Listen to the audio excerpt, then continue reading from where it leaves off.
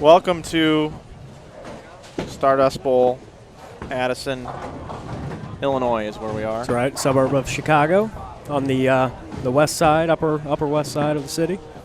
And tonight, it's I guess you would call it our fourth event that we've covered for you. We had a sweeper last night on a long oil pattern. We had a short oil pattern this morning.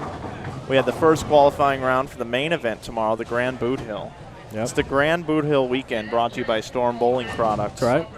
And tonight, it's the middle portion of your brochure that you've been seeing. It's the trio tournament. First place tonight is going to pay $4,650 to the winning team. Second is going to pay $2,700. Third, $1,800. And fourth place is going to get their money back, $450. So 14 teams take to the lanes. We've got some, this is a talented crew, folks. These guys are no slouches. And there is a $100 team sponsorship to be in this tonight. I'm going to go over each one of these teams throughout our course of the 3 games of qualifying. And then position round. They're going to bowl 3 games of qualifying. Then we're going to cut down to 4 teams. Those 4 teams are all going to then bowl each other one time. And then we're going to have a position round. So we're looking at we figure about 4 hours of coverage. For those of you that are going to leave and go out on the town and come back with a couple of cocktails maybe, you can come back and join us. Yeah. 4 hours or so, you'll be watching the finals. We'll be signing off. But Mike Flanagan, Matt Turek here with you. Brian Burkhardt is here as well.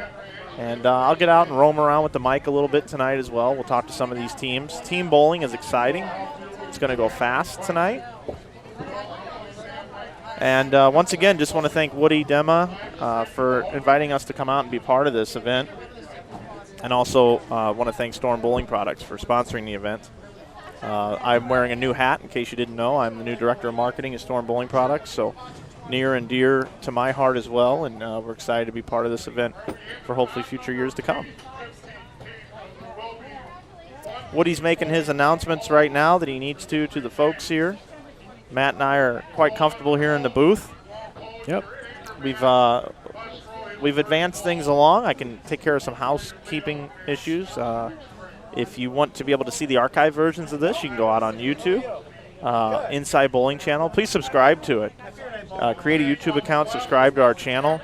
I can even grab with my mobile phone. I can actually bring up all the different channels of bowling that I subscribe to. It shows you if there's a new episode, so to speak. Yeah. So make sure you do that. Make sure you like us on Facebook and you follow us on Twitter, as well as Storm Bowling Products. Check out the YouTube channel. Subscribe to that as well while you're at it. While you're on Facebook, like Storm Bowling Balls, and also make sure you follow Storm Nation on Twitter. Some great promotional videos on that Storm YouTube channel. Yeah, there was one just today that Louis Wimett did on the Senior U.S. Open. And Leto repeated as champion, but I believe we had 13 out of 24 of the guys that made the top 24, all throwing Storm and Rotogrip. That's good news. The Marvelous and the High Road Pearl are going to be coming out here shortly within the next month or so. Yep. Look for that for your league season coming up. And it looks like the players are starting to shuffle around. Let's go out to the lanes. Take a look at a split screen. Maybe you can get up for us here and we can see what's developing. I can tell you what teams are where. Oh, you did a nice job resetting the... Yeah, I did that. Yeah.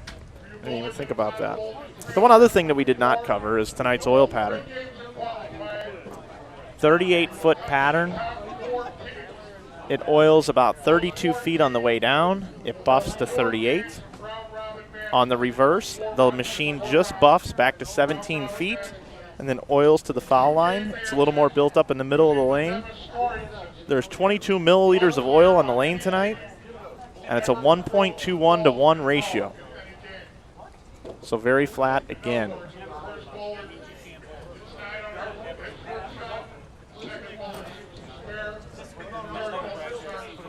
Woody's still going over a few of the announcements here.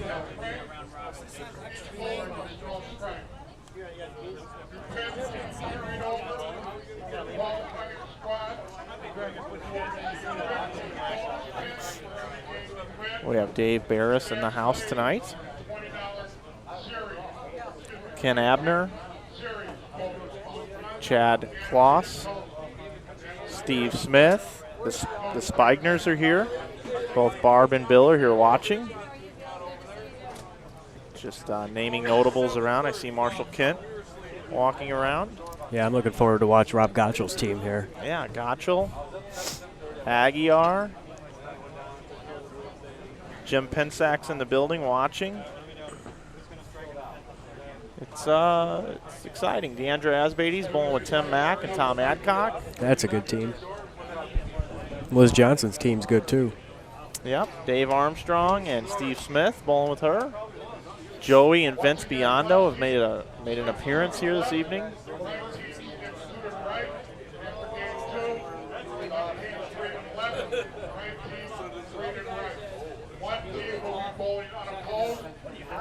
Deandra's down there all fired up. She loves team bowling. And you can watch any channel you want. Any of the different pairs that we have, you can watch on our YouTube channel. You can select your channel. It's available down below the chat, down in the bottom right. Yeah, it's a cool new feature implemented by Brian Burkhart this weekend.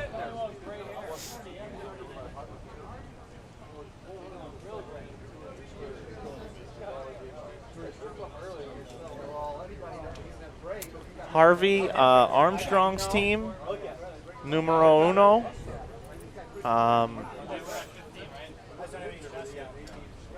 Let's see. Armstrong, Johnson, and Smith. Nelson, Rose, and Chad.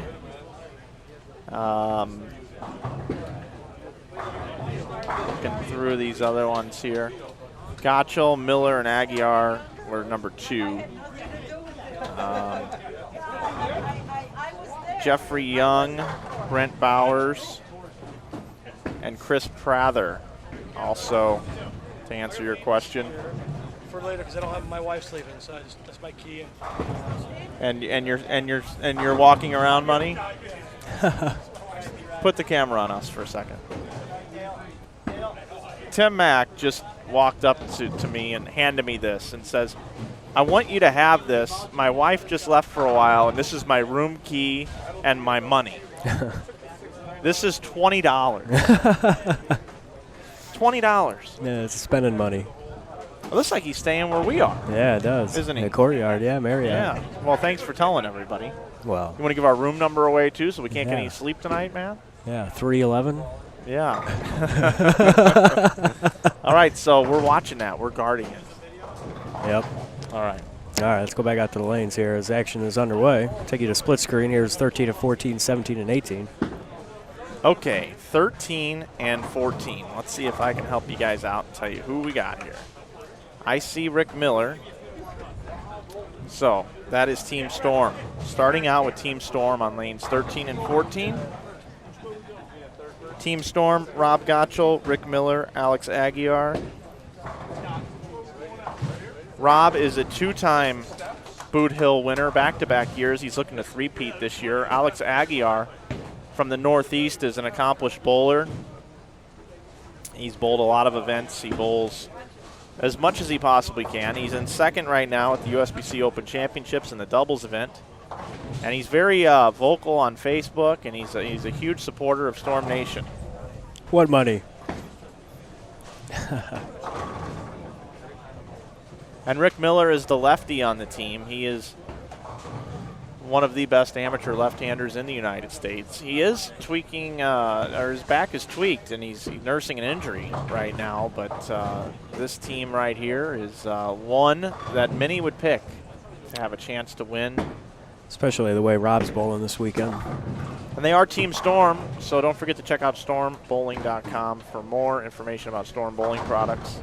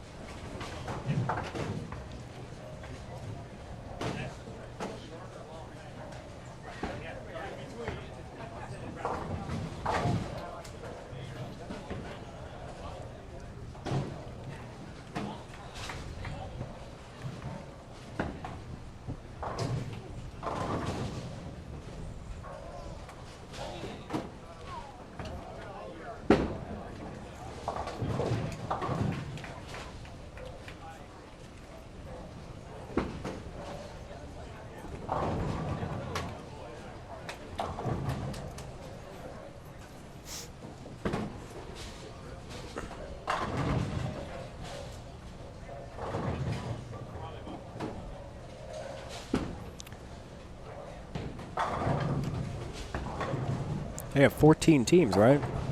Yep, 14 tonight. They got a blind up there on lane team 18 there. Everybody skipped. Oh, then it's 15 teams. Must have had a late edition, or Maybe so, yeah.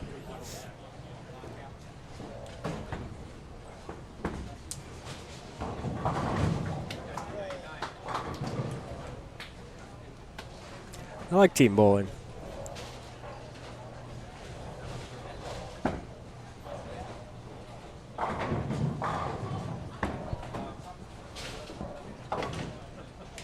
Take some of the pressure off the individuals.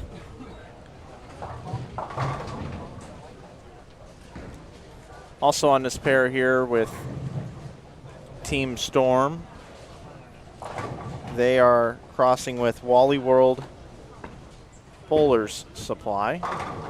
Wally Wood, but not to be confused with Wally World from Vacation, Right. the movies. Wally Wood Bowlers Supply, owned and operated by Tom Smallwood, PBA champion, and Brian Wallachek.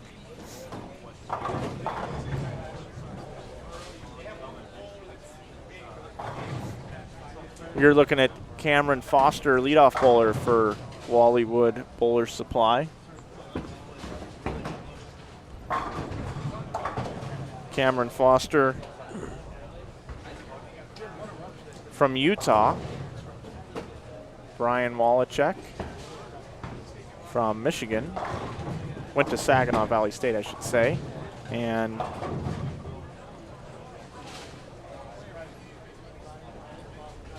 Aaron Lawrence is on that team. It goes to Saginaw. You'll see him Tuesday night on CBS Sports Network as he made his first PBA telecast at the Summer Swing in Milwaukee. Over at the Wally Wood Bowler Supply, their motto is, "You could do worse." Yeah. That's what they say. I like that.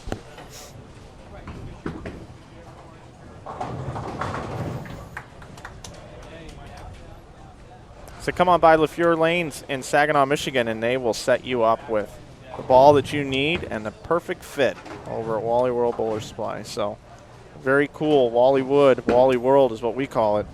Wally Wood Bowler Supply in Michigan. Answer a question in the chat here. It's 3 games of qualifying and then a position round.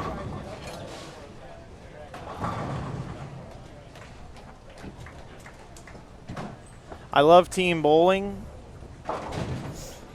It's an interesting dynamic to see bowlers root for each other. Normally they're trying to beat each other's brains in singles competition.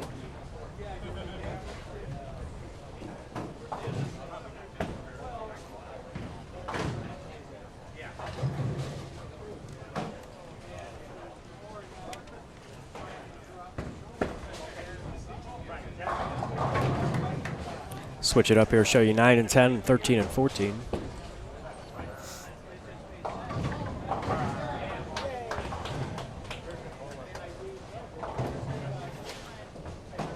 Over on lanes 9 and 10, you see Deandra Asbeatty bowling with Tim Mack, Tom Adcock. They are Team Turbo. They also had an alternate name they were going to use called Two Uglies and a Hot Chick.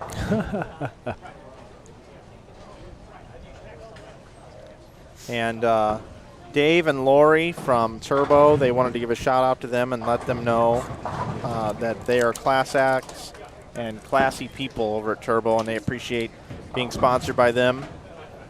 Turbo, leader in the grip industry in bowling, been around for a long time and supported this great sport. Turbo, driven to bowl. Lanes 9 and 10.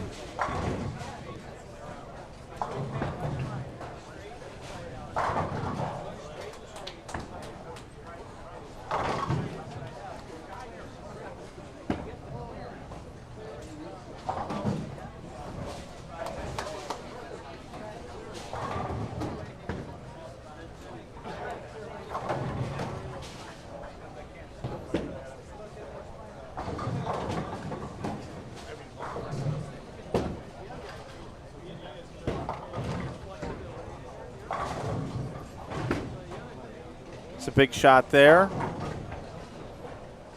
by Mr. Evitz. Vince Biondo getting up now. This is Team Deviate on lanes 9 and 10, crossing with Team Turbo.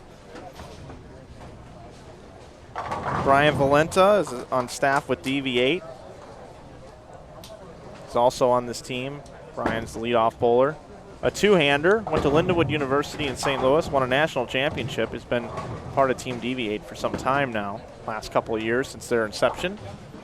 And Vince Biondo bowled nationals at the same time that I did, Matt, and had a chance to take over the singles lead. Fell just a little bit short. I believe it was 750 is what he bowled. But he had a chance. I believe he had 260, 270 for the first 2 games. And really had a good outing out there. I believe he's in the top 5. So that's Team Deviate on lanes 9 and 10.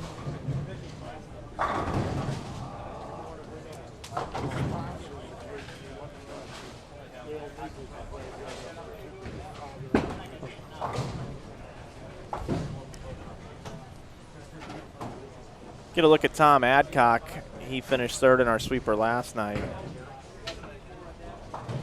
Tom did not bowl well earlier today, but now in the team environment, bowling anchor on his team, crosses over. I would imagine Deandra is bowling 2nd on that team, is my guess. As I was reading from the sheet, telling about our team sponsorships here tonight at the Trio Tournament. Game number 1 underway of 3. And then they will cut to the top 4 for 4 games of 1 score, alternating shots, no matter what they leave. It'll go leadoff bowler, 2nd bowler, 3rd bowler, and you may have 2 different bowlers bowl in the same frame. What do they call that style? That's the Demma. Scotch double, Demma. Scotch? Oh, Demma. That's it. Woody invented it, he said. So it's called the Woody Demma scoring system. Deandra's actually the leadoff bowler, and she gets a strike. Reminds me of Scotch doubles, where you alternate bowlers like that. Yeah, I think they don't call it Scotch doubles, though. Because Well, it's trio, obviously. Yeah. So I don't. It says here on the sheet, the Demma system, and I'm sticking with it. So you're looking at some pretty big names here in amateur bowling. I mean, right now you look at your screen, you see Tim Mack, you see Rob Gottschall, you see Brian Wallachek.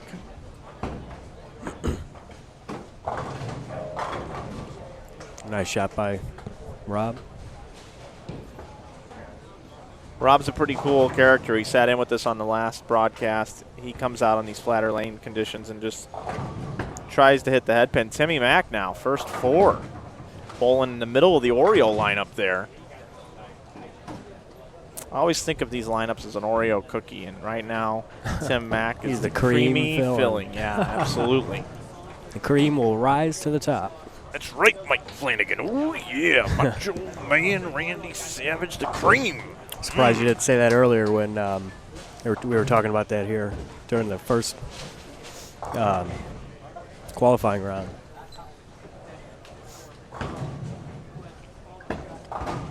Mike Flanagan up here in heaven, watching a little bit of inside bowling. Jeff Goodger does a much better Macho Man Randy Savage, but that's as good as I can do.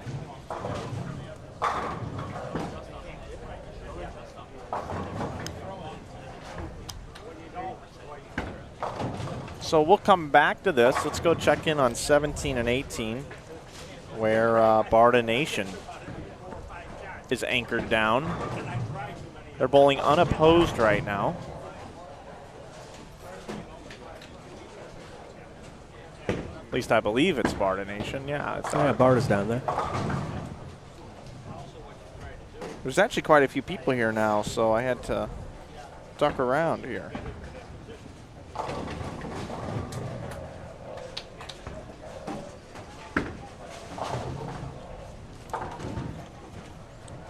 Looks like Adams in the 2-hole. They are the Eagles. Matt Gasson. Adam Barda. 7-10. Ouch.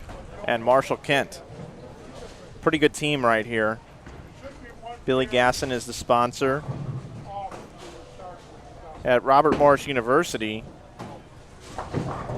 that's where Marshall Kent goes to school, and 2 national championships for that young man. Yeah, that's a good program too. And Billy Gasson, the sponsor of the team, is the proud papa of Matt Gasson, and Matt's really bowled well in a lot of events recently.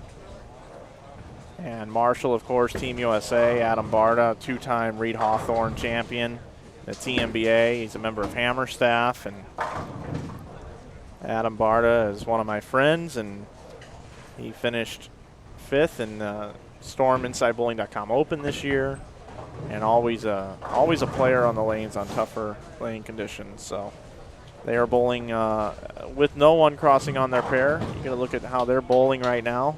Not off to the greatest start in the world, but they'll get things going. Let's go check back in on our 2 other pairs and see if Timmy Mack has continued to string. See Deandra leaving a 3-pin. Yep, through the face there, but good spare shooter. She'll pick this up. So about halfway through game number 1. We've got a sponsor for each one of these teams. We'll get through them. We've met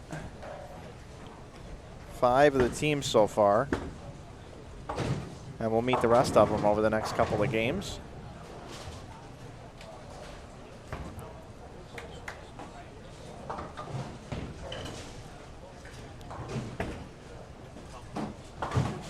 Looking around at scores, and the only person that has not missed is right here on our featured pair, Timmy Mack, as we continue to bring you side-by-side coverage of the 2013 Grand Boot Hill Team Trios. Mike Flanagan, Matt Turek here with you. We'll welcome in all of our viewers tonight.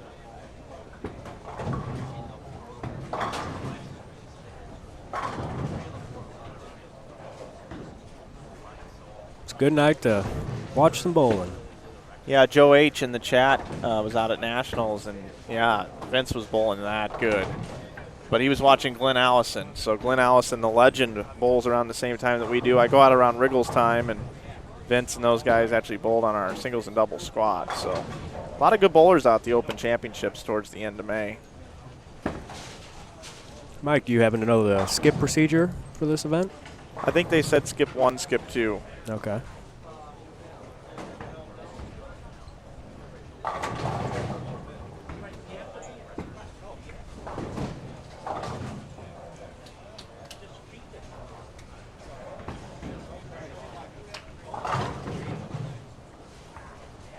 Mack looking for 5 in a row. Oh.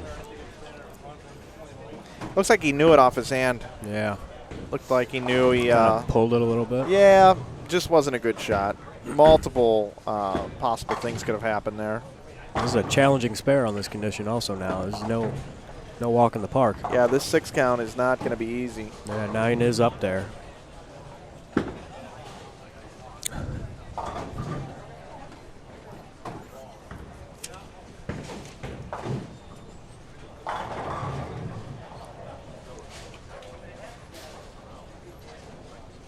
I think Tim will cover this.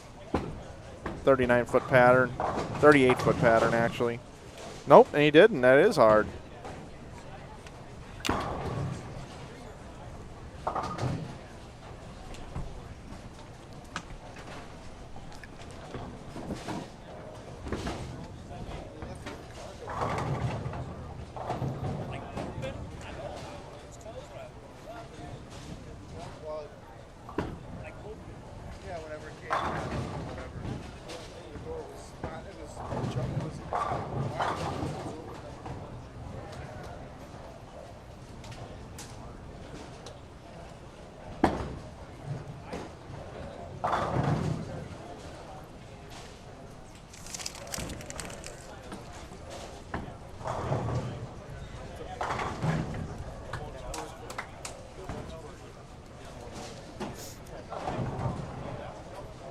Pretty good shot there by Deandra. Looks like she's using the Lucid. That's one of her favorite balls. She likes to use that ball whenever possible.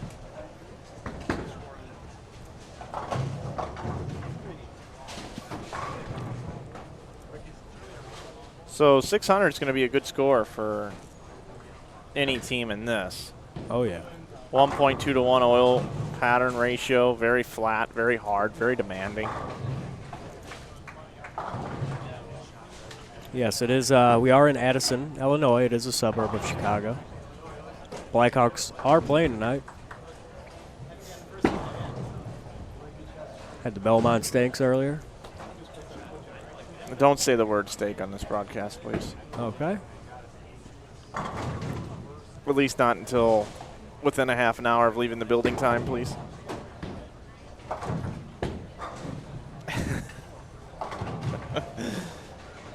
We haven't had a steak dinner in a while on the road.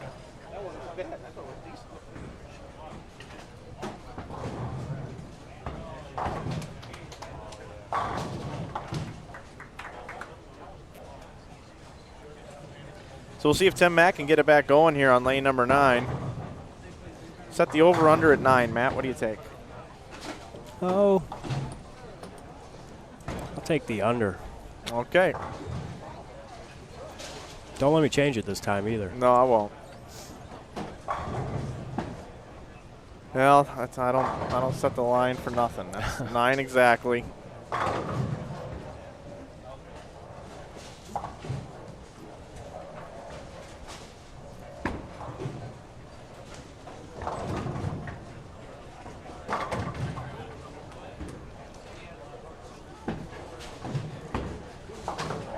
Give you an idea about scoring pace here. The team that is ahead of everybody, Adam Barta's team, possible 193, 194, 235 here. So these guys are about 3 frames ahead of the rest of the field. That's not too bad considering they've got nobody crossing with them. Sure, absolutely. And a free pair to the right as well. If they were sandwiched in the middle, it would even be a little bit better. But yeah,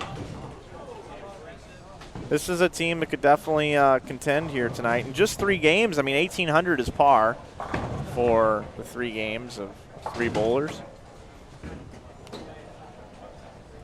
Takes about half an hour a game or so.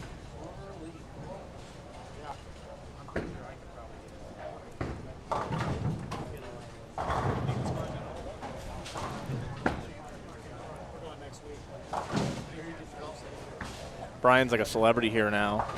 All these people walking up to him telling him great bowling at Nationals.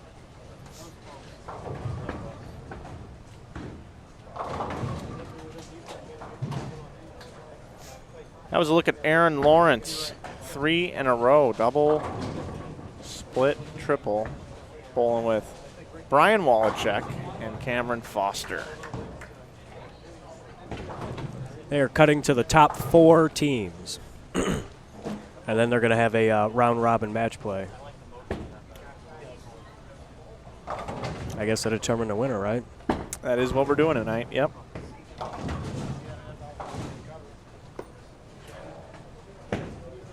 The other teams represented here tonight, we have the Memory Lane Bowling Museum team. Dave Schilk, Sean Rangel, and Mark Porter. Omaha, Nebraska, the Bowling Museum. OmahaBowlingMuseum.com is where you can go find out more information about that great place. And the Memory Lane Bowling Museum is a place that Jeff Riggles blogged about recently. It's a really cool place where you can go see a bunch of vintage bowling stuff, and they have a team represented here that'll be crossing throughout our lanes. Also, Fox Bowl, your defending champions actually, with Dave Armstrong, Liz Johnson, Steve Smith this year, no Vernon Peterson. He had to work this weekend at Kegel. Fox Bowl, Tom Sims. It's located in Wheaton, Illinois. They do a lot for the junior bowling program. And Greg Zyka is the coach there. So they do a lot for youth bowling at Fox Bowl, and we appreciate them sponsoring Dave Armstrong, Liz Johnson, and Steve Smith this evening. Mike Rose Jr. is in the field tonight, bowling with the Nelsons, bowling with Ron Nelson Jr. and Chad Nelson. Tonight they're mybowler.com. Mybowler.com. It's a website that promotes and lists all tournaments from around the country. It's the best website for tournaments in the New York State, and it's branching out nationally. Check out mybowler.com. Roger Thane is the owner. So welcome mybowler.com team, Mike Rose and company. They are about as far away from us as they can be. They're down on lanes 3 and 4 right now. But as they move through, we'll get a look at Michael Rose Jr. throw a bowling ball.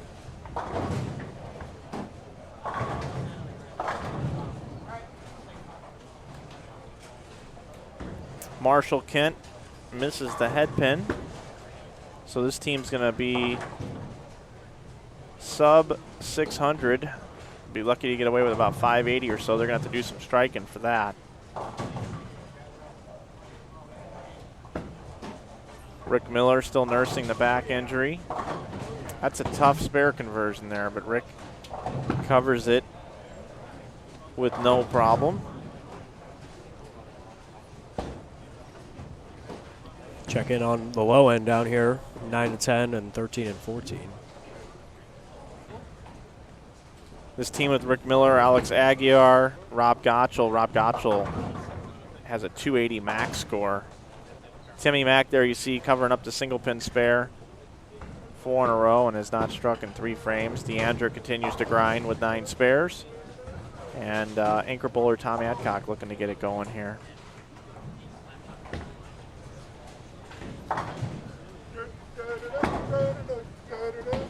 Hawks scored. Blackhawks have just scored, I was told. Woody let us know about that. Another team here tonight, Matt, is Strike Tech. Ron Koch, Scott Vickery, and Scotty Weber. Ron Koch is the sponsor there at Strike Tech. It's a bowling shop in Owawa, Illinois, owned by Ron. So Strike Tech Pro Shop, go check them out.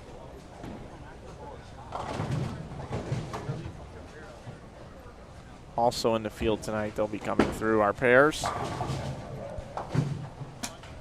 Dale Nickos has a team here. It's Tim Nickos Scholarship, which has Tyler Vostry, Mr. Hara on that team, and Zyka. It's a scholarship fund in memory of Dale's son, Tim Nickos, who passed away 2 years ago. Dale wanted to sponsor a team as these guys have really helped get him through the last couple of years through these tough times. So scholarship in honor of Dale Nickos' son, Tim. So good reason to support that team, and we wish them luck tonight.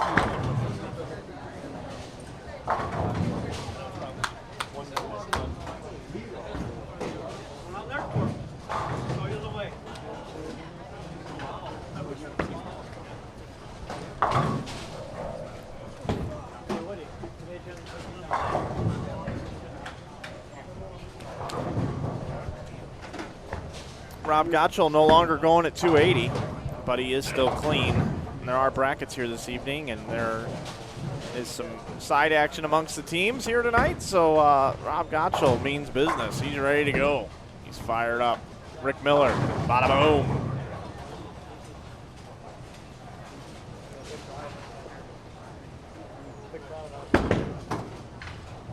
Timmy Mack still has 2:43 left. Up in the 8th frame. Left lane. Lanes 9 and 10. Art of Team Turbo. Oh, wow. Man. That was rough. That's a bad break. Really couldn't have thrown that ball any better. He pured it. He stuck the shot. Did everything he was supposed to do in 7/10. Do not try that at home, folks.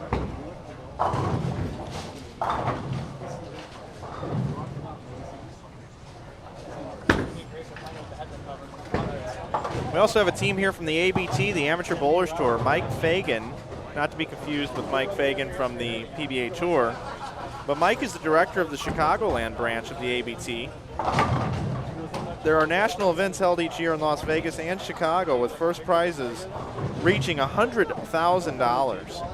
The Amateur Bowlers Tour is a club for bowlers of all abilities. They have handicap divisions, and events are held almost every weekend throughout the country. For more information about the Amateur Bowlers Tour, head on over to amateurbowlerstour.com. And I know that Myron Mitchell and the folks over at the ABT support bowling and have supported bowling for a long time. And Storm is one of the title sponsors for the ABT. So great to have the ABT here in the building.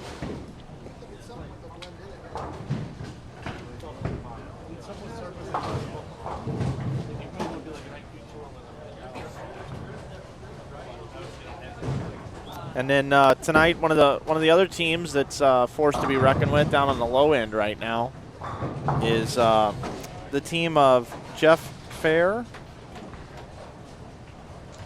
Calhoun, Bowlers Corral. Fair, Calhoun, Bowlers Corral, with Ken Abner, Jeff Fair, and R.J. Pollard are bowling on that team tonight. FairCalhounBowling.com. It's a Cincinnati, Ohio base. It's inside Western Bowl. And that is the home of the Hoinky Classic in that bowling center. So check out that pro shop there.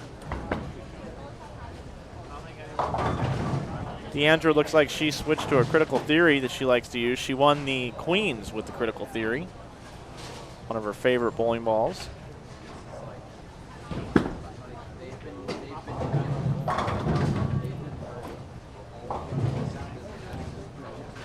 Deandra's got 138 in the 8th with an 8 count there in the 9th. Just grinding away. She missed a spare in the 1st, and there was a split. And she's covered everything, including the 5 count in the 3rd.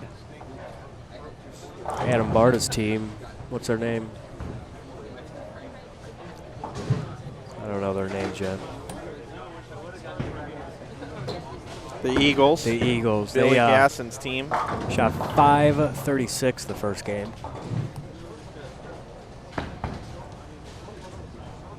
536. Leanne Baltus tonight has sponsored a team. She is the official score sheet collector here at the tournament. Doing a fine job. She'd like to thank Lisa and Woody for running a great tournament. Good luck to her team, especially her husband Jeff on the team. That's a team of Jeff Vamasakis. I forget his name exactly, but right here, if you look at the chicken scratch I'm reading from, that's what it is. Thomas and Vince Biondo. So pretty good team there. And or actually it's Joey Biondo, I'm sorry, on that team. So Leanne Balta's team, thank you for sponsoring a team tonight. And then there's Dave Barris, Chad Kloss, Chad Moss, their team Black. And it says here they have nothing to say to anyone, so all I will say is these guys are class acts from Wisconsin. They made the trip down. They're good friends. They're probably going to have some of the most team unity. They've bowled more games together than most of the teams here, and we wish them well. And the last team I have to cover here to let you know about is BowersBowlingTour.com. It's a young up-and-coming tour in the Wichita area. Brent Bowers, he's behind it. He's bowling this event. He's bowling with Jeffrey Young and Chris Prather. They have 6 events a year, 1 event in each Wichita, Kansas Metro Bowling Center. And there's an initiative started by Brent Bowers fulfilling a need for competitive bowling in that area. So Brent Bowers and the BowersBowlingTour.com. Check them out online. And that takes us through all of our teams that we have here tonight, man. Yeah.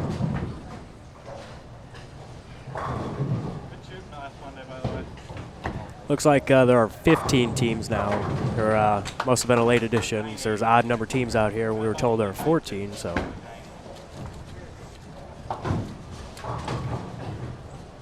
That's 45 bowlers.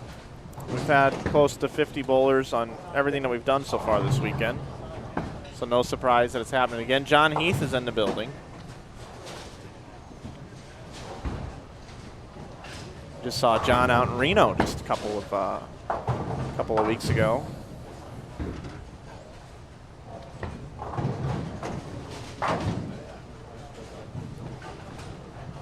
All right, well maybe I can get us somebody to do some reporting.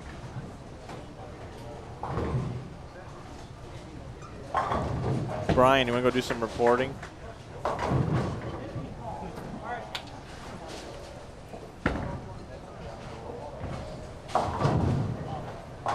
I had to bring Logan up to the booth.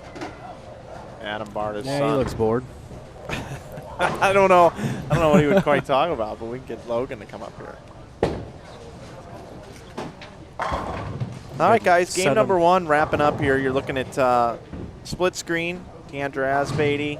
We've got a bunch of stars here tonight if you're just joining us. 4 games after this, 3 now. 4 games of round robin where they will bowl one score, 1 game for score, where they will alternate throughout that one game. It'll be the letter A on each side, so to speak.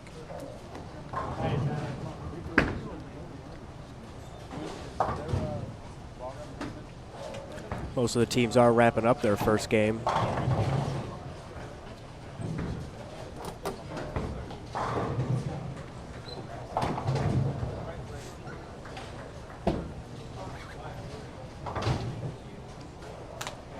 Each team will skip a pair to the right.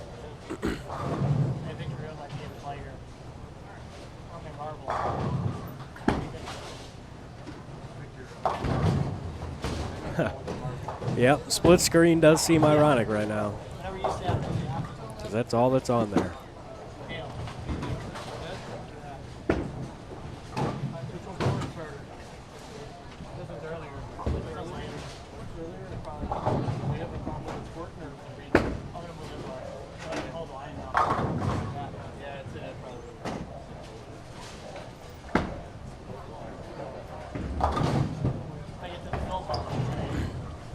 We've seen quite a bit of split conversions today.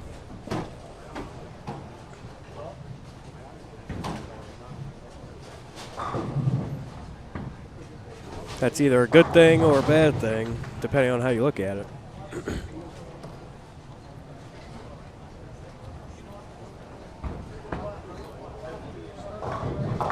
Hey, Matt, I feel like I've been pumping iron today, carrying around the wireless mic. I come to find out that our inside bowling wrap is about as heavy as the mic. So I'm going to be a lightweight here tonight, and I'm going to remove that. So I apologize to the inside bowling team for not having that on there tonight. I'm offended, Mike.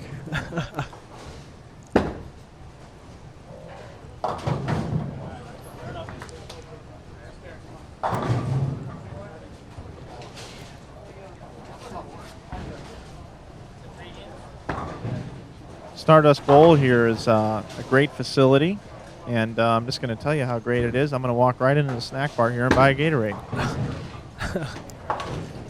Right here on the air. Nope.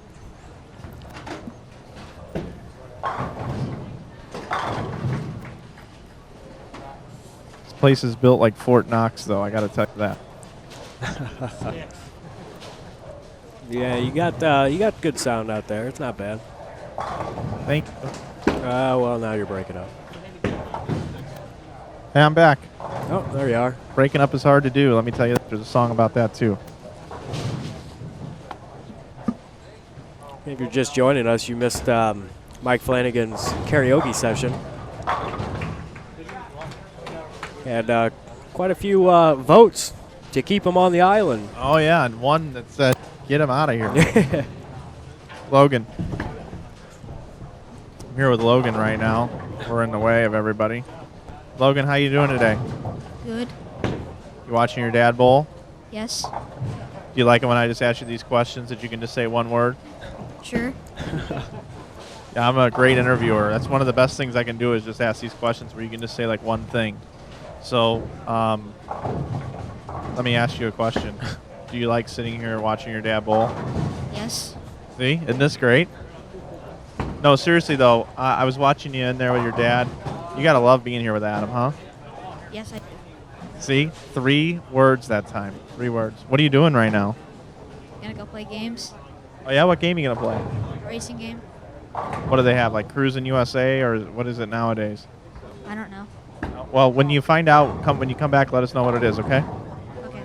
All right, that's Logan. He's going to play video games. Adam Barta's son.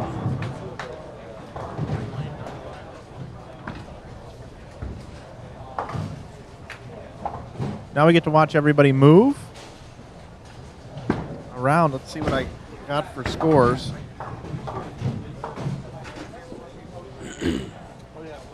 (15 and 16). I see 530-ish, 5-teen.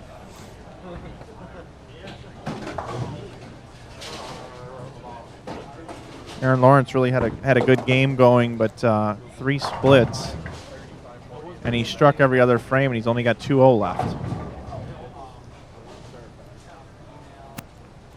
So he's paying the ultimate price when he makes a bad shot.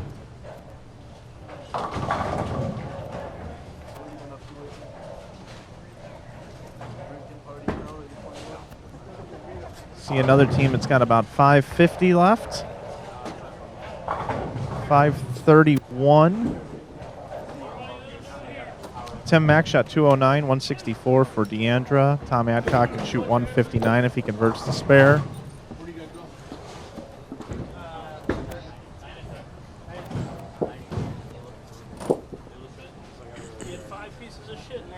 Well, I'll tell you what, we got 569 down here with 2 shots left for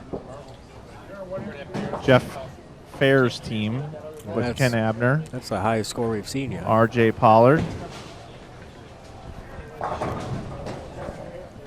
Abner's anchoring the team. He's going to shoot 237. Abner can shoot 237. If he picks a 7-pin here, they're going to shoot, looks like 588. That's another high score. Jeffrey Young's team, 215 for the leadoff bowler, 158, 158 for the second bowler, and Jeffrey can shoot 187. Do you want anything? Yep. Tonight or just wait till? No problem. You got it. Do you have 170 or 181, Jeff?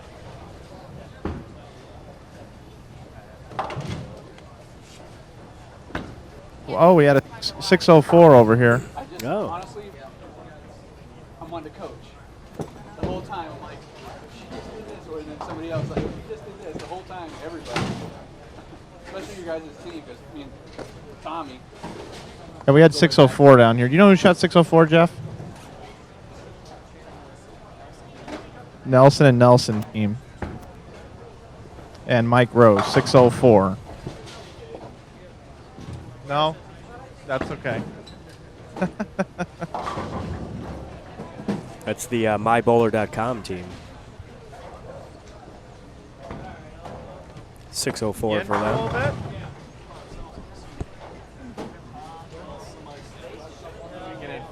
Yeah, you just go right up through here. I got a great guest. Yep, just have a seat right here, Bill. And you just grab that right there. Yep. And you can throw this on your left side. Actually, you just flip it around like that. Yep. And you just want to make sure that's There you go. Gotcha. Joining us now, special guest tonight. I've followed this young man for a long time.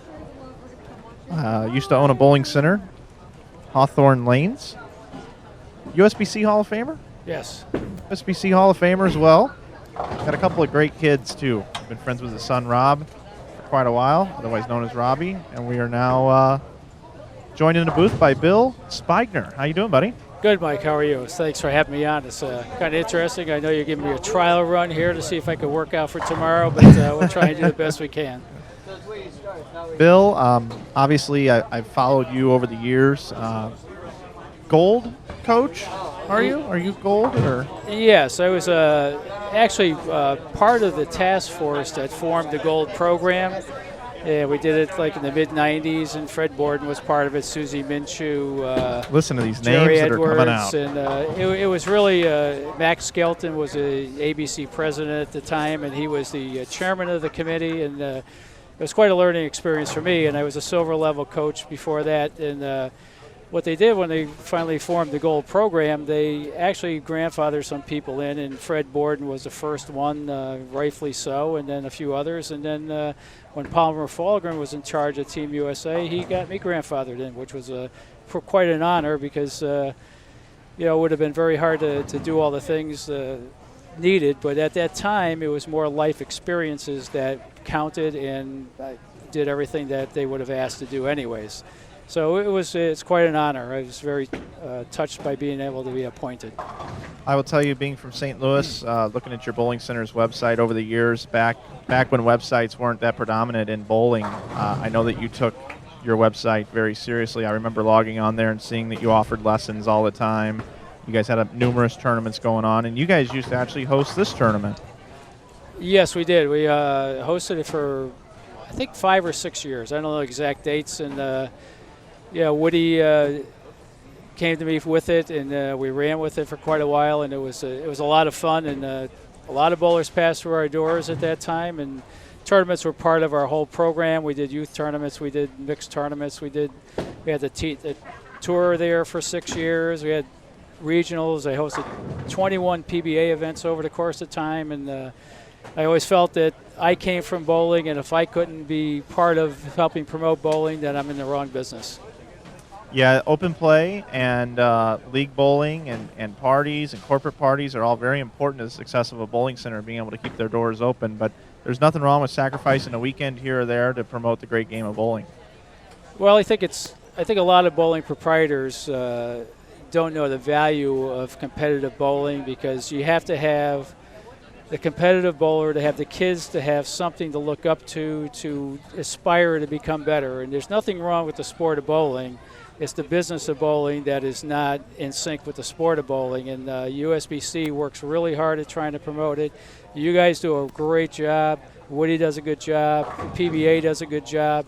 It's just a big nut to crack, and with the economy and everything, it's hard for people to give the time to it. And I'm very involved in high school bowling. I've been coaching high school bowling for 9 years, and without that, we have no future, and we needed to get into middle schools next to have a future for the sport.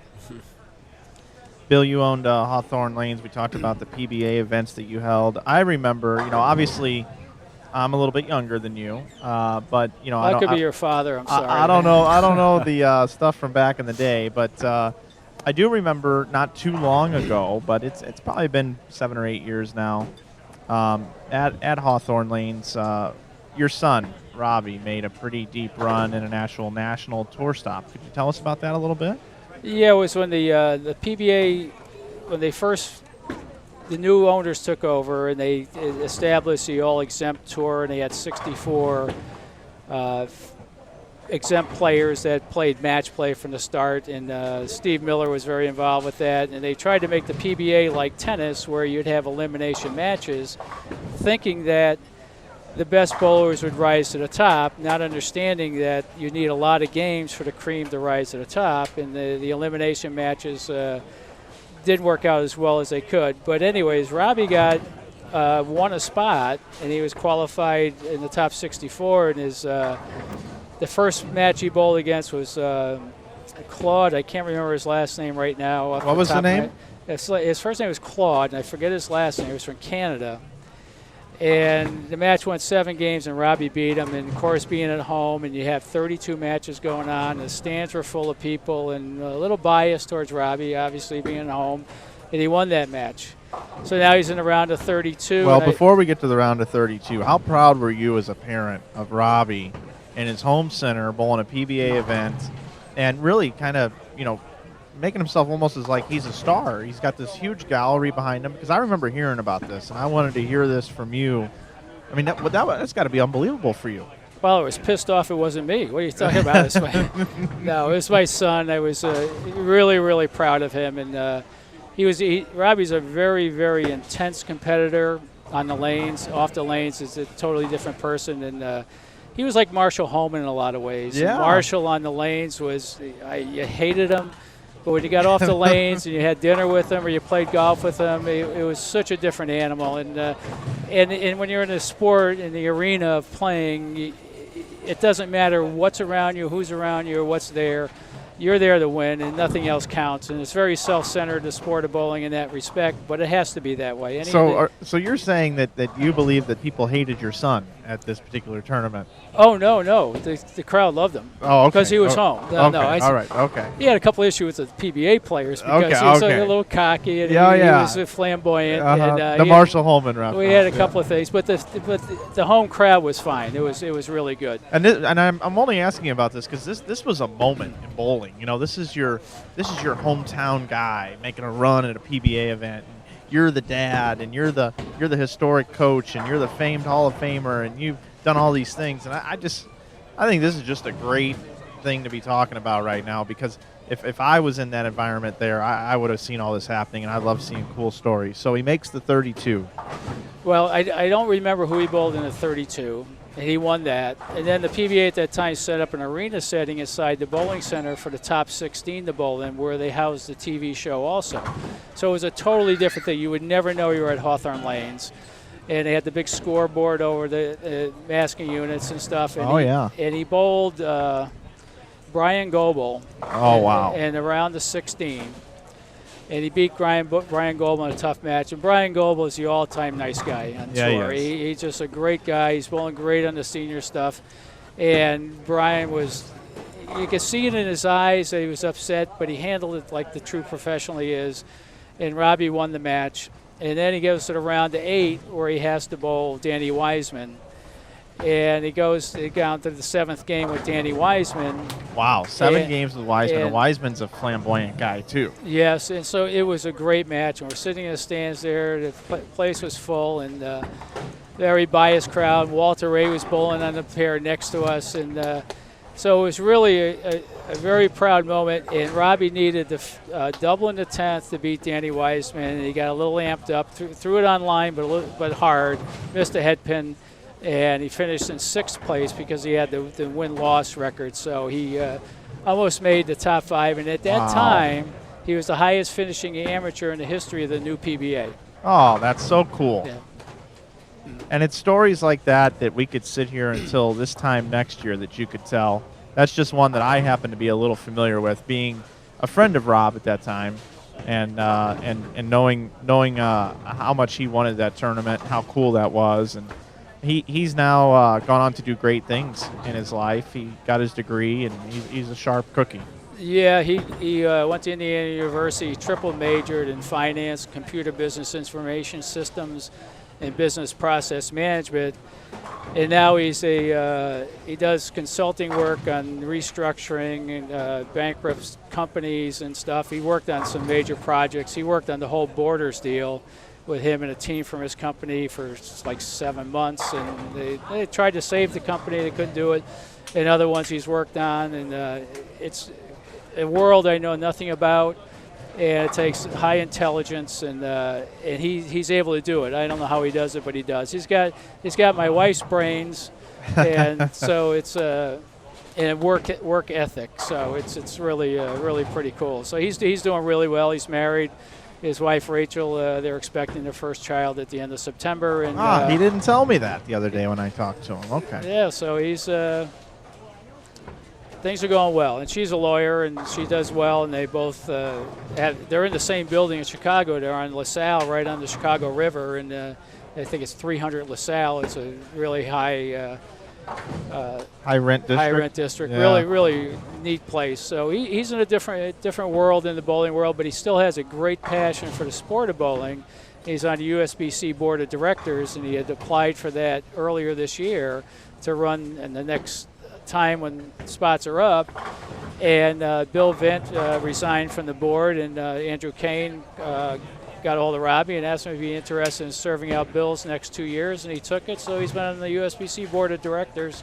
So his hand is involved with bowling, and he comes from the corporate world. And one of the things, go back to the gold program kind of with Fred Borden, we hosted this thing called the Battle of the Hemispheres, and it was a one-time thing only where they had people from Australia and all around the world, and we held it at Hawthorne Lanes.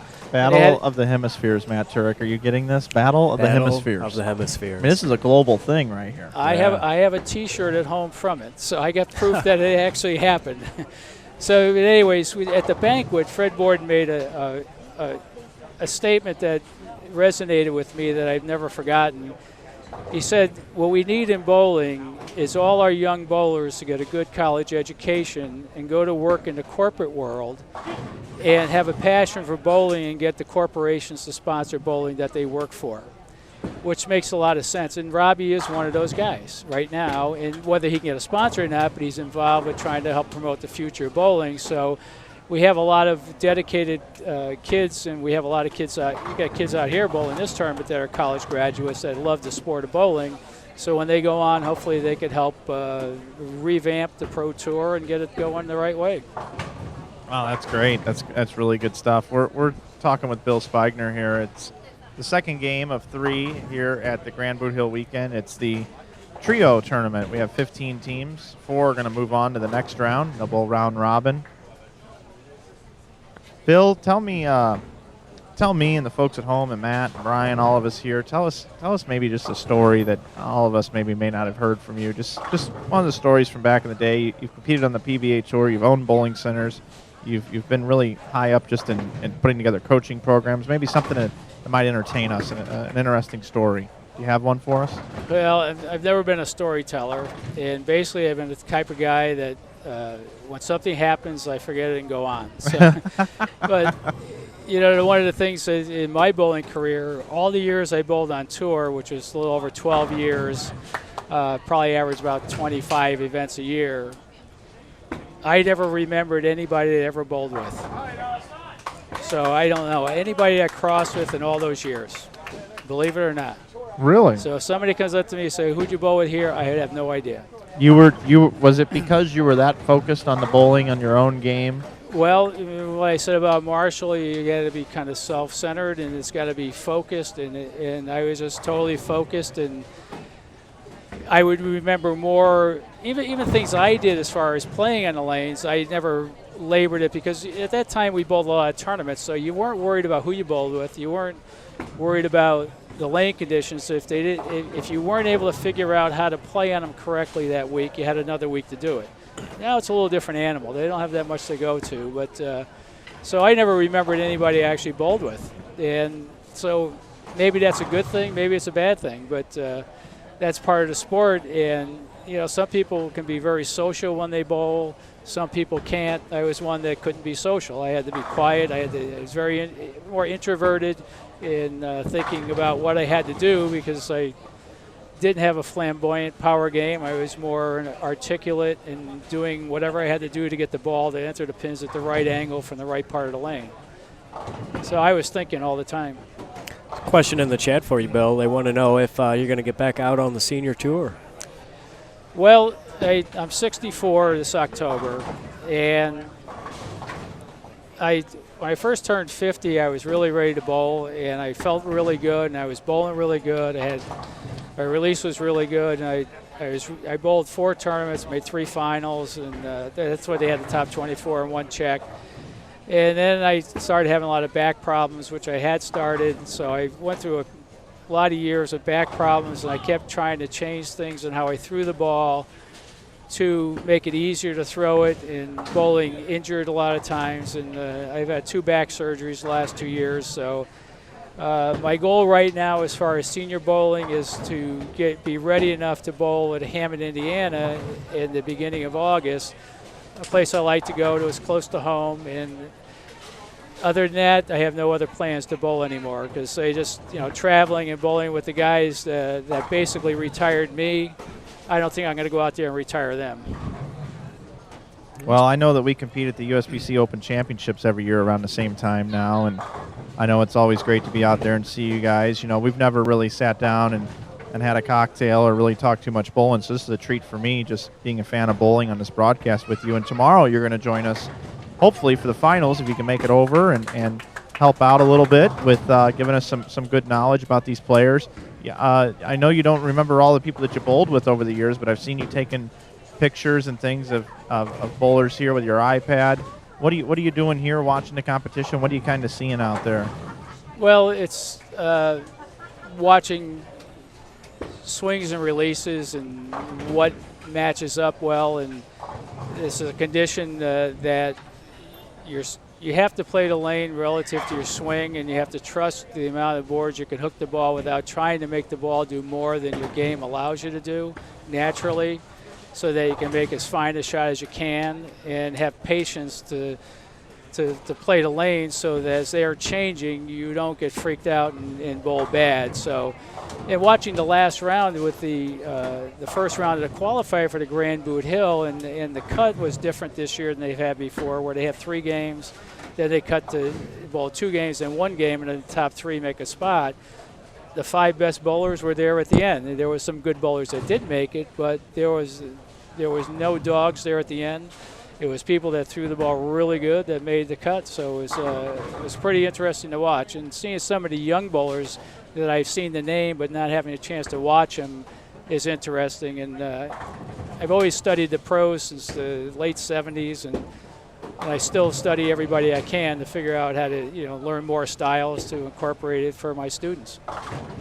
And you're still coaching today? Yeah, I coach quite a bit. I gave 18 lessons already this week, and so I had a busy week. So are those like an hour at a time, or most of them I do 45 minutes. Okay. I sell a 3-hour package and divide it into 4 45-minute sessions. For most people buy that, so that's what I do most of the time. And if they don't buy a package, then it's an hour lesson, or if I have somebody coming in from out of town, it'll be an hour and a half or 2 hours, depending. But the minimum is 45 minutes. Who are some of the modern-day bowlers that you've worked with that are students of yours or have come to you for some help? Well, it's hard to say. Joe Steiner he just won a regional.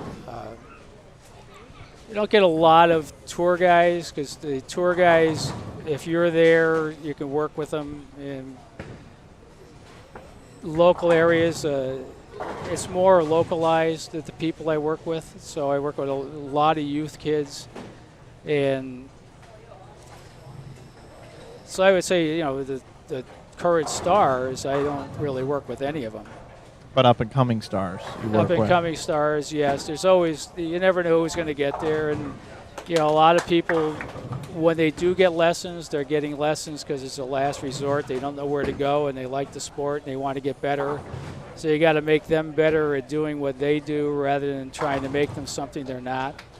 And take the same approach to a higher skilled player. And it's so in a professional level, when I was teaching a lot and I'd go out and bowl a tournament, I'd have guys wanting some help, and we'd do it after the tournament was over. And I did it a few times in Peoria, and Randy Pedersen, Brad Kazuski. There's a whole bunch of guys, you just go around and around. And it was okay, but the problem I had is I was out there trying to bowl too, and it was difficult to try and help others when you're having difficulties yourself. Yeah, that can't be easy for sure. You look at this field here tonight, we've got a couple of pairs up on our screens right here. We're watching Lane's, what's he got here? He looks like he's got, what, 9 and 10 down there, and he's got 13 and 14. See Joey Biondo over on lane 14. She's a great player, Yes. her and Vince.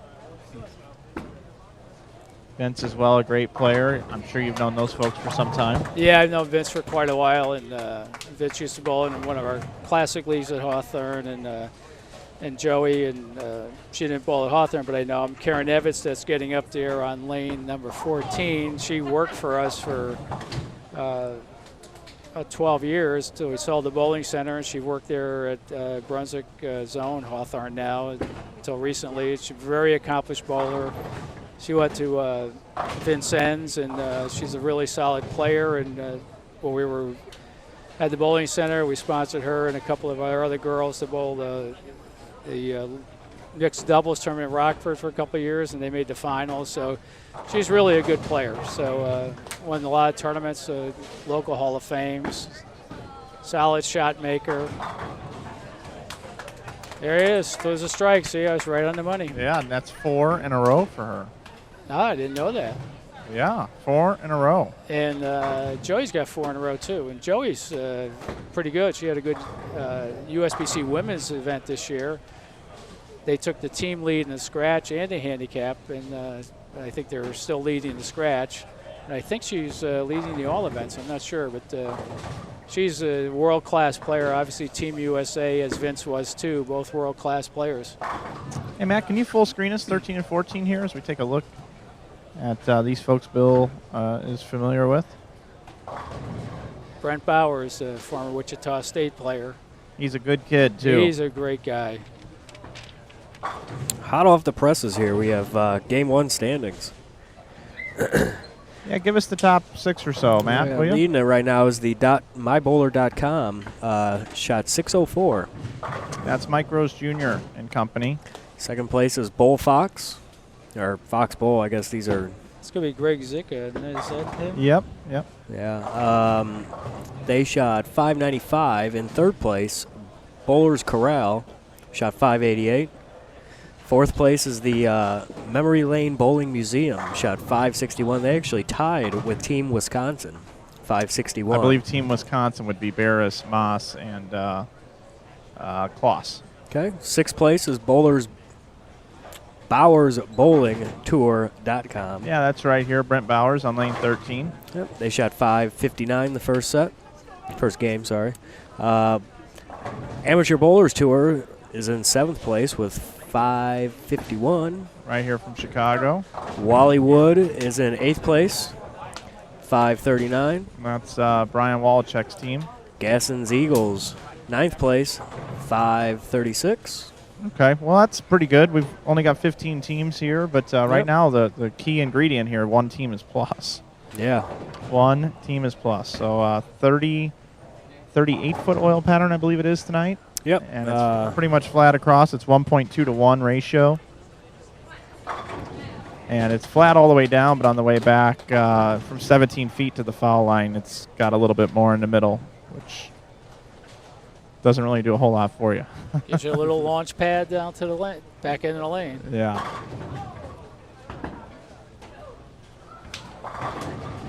Well, there's a lot of good bowlers in the squad, and they seem to be playing in an area from 8 to about 15 mostly, so it should get opened up a little bit, and I expect the scores to go up proportionally each game. Bill, I'd be interested to know your opinion on just the state of professional bowling in general, but more so the state of women's bowling at this point in time, and what your feelings are about that. Well, I've always felt that the men can't make a living bowling, and the women would have no chance at all. It's like that in golf. It's like that in tennis. It's a huge difference in prize fund in all of those. And as men have more opportunity in life to go ahead and compete in a sport, because women have children in which you just can't carry on with a sport through those years. It's kind of sad with the PBA. I always have been a PBA supporter and promoter my whole life, and I still am. And I'd like to see it better. And when the new PBA, Chris Peters and Slade and those guys bought out the PBA and the history and did what they did, trying to sell the sport, and with the talent they hired to do it, and they couldn't sell it at the level they thought of selling it at. And one of the things I thought was that, they had guys from Nike, and if you're a Nike employee, you think everybody in the world wears shoes pretty much. So they think their market was big, and I think they misunderstood the sport of bowling at the time. And but I think they had the right intentions, but they couldn't sell it to corporate America. And then, of course, with 2008 coming, that hurt even more. So it's been a difficult sell. And I think we always will need professional bowling, but it's going to have to come from the proprietor end of it. And right now we don't have proprietors promoting the sport of bowling at all. And I shouldn't say at all, but not like it was at one time, because it's so complex, the business, to get people in the door, and selling parties and birthday parties and leagues are difficult to sell. So it's tough. As far as women's bowling goes, I don't see any light at the end of the tunnel right now for them.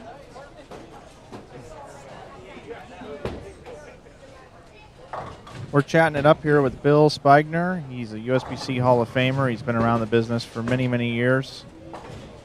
Nice enough to join us here on this broadcast. Just a wealth of knowledge. Being such a student of the game and watching things over time, and being such a big bowling buff and nerd, with just watching it on TV and being part of this thing here, and spending some time on the road with the PBA Tour and in today's state.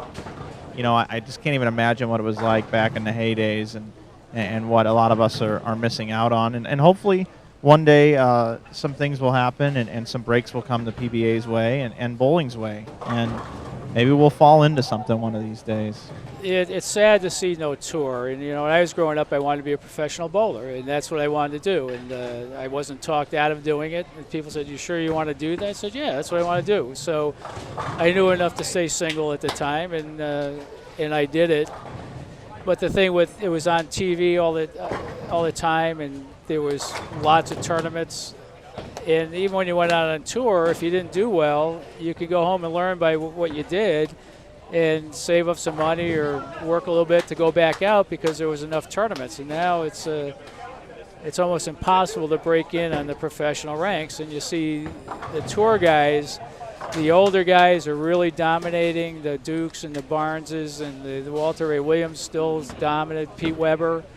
And you wouldn't have saw that 20 years ago. Those guys, when they reached their 40s, they're pretty much done. Now they have the experience, and there's nobody behind them coming up.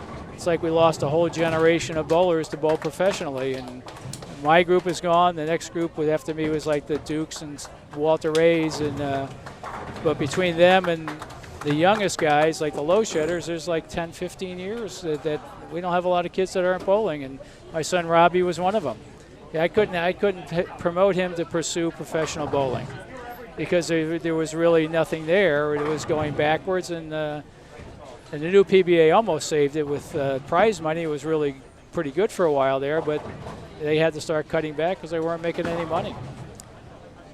Yeah, absolutely. What do you think the dollar figure is that bowling needs pumped into it for the professional men's tour? Ooh, that's a tough one. To realistically, to make a tour, you would probably need $15 million a year as an umbrella sponsor to make it a viable tour, but it would have to be something that's sustained for a long period of time, that you could have the middle schools and the high school kids wanting to be college bowlers then become professionals. And there's no carrot out there to attract anybody to it right now, unfortunately. Yeah, like I say, bowling is a great sport. We all know how tough bowling is. You look at this tournament here, and this is as real as you can get as far as the sport of bowling goes, scoring-wise. Very difficult, but the average bowler would have no comprehension about bowling in this. And that probably hurts us a little bit too, because they watch pros on TV, and they can sometimes do the same things at home that the pros do on TV, and they just don't understand it. So I'm not sure it was ever any different than that, but I don't know. I'd like to see a tour started again, and it's sad when we hosted a tour and you lose the fan base, you lose the local fans, you lose the excitement of a tour coming into an area. And bowling's always really played well in small markets. St. Louis an exception, Chicago a little bit of an exception, but a lot of the smaller markets always played well in. And corporate America looks like going into the big markets. So somehow we have to have somebody or something that could make it work and get a tour going again. Scores, individual high games here from game number 1. Ken Abner at 237, Ron Nelson Jr. 227, Dave Barris 215 along with Chris Prather.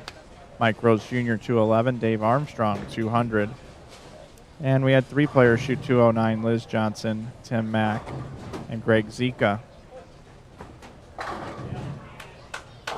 Lanes 13 and 14, we've got some heat over there. It's getting warm over there. It's heating up as we see Joey Biondo has 6 in a row. She's looking for what we call, Bill, the ham turkey dinner. It's the ham bone plus the turkey. She's on a diet. She doesn't want all that. So Joey Biondo, this team is bowling lights out. Well, she's fearless. She, former Team USA, a few times I believe. National champion, in my opinion, a future USBC Women's Hall of Famer. Oh, wow. Okay. I think she's got the resume and the background to be a serious contender to get in there, and she's the real deal. As she missed the headpin. I shouldn't say that. Yeah, we've been doing that a lot this weekend. I talked up a couple of bowlers, and we missed the headpin to the right twice, so that. Yeah, I called a Greek church moments before it happened, too. It's not just me, so it's the black cloud of the booth. The stream killer. Yeah, we call it the stream crusher here. Yeah, it's the buzzkill. Well, 6 in a row is the only 6-bagger up there in 2 games. Yeah. So that's pretty amazing. That's like going 900. It is, and the other young lady there that you know so well, she had 4 in a row, and she's clean. Karen, yeah. Through 7, Karen, yeah. And the other team is bowling really well. They're beating them. They got the anchor guy 5 in a row. The guy that won the singles last night. Jeffrey Young. Jeffrey Young, yeah. Nice bowler he is. And that was a great telecast last night. It was great. Did you watch it from home? Or? I was watching it, and it kept cutting in and out. I couldn't get good reception. I had it on my iPad. I had it on my computer. My wife put it on her phone. And I was swearing you guys up and down. There's something wrong here. We can't watch this thing. It was going nuts because the matches were so close. Then I asked a couple other people, and it was just fine. So there was something wrong at our house. Yeah, it's probably the internet connection. That's one thing. As we improve our stream, the people at home gotta have a pretty good, decent feed. It's give and take. We could stream at a lower feed. It doesn't look as good, but it's always a fine line with us. But yeah, it's not you. I know it wasn't you because I've talked to other people. It was fine. I said, something must have been wrong, and not thinking it was with us. Our internet connection goes in and out. It's Comcast, and not to belittle Comcast, but it's their fault. They gave you a lousy feed for our home. So. Yeah, that's one thing that I recommend to everybody. A lot of time you can call up these internet providers too and say, look, I need a faster pipe. I don't want to pay much more, $5-10 a month. And a lot of times they'll take care of you and help you out with that. So interesting. I will do that. Yeah, just give them a buzz and say, hey, I watch a lot of online streaming, and a buddy of mine watches it too, and he doesn't pay an arm and a leg for his streaming or his internet. And they'll take care of you sometimes. A lot of times this is a true story. There are some people that had dial-up or very low DSL lines, and when they called in and said, hey, this is running slow, they upgraded them for free because they don't even offer that service really anymore in a package. So their minimum package is the same price as what you're already paying, but they don't call you and tell you that. You have to call in. So that's something you might want to check out. Interesting. I'll give that to my wife. She takes care of everything anyway, so. Yeah, and tell her that Facebook will run faster, and she'll definitely make the call immediately because she is on Facebook all the time. Yeah, she's in the afternoon. She comes home from the health club, and she sits there and does computer work and likes to find out what's going on in the world. It's entertainment for her. We were talking about our website earlier. She's the one that keeps up the website. She does my website. And she did it for the bowling center. She wrote the newsletter for the bowling center. That was a good great newsletter. Yeah, it was really good. And We tried to feature all our bowlers, all the seniors, the juniors, the good league, the high power leagues, and everything. So it was, people enjoyed reading it. So it was one of those things. We need to hire her at Inside Bowling. We could really use a newsletter and a person sending out mail blasts and stuff. Yeah, we should. Well, have a talk. I've been trying to find her a job. I'm retired and gainfully unemployed, so we could use some extra income. So. Bill, I don't know if you heard or not, but I'd be interested to know your reaction. Obviously, I've been doing the Inside Bowling thing with Brian and the rest of the team here, but I'm sure you're aware that I've just been named recently the Director of Marketing at Storm Bowling Products, and I'm getting ready to move out to Utah. What are your thoughts about that? I think it's great. I think hopefully you can keep Inside Bowling going. I don't know what your intentions are with that, and I hope it becomes part of Storm, and keep going with what you guys do here, and watching your broadcasts on TV, I mean on the internet, the clarity of it's the best out there, the quality of the picture. So I think it's good for bowling. Storm does so many good things, and they are truly the bowlers' company, and when they say that, it's no BS, it's true, because they hire bowling people to promote bowling that know bowling, and so it'd be I think it'll be great. I just wish you all the luck in the world. I think it'd be a good move for you, and have some fun with it. That's pretty much what I'm going to do. I appreciate that. And obviously, we do this online streaming, and we talked about some Debbie Downers there for a little bit about the tour and the state of the tour and things like that. But it is still around. What is your thought on this live streaming? I know you said you thought it was great, but do you think that there could be a future in this for competitive bowling? Do you think this is a move in the right direction?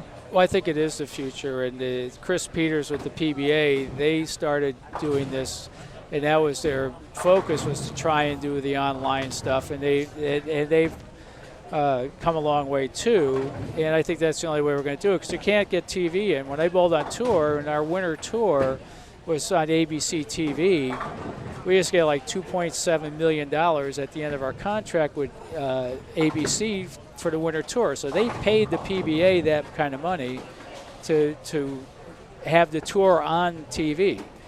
And near the end, we were one executive board meeting, and Petraglia had gone with Elias to New York to talk about our contract. And by the way, these were the stories I was looking for earlier when I was probing. This is fantastic. Yeah. You've got me all ears. I'm engaged. So we're in the executive board, and I was on the executive board for 9 years. And they come into the meeting, and we had old-time guys there like Johnny Clares, which people don't know, but he was a founding member of the PBA, Ray Bluth, Dick Weber, all the way up to the young guys like I was at that time. And so there must have been 30 guys in the room, and so Petraglia came in with Elias after the meeting, and we were in the second year of our 3-year contract, and we were supposed to get a raise every year. In the first year, we got an X amount of dollars per show. It's like $170,000 a show, something like that, and we're up for a raise the next year. So they came back and saying ABC is cutting back on sports programming. They would like us to forsake our raise, and we think it's the right thing to do because of just to support them, because they support us. So everybody voted, okay, we'll forsake our raise the next 2 years and wait for the new contract to come out. Well, the next contract, they kind of chopped our off. It went from $2.7 million to $775,000, and then after that contract, they went to zero, and that was the end of it. So there was no more dollars for the professional tour. So my numbers might not be perfectly right, but they're pretty close. Sure. And so the history of that, all of a sudden, it was gone. And Eddie Elias, being the founder of the PBA, he was a lawyer and good at marketing. He was an agent, and he sold the PBA, and he had Hollywood contacts and corporate contacts, so it was an easy sell in the 60s and early 70s. But that started becoming harder, and Eddie got a little older, and he had no plans for succession or a business model that can be passed on to new groups of owners or sold. It was a nonprofit organization, so it was never. He never planned on. Well, I don't know if he never planned it, but it wasn't in his cards. He was with Hollywood stuff. He had Phil Donahue, he had Chichi Rodriguez. So he had people on staff that was on his staff that he was an agent for, and the PBA, well, he was an agent for them. So he got a cut of every TV contract. He got a cut of every sponsorship that was sold. But he really built it to where it was at. But the business model wasn't strong enough to go on beyond Eddie. So when Eddie got tired and didn't want to do it as much anymore, there was nobody there to do it. And the commissioners that they hired were great people and administrators, but they weren't salesmen. They weren't marketing people. They didn't have those connections. And they didn't have the connections. Yeah. So, you know, it kind of ran its course. And it's just like bowling centers today. You can say, okay, what happened to bowling? Well, it ran its course in our society, and it was the most successful when we were a blue-collar society. And we had shift workers, and, you know, every town that had shift workers, they would have 3 shifts of leagues from the workers. I mean, it was big, but it's changed. We don't have that anymore. Yeah, things are a lot different now. Wrapping up game number 2 here, Grand Boot Hill team trios. Mike Flanagan, Matt Turek, Bill Spigner here in the booth. Joey Biondo with a nice game, 242 for Joey.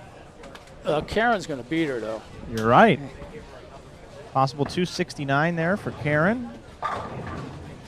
I don't know who the anchor guy is. Or who's the anchor guy? That's Brian Valenta. I don't know. They got to get rid of that two-hander guy. They got to get a couple of girls that roll the ball. Liz Johnson should be on this team. Yeah, you're what right. a team that would be. Yeah, I think you're right. 3 of them that could play right on top of each other and never have to move to any part of the lane, never guess. Nothing against Brian. I like Brian. Yeah, he was always, I know Brian since he was 12 years old, and when he was younger, and I watched him bowl, and his mom, and they were talking. They were about his two-handed style. He says, whatever you do, don't let him change. If somebody wants to change him, just call me up and ask me. Don't change him. Let him keep doing what he's doing. And so he became a pretty good bowler. Yeah. Comes in a little light here for the 2-8. Uh-oh, she needs to make the spare. I opened my mouth. She does to beat Joey. This is a big game for this team. Well, you can see the scores are going up all the way across. You get them 200s, 590s, 580s. More of those. Not too many, though, is there? No, this pair right here is obviously the highest scoring one that I've seen here. Well, they oiled them for the ladies, that's all. Right, yep, they walled them up for the softer hands, the slower roll, and the tighter angles. Imagine that on a tough pattern. I want to check and see what the unopposed team shot down here. 226, 247, 168. And that was Brian Wallachek's team. They were in the that was Mike Rose's team. That was in the lead, but Wallachek, Woody, what is it? It's Wood. Wally Wood Pro Shop had about 620 down there. You think that stands for Walled Up Wood Lanes? No, it's Brian Wallachek okay, and Tom Smallwood's Pro Shop. Oh, okay. They call it Wally Wood. Yeah, that's right. You could do worse is their tagline. It's their motto at the Pro Shop. Brian just walked over.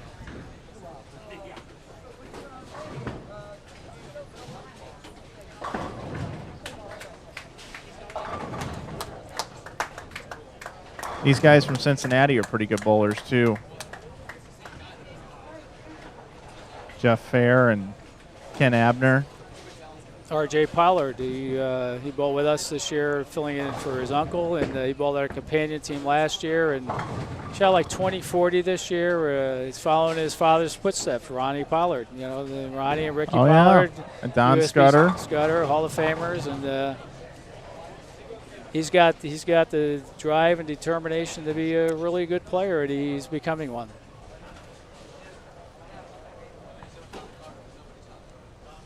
Yeah, Jeff and Steve, they look so alike.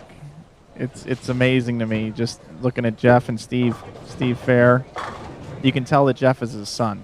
Yeah. And RJ, you could tell he's Ronnie's son. You haven't been around Ronnie a lot.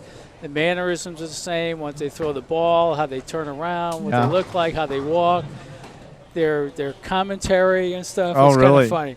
And RJ actually throws the ball a little bit like Ronnie, a little more modern day, straighter player, but some similarities in there. You can see where he got his bowling genes from. Rich Orff has a son, Andrew Orff. Their styles are very similar, and Rich has got one of those unorthodox styles too. Good player though. Yeah, good player. Fortunate enough to be on his USBC squad, and you get to see us when we go out. We've really grown by leaps and bounds. Our group as we go about it now, and we got a little better talented players, and we're going about it, and we're trying to contend for an Eagle one of these years too. Well, it's nice. You have a group of guys that you grow with. I've been bowling with the Pollards since the late 80s. And when I first started bowling with them, it was like Jacksonville, Florida was the first year. And I was looking to get on a team right when the Masters was bowling. And so Jerry Edwards, the guy was asking if he would come make some commentary. He said, well, I know these guys, these Pollard guys, they need a bowler. So I said, okay, I'll bowl with them. I never even met them. And so I go to Jacksonville, and it's Ron Pollard, Rick Pollard, Bill Pollard, and another brother. Bill's the dad. And the dad was a little older, and him and I finished like 17th in the doubles that year. He was a left-hander, a full roller. And we bowled the next year, and then they got another player in place of the brother, and then they retired Bill, and then we got another player, and then we got Scudder, and we got Scudder in there, and I says, you know, can he bowl? Can he play the fourth arrow? Because you had to play the fourth arrow all the time. And they said, they told Don that I was a little skeptical about Don because I was worried he couldn't play the fourth arrow.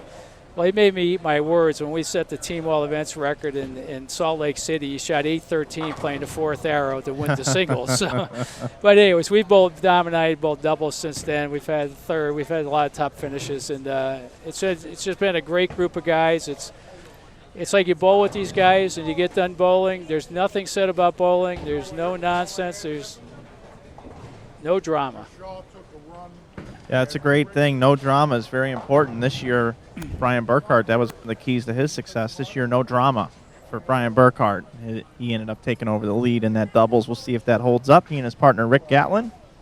Yeah, that was pretty cool. You know, the guys I bowl with, I'm fortunate to bowl with, and eventually you have to either retire or split or form different teams within the two teams, and as I tell the guys, we're kind of all going over the cliff together. We're all having our physical issues, and we're still trying to hang in there. And we have low maintenance guys, and that's the key to bowling. Where nobody is a maintenance problem. Dave Barris here has bowled a real nice game, 224, bowling with the Chads. We call them the Chad Wreckers, Chad Moss and Chad Kloss. Tell you something about this young man, Chad Kloss, right here at the Holiday Doubles tournament this year. His father was in really bad health back at the hospital. The whole family was watching, and his dad got a chance to watch him bowl on our live broadcast. And Chad had let me know that his father was not doing well and didn't have much time to live. And one of his last moments that he had alive was watching our live broadcast, watching his son bowl. It was one of the most touching broadcasts that we've had yet, and that just happened last December. So bringing this to the masses sometimes really pulls on your heartstrings, and that was probably one of the most memorable moments I've had in my short career of doing live broadcasting. But these guys have really got it going here. We saw Team Deviate just a little while ago shoot 678. The two ladies were totaled 489, and Valenta had 189, so Team Deviate making a statement here. Big game. Deandra Asbady's starting to get lined up too. We saw her throw some strikes and grind away here, bowling with Timmy Mack. Just over here on 15 to 16 the last game. You can see her making a shot over there on lane number 8. It is now headed into game number 3. We'll see some movement here. Mike Flanagan here in the booth with Bill Spigner. Matt Turek has been helping us out as well. He's on break for a moment. Bill, so tomorrow you're going to head back over. You're going to be here for the finals with us. We're going to crown a $15,000 champion tomorrow. Still a lot of money in this Boot Hill tournament. Yes, there is. It's a great tournament. Woody's been running it for quite a while, and it's kind of a labor of love for him. He always guarantees his prize funds and always pays them out. Vern Peterson's in the chat. We've got a little over 100 viewers right now, and P.O. Bowl 1996 says Don Scudder could play anywhere. And Vernon Peterson says no one better on the one board with a blue dot. Yeah. Well, that was before my time with Scudder, and he was a bowling warrior. He grew up with Steve Fair, and they learned how to bowl together when they were younger, and he Scudder is fearless, and he's a fighter.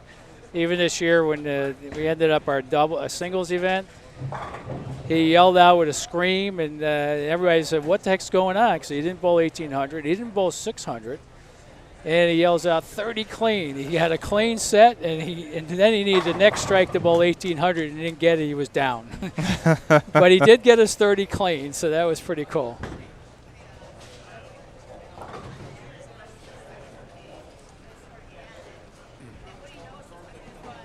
We got tweets that come in sometimes too. Currently watching Inside Bowling at the Grand Boot Hill from Tony Fontaine. Sounds like a Hollywood actor, singer. And another one coming in from Tony. Thanks to Inside Bowling. They allow me to watch bowling. Thank you guys. Well, we appreciate you as well. We've come a long way, Bill. All this equipment, all these different things that we do. It's really been a joy to watch it progress. You know, we're going to be 3 years old August 26th.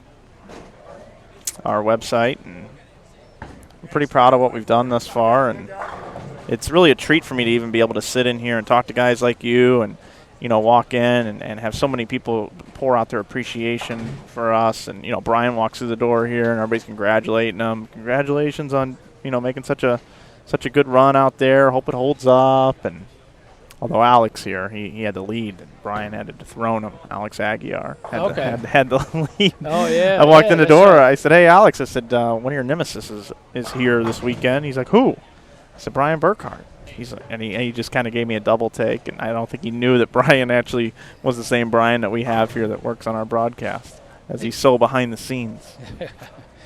We've been giving him publicity.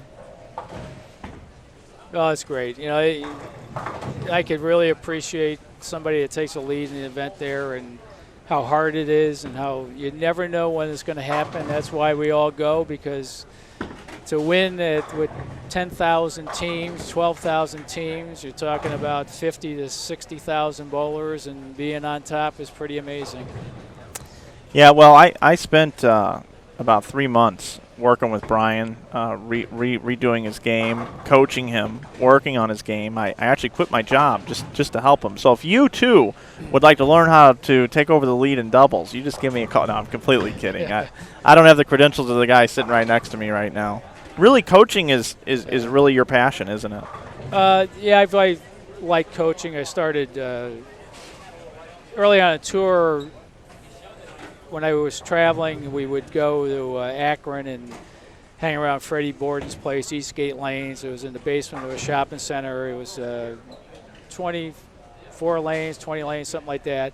And so all the guys would go there, be Pappas and Johnson, Frank Ellenberg, and a host of other guys from the tour. It became a place to go in the fall in between stops when you're bowling in Cleveland and Detroit, and then in the wintertime when you had a chance to go there. And Freddie opened the doors, let the guys bowl anytime, day or night that they wanted to with no charge, and he just welcomed everybody. And he was there to help people all the time too. And I actually had a bowling ball drilled by him one time, and going in the back, and he's working out the holes, and it was very different than what I ever had done. And just his presence. So Freddie has always been kind of an idol to me, and watching how he handled people in his givingness of his knowledge.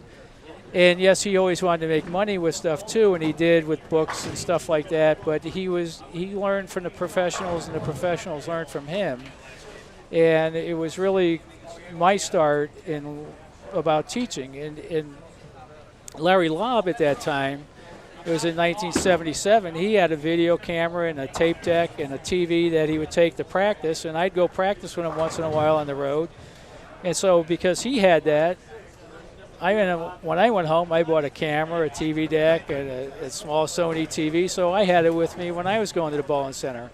So I started operating on friends, and started operating on myself. And you can't be your own doctor sometimes. But, right. But it that's how I started learning how to teach, and so I never stopped doing it. And then when I moved to Chicago and got married in 1980, and my wife is from out this area, I started teaching privately at a bowling center in Northbrook, Illinois, that was managed by a friend of mine that lived in Connecticut, and she had moved out here to manage an AMF center. And so I started doing private lessons in 1980 there, and so that's where I started my private teaching career.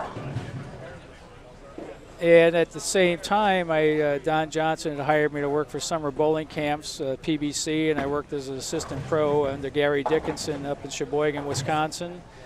And then there was nothing on the East Coast, so I had talked to Red Burnham, the general manager of Bradley Bowl in Windsor Locks that hosted lots of PBA tournaments, about having a camp there, and he said, sure, let's do it. So he got a franchise for it, and I was a head teaching pro for that for 9 years. I would do 2 weeks, and Paul Moser would do 1 week. And so even when I quit bowling to tour and I opened up a pro shop in '85, I had already had a built-in lesson business, and I kept teaching. And then we opened up Hawthorne Lanes in '89, became a partner in that project and building it. I still gave private lessons, so that was like my side job. So, Yeah. So my lesson business was kind of like my part-time job with my full-time job. So I never quit doing it. Yeah. And because I always felt that that's something I was going to do the rest of my life, and the only one that could fire me is me if I didn't perform right for my customers. Right, right. And also, it's like bowling, the learning curve is extremely steep, and you keep learning all the time, and every time you do something, you got to learn from it. And so it was the same approach I had to bowling. I just got to figure out a way all the time to make it work. Yeah, and if every bowling center in the United States had a good top-notch coach inside of it, a house pro, so to speak, I also believe the game would be in a lot better shape. I agree totally. It's there just isn't the dollars in it. In golf, you have teaching pros everywhere you go, multiple ones. A couple of places I play at, there's like 6 to 8 teaching pros at each course. I mean, they're good public courses. They have programs, and every place has pros, every driving range, everywhere. And they really promote it, and they've been promoting professional teaching in the sport of golf forever, and bowling hasn't. So, yeah, it's like you said with Eddie Elias. He had all the connections. He was doing the work. It couldn't be passed on. And there's only so many good coaches to go around right now that you can't rely on just anybody being able to do it. You kind of got to have a little charisma. You got to be able to have an eye for certain things. You can't just really read how to coach in a manual. You have to be able to see things and really care about it and really study bowling. Yeah, everybody has to be approached differently, and everybody's body makeup is different. There are things that they do that you can't do. Like Kenny Abner out here with a short, flat swing, and a great bowler. Then you look at Tim Mack with a big high swing, a lot of ball, another great bowler. Then you look at one of the modern-day strokers, Lawrence. I mean, there's pretty interesting bowler there. Aaron Lawrence, yeah. And he's going to be around a long, long time, and he won't need any lane help to bowl anywhere. He's got a good enough ball roll. He can play anywhere on the lane, and he's got a nice touch, nice little inside-out swing. So he's, it's interesting. So there's room for everything. Then you look at the Matt Gassens and the Jacob Kents. I mean, they're nice young bowlers, and totally all different styles, but they all function well. And with bowling today, you can't possibly do it on your own. It's just not possible with the complexity of lane conditions, bowling balls. Styles are not as important. You got to refine your style all the time, regardless of how you throw the ball, and you have to have a repeatable form. But the thinking part of the game is just impossible to do it on your own. Absolutely. Before we let you go, because we'll let you get out of here in just a couple of minutes, I got one final question for you, and it's just a question you may not even know anything about this. So. But you've been giving us a lot of insight about the PBA Tour and ABC and how that kind of dissolved. I had heard from someone, and I don't know if it's true or anything. I just want to ask. I was told that back in the day, Eddie Elias signed a deal with Firestone for an extended period of time for the Tournament of Champions. And after the fact, after he signed the deal, whatever it was, $100,000 a year or whatever for that tournament. I was told that there were some people out there that said that he actually undersold it. By taking the money from Firestone, the PBA actually missed out on more money from other sponsors. Did you ever hear anything like that?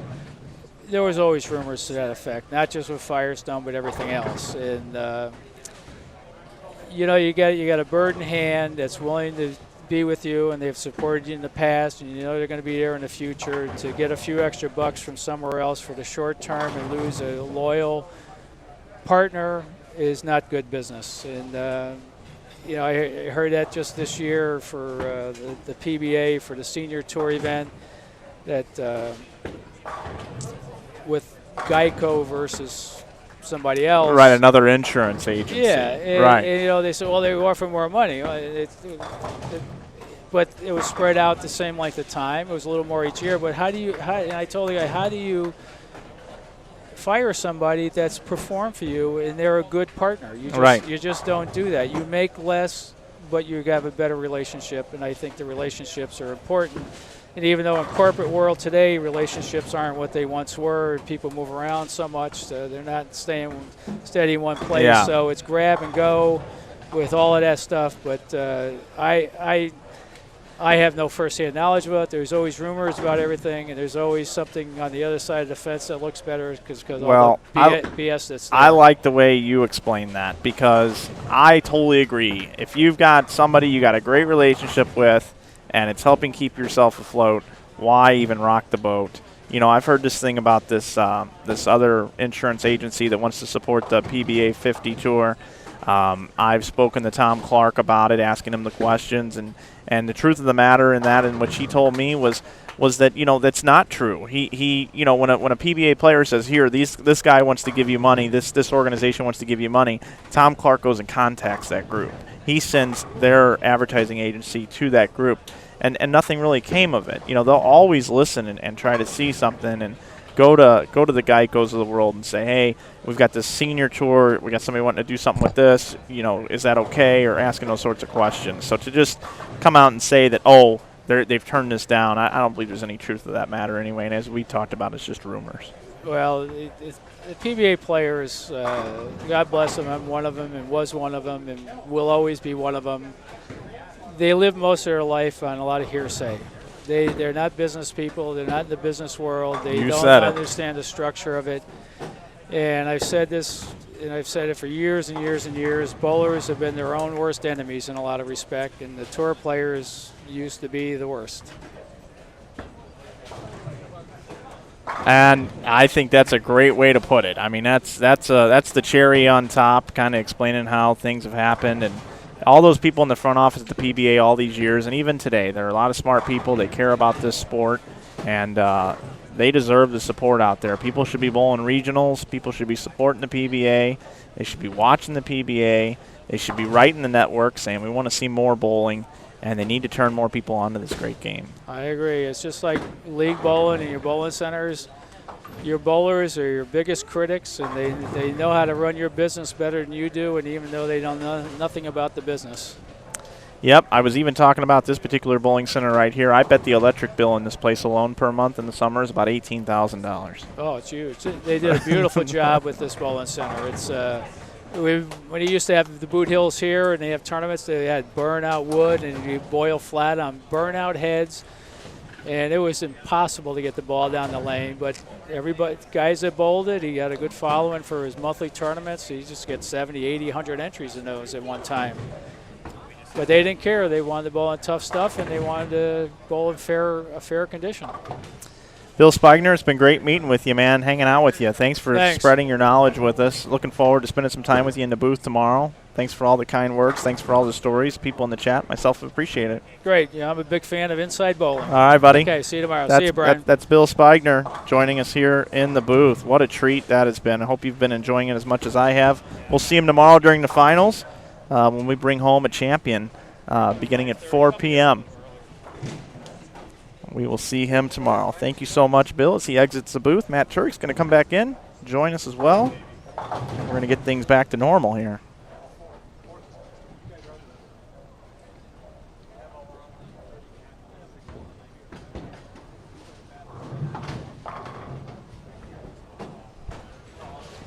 What a treat, Matt Turek. Yeah. Bill Spigner, a wealth of knowledge, USBC Hall of Famer, helped start the Gold coaching program, was grandfathered in, really modeled his coaching career after the great Fred Borden, shared a lot of stories about the PBA Tour, what it was, what it is now, his thoughts about bowling in general, and boy, that's one I'm going to go back and rewatch for sure. That's yeah, that was some great Great communication. Yeah, there. it's nice. You know, it's fun to joke around up here and have a great time and interview bowling balls and do fun stuff like that. But when we get the moments to talk to the greats of the game and the knowledgeable people and the smart people in the game and people that have actually owned bowling centers and have done it the right way, and what a great family the Spigners are. Looking forward to working with Bill again tomorrow.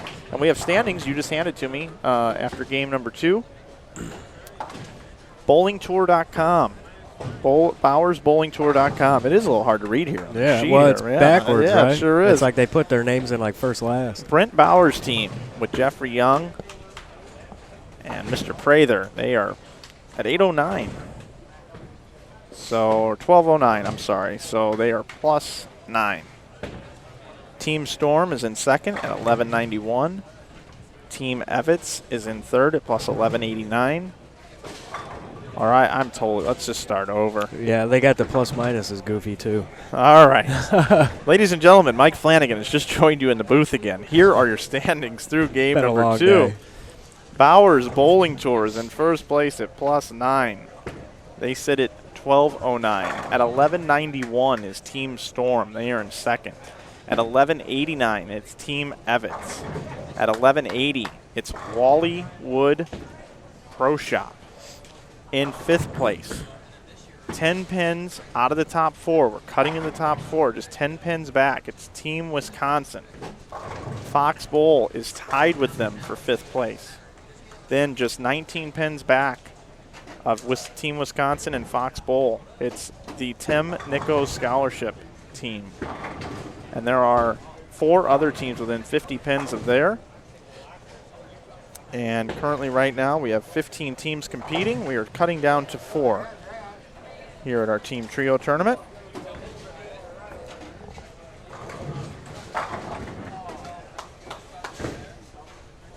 And the scores are beginning to pick up a little bit, but still only one team averaging over 200. Yeah. Matt, I'll be right back, bud. All right.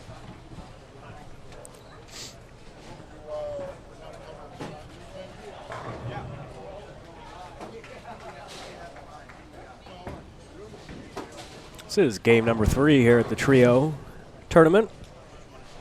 Saturday night at the Grand Boot Hill Weekend Bowling Extravaganza. This is the 3rd event we are bringing you this weekend. First 2, there was a Friday night sweeper, 5 games with a stepladder final. Saturday morning was a 6-game sweeper, total pins wins, followed by the first round of qualifying for the main event, the Grand Boot Hill Tournament. And then this event, the Trio Tournament, Team Tournament.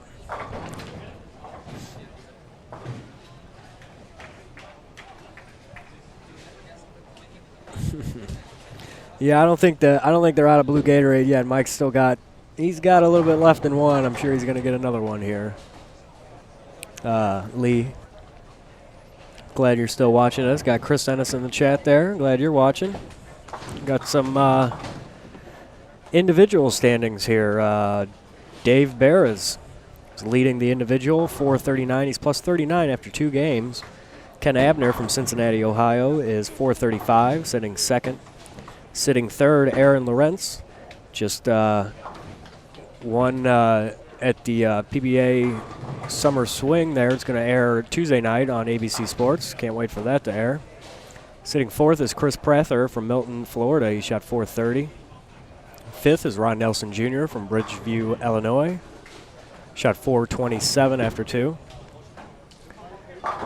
Other notables on this list. Rob Gottschall in 12th with 410. Tim Mack is sitting 10th at 412. Liz Johnson, 1 pin above Tim at 413. Marshall Kent sitting 19th at 386. Brian Valenta, 21st at 376. Tom Adcock sitting 29th with 363. Deandra Asbaddy, sorry, Deandra, sitting 38th at 343.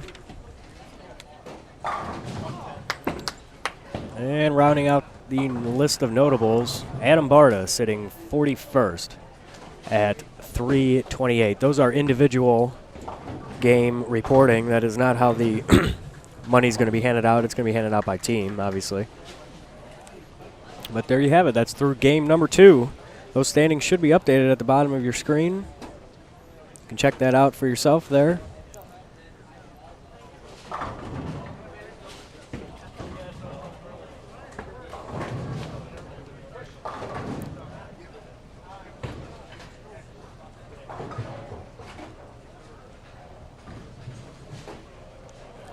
They are updated after game number 2.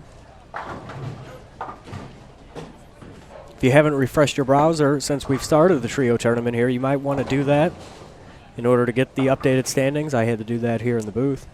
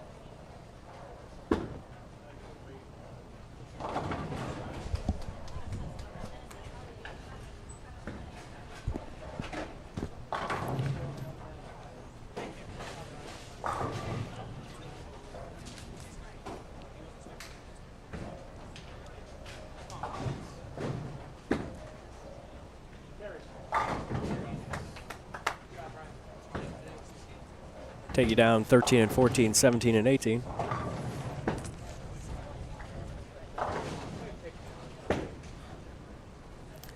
Yeah, there are 15 teams bowling. They are going to cut to the top 4 after a position round, and then they're going to bowl a 4-team round-robin match play. And then they're going to pay out.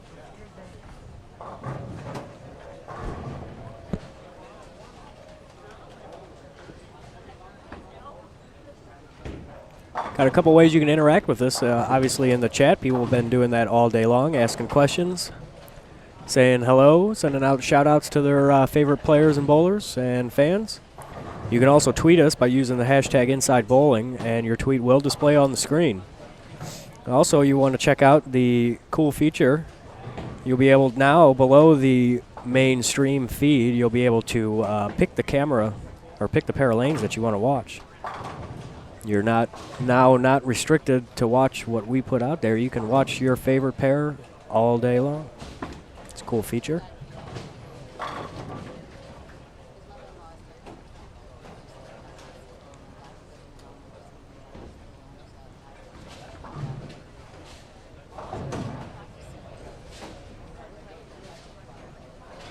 Guess who's back?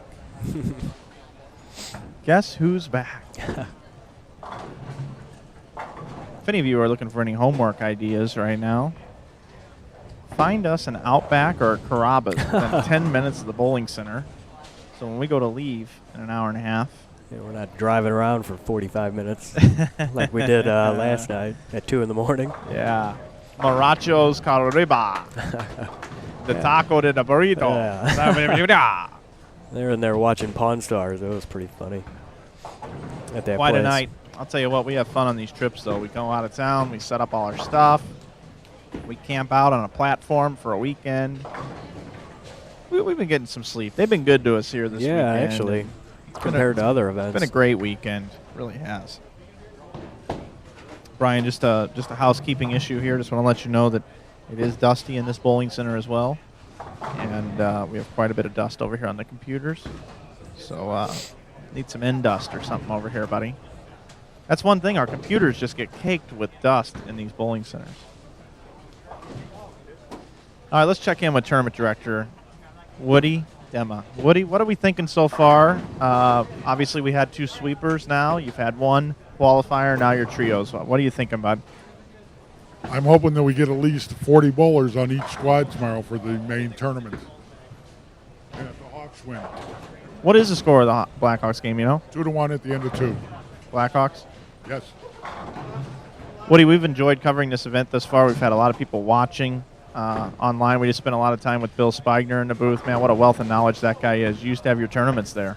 Yes, and whenever people complain about patterns, I tell them, see Bill, because he's the one, him and I designed these patterns. They go back to 2002, and I've learned to tweak them a little, but he's the one that's mostly responsible for them. Well, that's awesome, man. Well, we're happy to be here. I think you picked a great location for now. I've enjoyed watching the tournament. Glad to see things are going well. If anybody's listening right now and they want to come out and participate tomorrow, you're still taking openings. What's it cost to get in the tournament tomorrow? $400, and the first cut, I believe, was minus today, wasn't it? It was. Minus 27, average 195, and you got a shot to make $15,000. $15,000, and it's guaranteed no matter what. So thanks, Woody. Appreciate it, bud. Thank you. All right, Woody Demma checking in with us late in the day. Still here, even though his beloved Blackhawks are playing right now.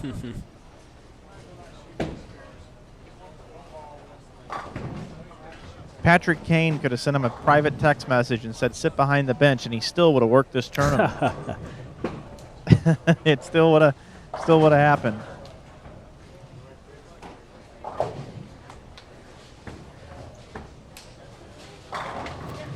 Got a special guest here. I've got Mike Fagan, not to be confused with the other Mike Fagan, but the king of swing. This is the king of the ABTs. Mike, how's it going? Very good. First of all, congratulations on your position with Storm. Thanks, buddy. We'll be working together in the future because the ABT and Storm have been together for a long time. Yeah, I talked about that a little bit. I used to manage a center in Salt Lake City back in 2002 during the Olympics. I met Myron Mitchell. He had a couple of events in my bowling center, and Myron and I kind of go back a little bit. Myron, a great promoter of the game with the ABT, and you handle the Chicago branch here, right? Yep, I've been part of the branch since 1992. I've been running it since 2006. So you've got you got 7 years under your belt running the ABT. Talk a little bit about some of your events up in this area and how the ABT is doing in Chicago. Well, as a matter of fact, we were in this bowling center last weekend for our Memorial Day event, and one of my members walked out here with a check for $25,000. Now, $25,000. How do you guys pay out $25,000? You must have a lot of members. Yeah, we have about 800 active members right now. We generated almost 550 entries this last weekend, so really nice turnout. We get a lot of support from the other branches in the country too. So. Yeah, that's great. I know a couple of tournaments out in Vegas or the main events or whatever where kind of everybody kind of funnels into those events. I know they've paid out over $100,000, yearly almost with all the events and that. To check out more information about the ABT, where do folks at home go? You can go to our national website at abtbowling.com, or you can go to my personal website at bowlabt.com. Awesome, Mike. Thanks for spending a couple minutes with us. I look forward to working with you with the Storm relationship as well. Thank you very much. Thanks, buddy. Appreciate it. That's Mike Fagan. We had a tweet, and they tweeted the address of an Outback Steakhouse within so many miles, but it was on the screen, and by the time I found a pen to write it down, it was off the screen. So if you could post that to the chat or something, how great is that? We would really appreciate it. G'day, mate. Yeah. Let's put another shrimp on the barbie. That's what we do. We just put another shrimp on the barbie. We're going to get Outback to sponsor this tournament next year. They're going to comp 3 meals. There you go, they're going to be an associate No, 6 sponsor. meals. We want to eat there twice. Okay. 2 days. We might invite Woody to come along as well. How great is that, huh? Hello? Hi. We're getting ready to leave now. This is the High Road Pearl. If you joined me earlier, make sure you purchase my ball later on next month. Thank you so much. Me and the Marvelous have got to get out of here. We're going clubbing. All right. Thank you, High Road Pearl. Yeah, earlier we interviewed the High Road Pearl. I don't think it went over all that well, but... Is Chris Pickett still in the chat? He was there all day. Yeah, he's been here all day. Here's our address, by the way. I'm just starting to wake up now, by the way, Brian and Matt. So Good. I'm getting my second win right now. I was kind of lulled there. I apologize to our viewers. Head on down to 9 and 10. I'll go down to 9 and 10. See what's shaking down here. I'm gonna steal some purses. Oh yeah, we're down here watching Ken Abner, Jeff Fair, R.J. Pollard.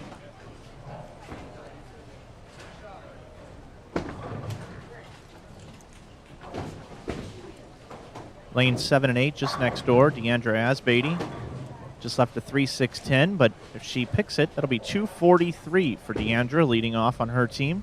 Tim Mack has 223 left. Tom Adcock, 199. Team Turbo. Dave Armstrong struggling. He can only shoot 132, Matt. 132 for Dave Armstrong. Wow. Defending champions from last year. However, he does have help from his teammates. Liz Johnson and Mr. Smith both have 236 left, so they can go 72 over. Dave shoots 132. They can still go plus this game, so that's a teammate getting helped out by his other two horses.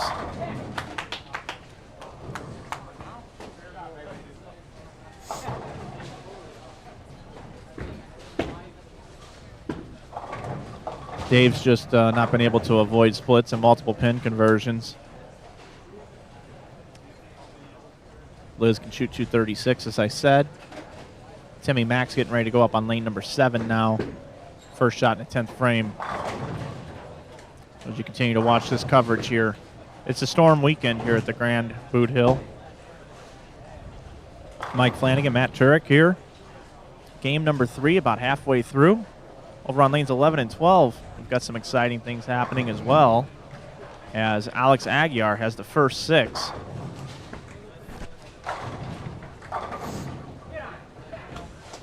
You will be able to watch them bowl, although you can't see their approach. You can see 11 and 12 on the right-hand side of your screen right now. Yeah, when Alex is up, you should use the 13 and 14 view.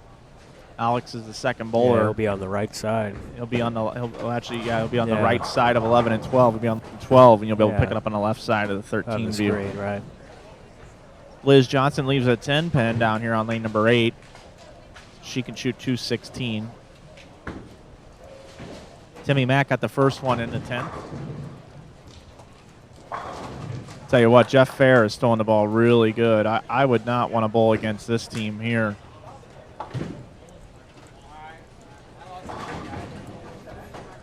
All right, looks like Alex Aguiar. Alex is up. It's taken to the lanes. It's going to be on lane 12 there. You see it on the left-hand side of your screen. I'm down here just trying to see if some of Jeff Fair's game can rub off on me as I continue to move closer and closer to him. He's actually down here. How we doing, Jeff? We need a little bit of a good finish here. We're 60 under going into this game. I think we're in 8th. I think you guys are the only team with totally matching shirts, too, wearing the Storm jerseys. Really appreciate that. Well, I talked to Hank and told him we were going to be wearing the Storm shirts. Storm sponsors us for nationals and for our state tournament, and I told him that we'd be wearing the Storm shirts. We appreciate it, and hope that we continue the sponsorship. Oh, you know we will. We're having a love affair down here, and I know a few people at Storm too. And Alex Aguiar, another Storm guy, has the first 7 on the pair right next to us, Matt Turek. Yep, we caught it. Yeah, it's perfect. Jeff's down here cheering on his teammates. These guys, they're really getting into it. They're excited. They're rooting each other on. Every spare, every mark they can get, they're scratching and clawing to get their way into the top 4. It's important to these guys. Got a question coming in on Twitter, what the pattern is for this event, the trio. Yeah, it was, what was it, 38 feet? Yeah, 38 feet, 22 mils, 1.2 to 1 ratio. And Bumpus wants me to tell you not to black cloud anybody down there. I won't. Deanne, you want to interview with us? You want to interview with me? All right, ladies and gentlemen, I am now joined by the queen of bowling still right now, the Queen's champion, Deandra Asbeatty. 242, that game, nice bowling. Thank you. Yeah, save the best for last. Unfortunately, I would have liked to have a couple of those games earlier in my day, but just when I'm doubting whether I'm going to bowl or not tomorrow, you have to shoot a 240 to make it seem like you're bowling okay enough to bowl again tomorrow. So it's up in the air. I saw you use Lucid. I saw you use IQ Tour Gold. I thought your look with the IQ Gold down there was pretty good. I saw you using your favorite Critical Theory as well, right? Was that the same one you used on the Queens? Yeah, I pretty much used every single ball in my bag, and it's a tough pattern out here. If you don't have the right look, I don't think my service was really the right service for me, and that's probably why I struggled a lot. I mean, the lanes are just really tight, and my ball didn't get into a roll when it should have, and I wish I could have figured it out sooner.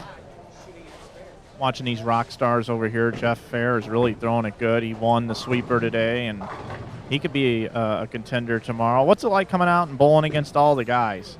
I've been doing it for so long now, it doesn't really feel any different to me. I mean, I always know it's going to be tough, and I really believe that you're as good as your competition, so I try to find and seek out opportunities like this so that I can bowl against bowlers that are really great so that I can rise, to their level. And, it's tough for women out here because we don't have that much to bowl. So lucky that Woody holds these great tournaments. I just wish that he had a women's division, which he used to have, and he used to put us in the senior division. So hopefully in the future he can put us back there. And he said, well, there's not enough women. I said, well, that's because there's no division. So if you have a division for us, more women will come out.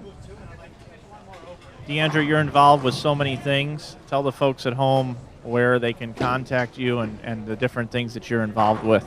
Yeah, I'm really busy. I like to do what I can for bowling. I feel like there's a lot of things going on in the bowling world that a lot of people are, they complain about, and they instead of finding solutions, they just kind of whine about it. And I don't want to be one of those people, so I'm trying to find solutions and doing my part to make bowling better. And I do that through the International Art of Bowling, where we hold bowlers boot camps, and also the Elite Youth Tour, where we hold youth tournaments for scholarship dollars. And Jason Belmonte and I have really grown both those companies, and it's something that we're really proud of because we love winning more than anyone out there, but to be able to give back to the sport much is truly an honor. That's awesome stuff. Obviously, we're going to be working together with Storm, doing some stuff in the future, so looking forward to that relationship. My last words to you is you got to come back tomorrow and bowl. I remember the first tournament where I think I met you was at Junior Gold the first year, and it was in Reno.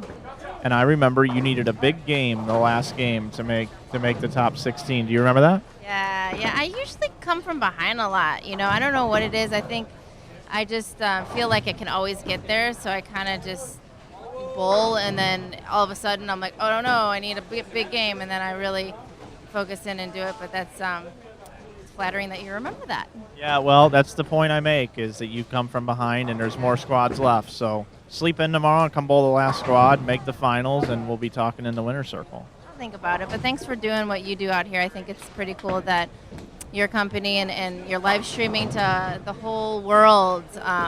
And I feel like the whole world needs to see what's going on here and the tournament that Woody runs so that more people can come out because, Woody is truly one of the good guys, and he's really trying to do what he can for the sport as well. And I wish more bowlers could see that because I feel like his fields need to be 3 times what they are. He's really doing what he can for bowlers, and he's in it for all the right reasons. So thank you for making his tournament even better, and hopefully it'll bring more people out. Definitely. Thanks, Deandra. Thanks for the time here. You're welcome. You're welcome. She gives me the old side lip. You're welcome. I'm going to go home and see my son, hopefully before he goes to bed. Hey, tell him I said hi even though we haven't met. Okay? I love him. Yeah, I know. He's amazing. I know. Well, hey, put him in the booth. Bring him tomorrow. We'll put him in the booth. All the impressions that he knows are Oh yeah, bring the basketball hoop too. I know he likes that. Matt Turek, while we were interviewing Deandra, I'm sure you were all over this, but Alex Aguiar, 8 in a row. Yep. Can we get a camera on him for the 10th frame? Oh, I can do that for you. I don't know which one you wanted to move here. I guess the booth.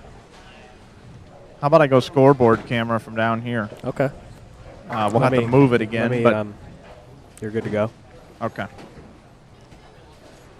Actually, he's up right now. I'm going to go and show you here 13 and 14. He's up on 12, so you'll be able to see him on the left-hand side. You can see his ball reaction and his pin carry.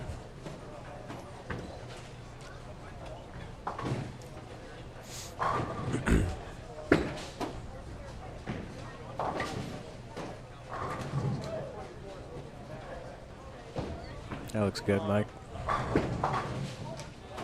You're ready to go. Yep. Here you go. You can see him. He's getting set up there. They are absolutely brutal tonight, and Alex Aguiar as the first 8, looking for 9. Oh. Well, we can't say that we officially stream crushed him because we had already been covering him bowling. That's true. But hey, good run for him. Maybe he'll pick it up. Give us some theatrics here. You're off if you want to.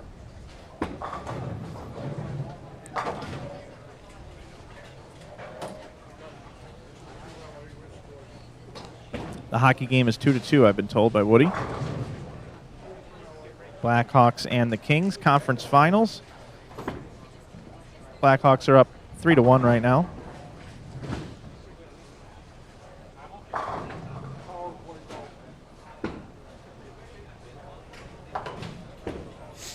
Had a big team game over here on lane 16, 690.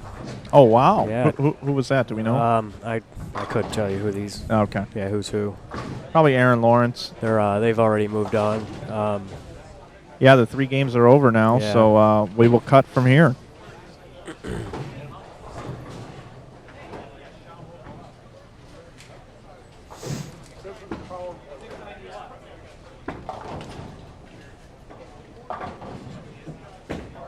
I want to thank all the viewers for sticking around all day, hanging out in the chat, sending out your tweets.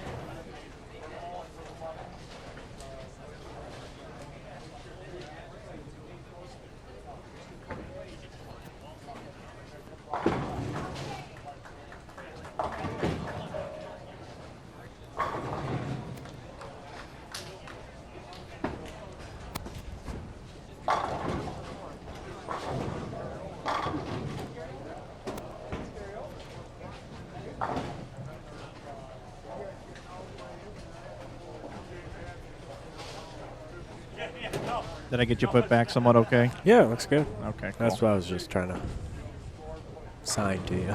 Yeah, so from here, the bowlers are going to, the 4 teams that are going to advance, they're actually going to just be condensed down to 1 actual game, and they're going to bowl in succession, bowler 1, bowler 2, bowler 3, and every time the pin setter cycles, the next bowler is going to be up. So Right. If there's a 9 count, the next bowler is going to throw it to spare, and they're going to go in order throughout the entire time. If they get up in the 10th frame and they want to strike out, every single bowler is going to have to throw a strike. Yep. I like that. I really think that makes it. That's what team bowling is really all about. I think it's terrible, Matt. No, Really? I'm just kidding. I'm just getting into that mood now where no, it's that's just, you know, fine. That's it's like what- opposite day now. But yeah, I mean, it really makes you makes you depend on your teammates. You know. Do we have standings after game number 2? We do. All right, let me see this. I'm going to start making some heads or tails out of all this. Okay.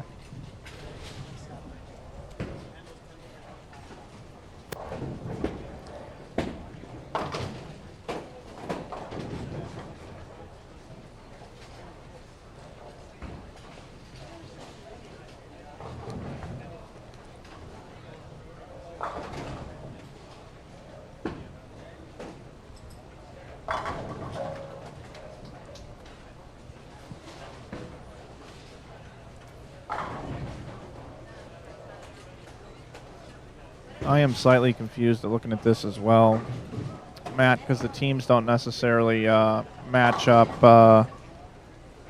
with our sheet here. Because I don't have a team deviate here.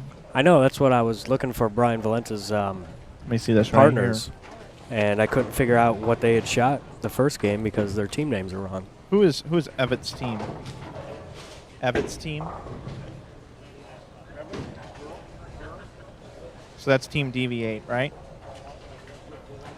Okay. So, yeah, so they are in third. Yeah, which team is that? Wallachek is Wallywood. Yeah, they were in the top 4, so they shot 690. So I'm going to guess they're going to be your top seeds. Let's see. Wally World shot 690. So they finished plus 70. Oh, yeah, they're going to lead. There's no doubt. No question. Bowers Bowling Tour. We're going to see what they're doing down here.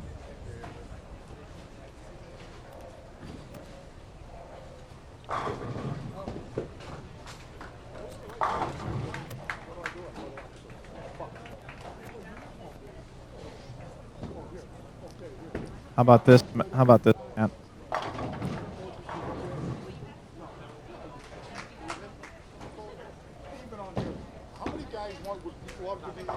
Can you hear me okay down here?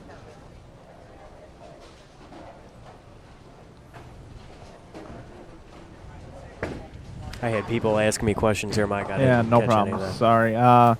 We've got Jeffrey Young down here, lanes 5 and 6, up in the 10th framing, and shoot 192. Leadoff bowler on the team, Brent Bauer, shot 257. Prather had 162. So this team is going to shoot. They were plus going into this game. They're going to shoot a little over 600, like 611. They're probably going to be in second place. And Valenta and the DV8 team here are going to bowl a low game the last game.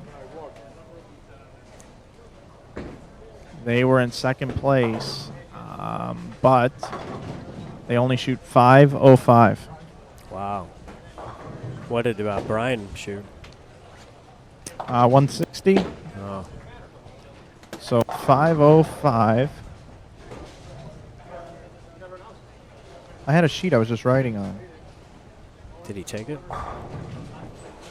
He must have took it. Who took it? The kid that was asking me questions. What kid was that? I'm looking for him.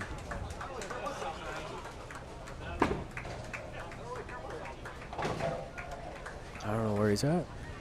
Yeah, I was Is just he working sit- on trying to. No. You out? Take it easy. I'll be here in the morning. Okay. Okay. All right.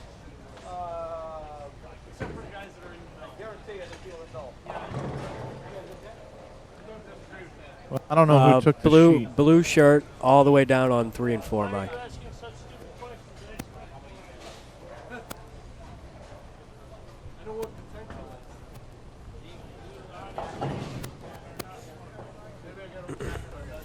Everybody is finishing up here. The only action we have left is on 11 and 12, so we'll take you there now. Sure, we're showing you the 13 and 14 cam. You can see 11 and 12 to the left of your screen there. Rob Gottschall has got the 810 on 11.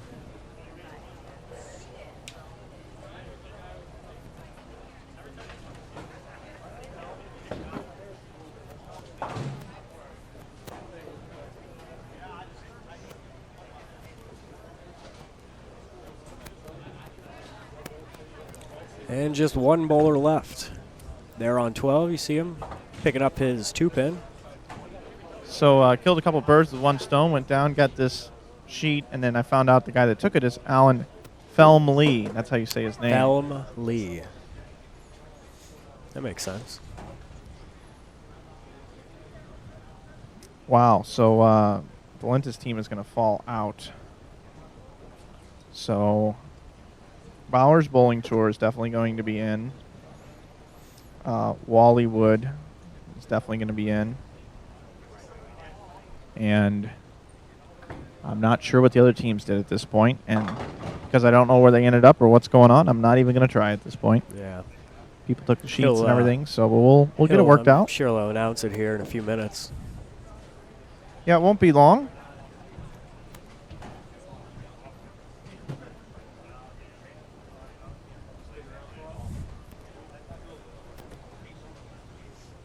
This guy's getting awfully comfortable up here. He was falling asleep earlier.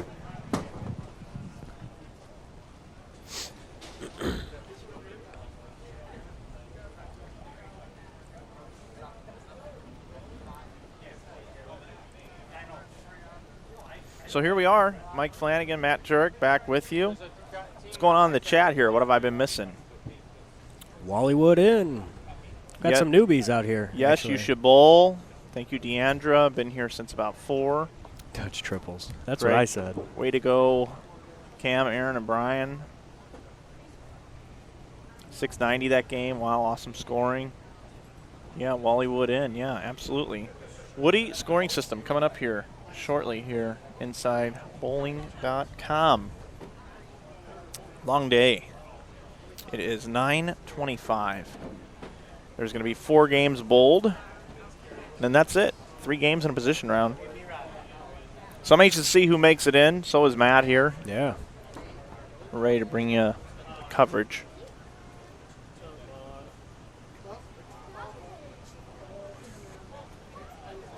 Anybody out there know what period the Blackhawks game is in? Why don't you just bring it up on the computer right there? I guess I could. Bring it up on that one. Yeah. CBS Sports.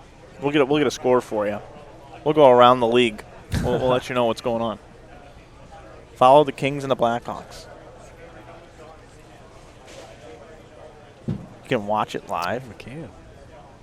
Sure, Brian will get mad that we're taking bandwidth. What's it say? 2-2 into the second? 2-2 in the third with 10 minutes left. There you have it. Chicago, look out. We are here in suburb of Chicago.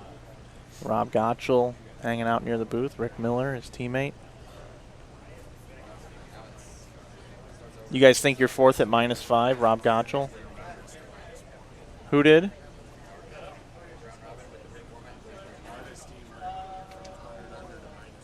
Wow. Barta's team went from 100 under to -1.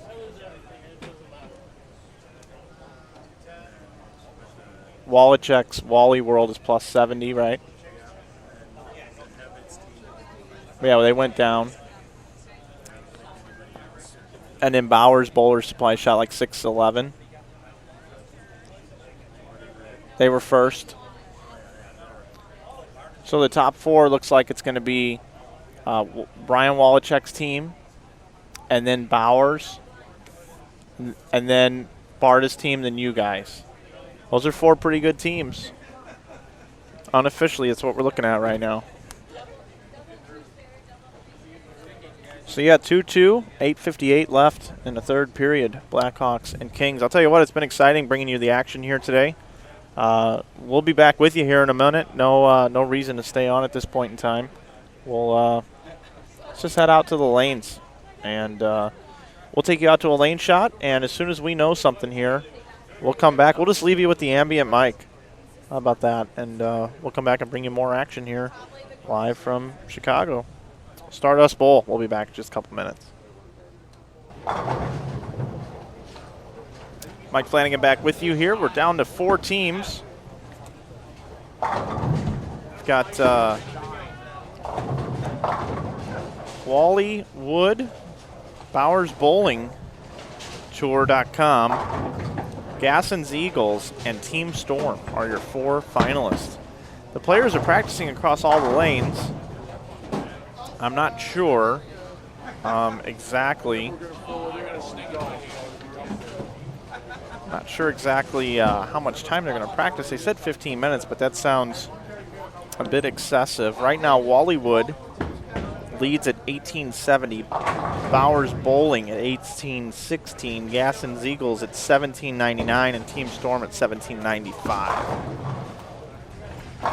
So 75 pins separates first and fourth, and they do get bonus pins. How many bonus pins? I do not know. I guess. Where'd my sheet go? Pulled it out. special? This? All this? Yep, right here. Let's check it out. 15 bonus points will be awarded per game and 20 to the winner of the 2-game total. So if you win both games and bonus. So are they bowling everybody in 2-game matches? I do not know. Each match will be 2 games. So we've got 8 games of bowling for you. It's going to go quick, though. It's not. They're bowling new style.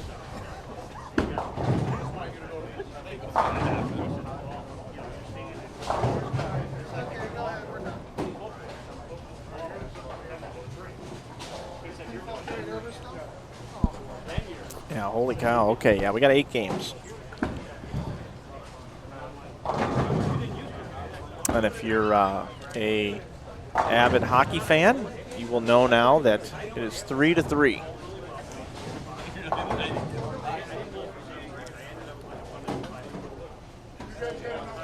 What's going on?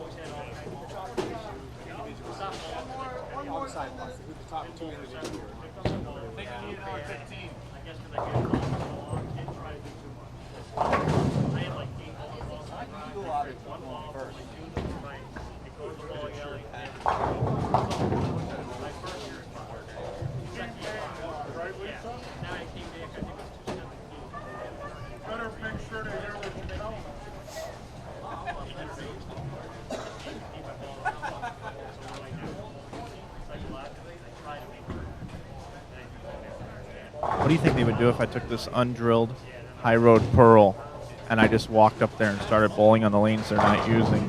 They'll probably look at you funny. Adam Barta might laugh. Everybody else would say that I'm shim-wrecking them.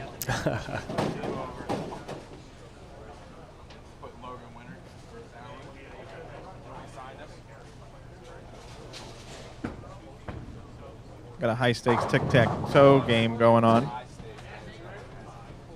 right now. Logan's playing some tic-tac-toe.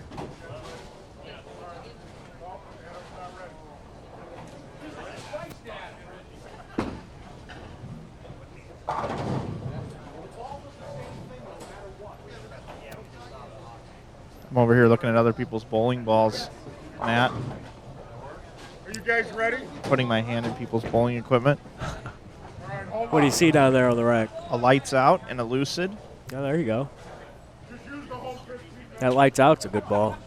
It looks like they're both drilled for a lefty. Probably Rick Miller's bowling balls. I think they're going to cut practice a little short here.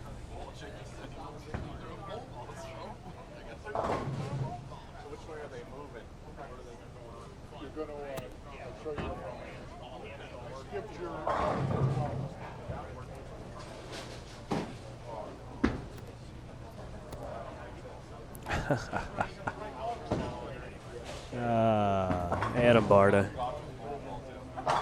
Can't see it very well. He's doing the spin shot down the lane. There you can see it there between Rob Gottschall's head.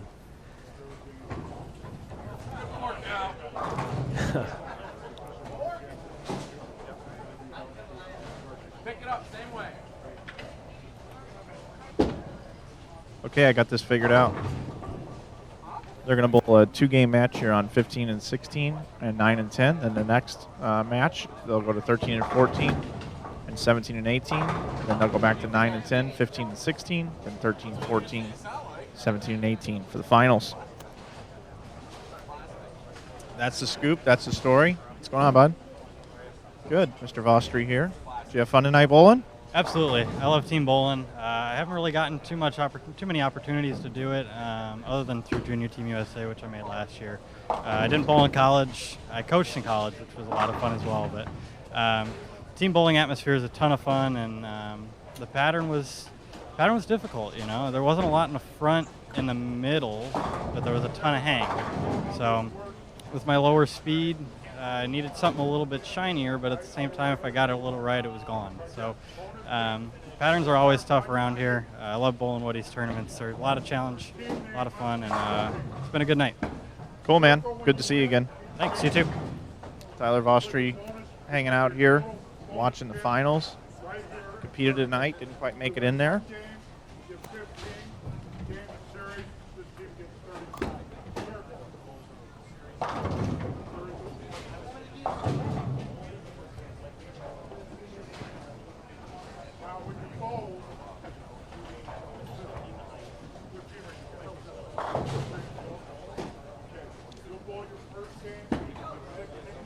Woody's still explaining everything to the bowlers.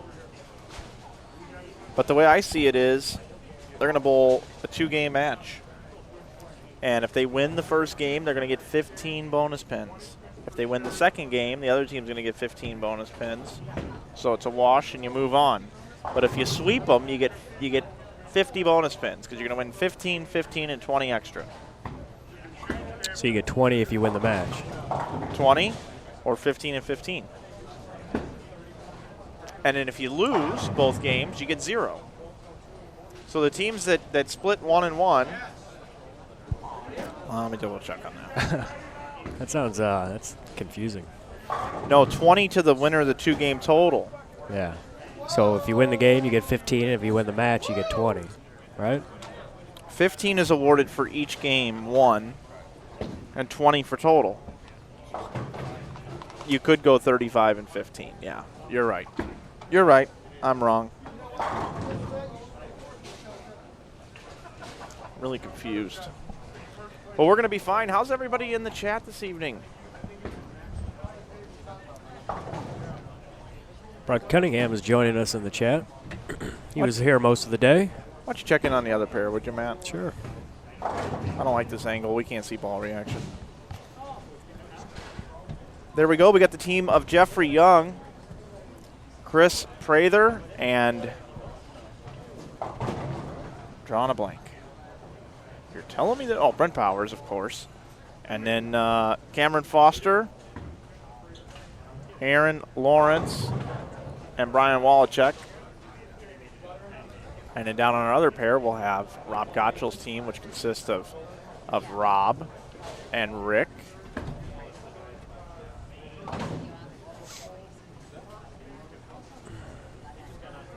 And Alex Aguiar against Adam Barta, Marshall Kent,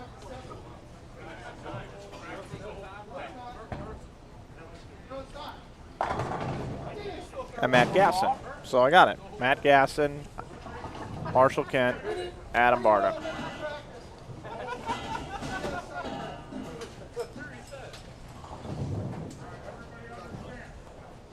Something was just going on.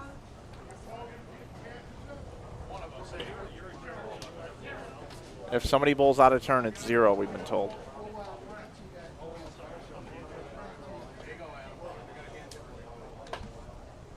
Get rid of the practice, please. And we'll reset and we'll get ready to go.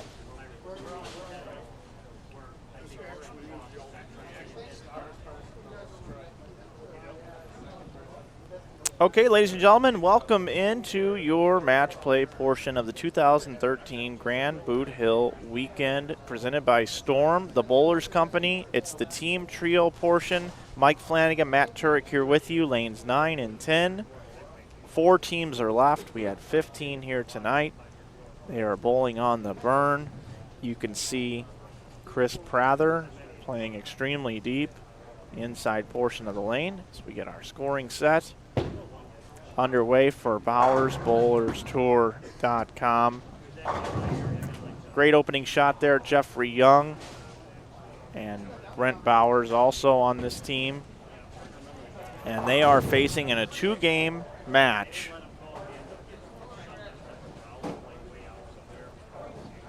Wally Wood Pro Shop, Brian Wallachek, Cameron Foster, and Aaron Lawrence. Couple of great loaded teams here. Lanes 9 and 10. The way the format works is they've been bowling on a 38-foot pattern tonight, and that 38-foot pattern has been blended out, very low scoring. Wally Wood, 70 over for 3 games of qualifying, 3 guys apiece. Bowers Bowling Tournaments.com, 18-16 is what they totaled. They're 16 over. The other 2 teams that have made it, Gasson's Eagles was -1, and Team Storm at -5. We're on lanes 9 and 10. We've also got lanes 15 and 16, a little different camera angle for you as we see Jeffrey Young in the pocket. Here's our other camera angle. No scoreboard here, as we will be shifting lanes after each set of matches. Everyone will bowl everyone once. We'll have a position round for you. Take a look at these teams here. The team on the left was Adam Barta, Marshall Kent, Matt Gasson, Rob Gottschall, Rick Miller, and Alex Aguiar. Team Storm on the right, Gasson's Eagles on the left.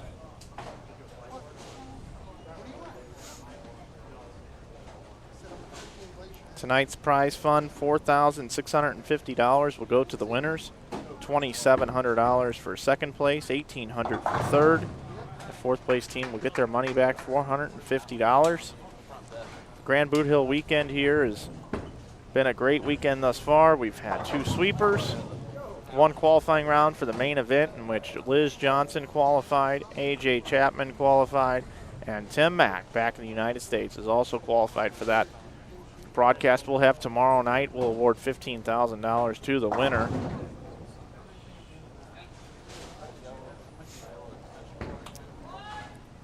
The cream has risen to the top. We have it here right now. And we will keep you updated on the standings here. Talk about the bonus pins here and the format. The bowlers are bowling in order. There's 3 bowlers. And as you see, Aaron Lawrence on the left side of your screen left the 2 pin. The next bowler in the order is Brian Wallachek. He has to pick Aaron's spare.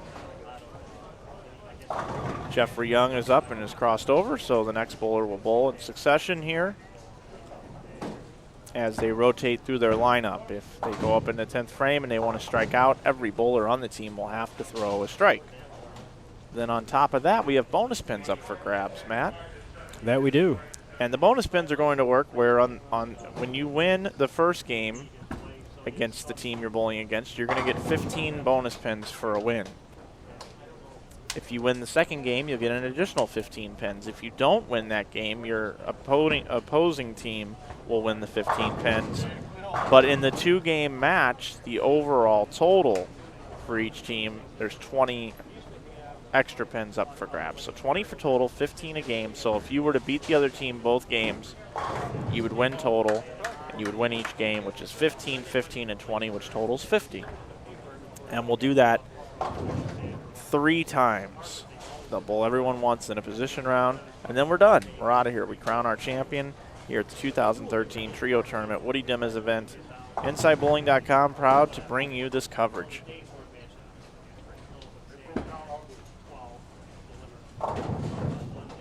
See Rob Gottschall coming in a little light.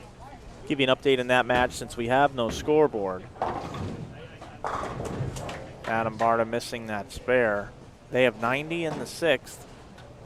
Aguiar, if he converts this here, they will have 99 in the 5th with a spare up in the 6th. 29-pin lead for Team Storm.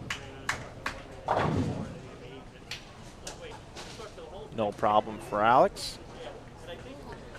Take it down to Ronnie Wallachek. Brian Wallachek. Lonnie I'm sorry. Wallachek, his brother, player on the PBA Tour, a couple of titles. Great bowling family.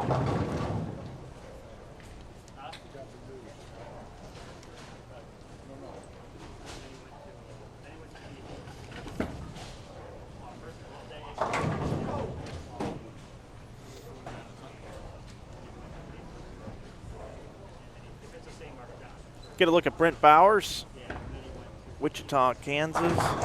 Oh.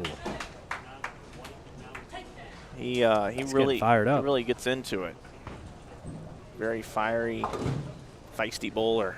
It's Rob Gottschall thrown at a fresh rack in the 8th frame.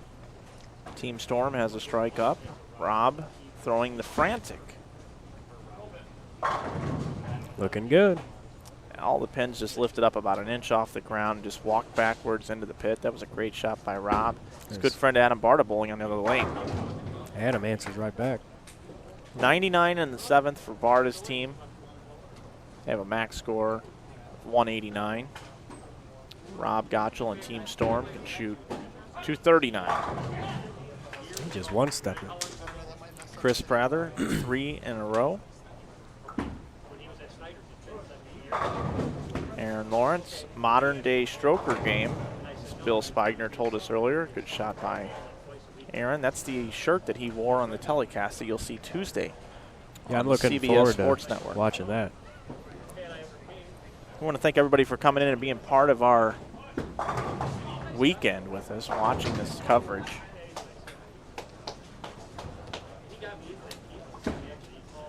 And we are aware of our camera angle on that other pair. It's the best that we can do right now with the moving pairs. We have 3 pairs available with cameras mounted in the ceiling. So they decided that they had to use 4 pairs, so this is the best we can do. So we apologize about that. Marshall. Shoot 167. Their team. Rob Gottschall once again up with a fresh rack in the 10th. First ball in the 10th. They're going at a 2:08 pace.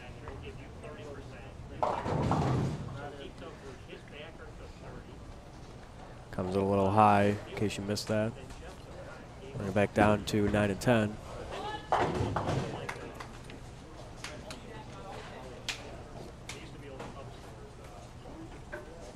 Notice Lawrence is already up in the 9th because the other 2 bowlers bowled in the 8th on his team. So great shot. So if one guy's struggling, another guy's lined in, he has the opportunity to strike just a frame later. Very interesting scoring system. I've never seen it before.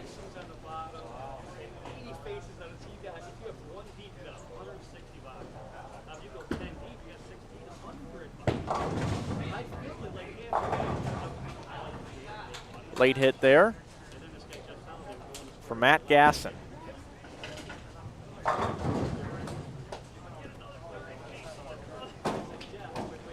Brian Walczek can shoot 190 with his team. He'll come in light, it looks like. So now Cameron Foster will come in to shoot the spare. Aaron Lawrence will come in and throw the fill ball if he converts. Really nice start here for Bowers Bowling Tournaments. They shoot 215.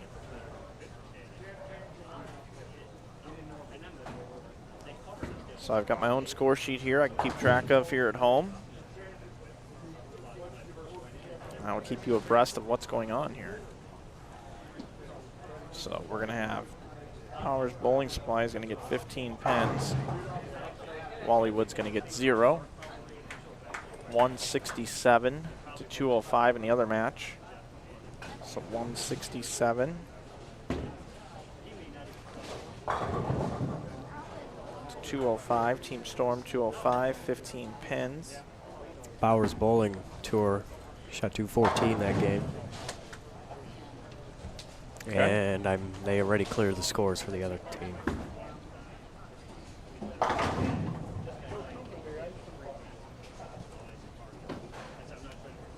Okay, well, we should be getting it as it comes along here.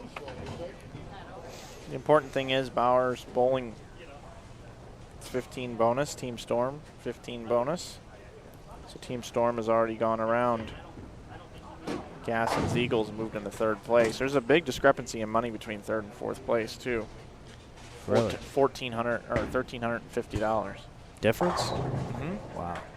Well, because they were going to pay only 3 spots, but they decided to take a 4th. Oh, so they took some money off. So they took some money off the top, yeah. So you can at least get your money back.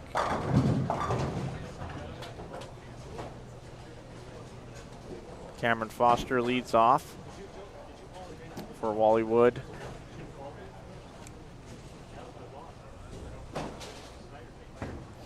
For Young leading off for Bowers. Team, if there was a team that I would have thought about putting in the tournament, so to speak, it would have been the guys from Wichita, the Bowers team.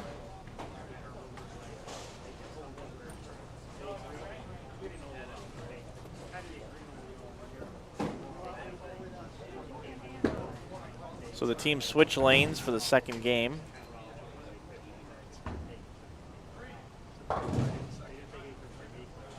It's a pretty good effort at that spare. That's a bad break, leaving in 10. Those are tough spares on this pattern.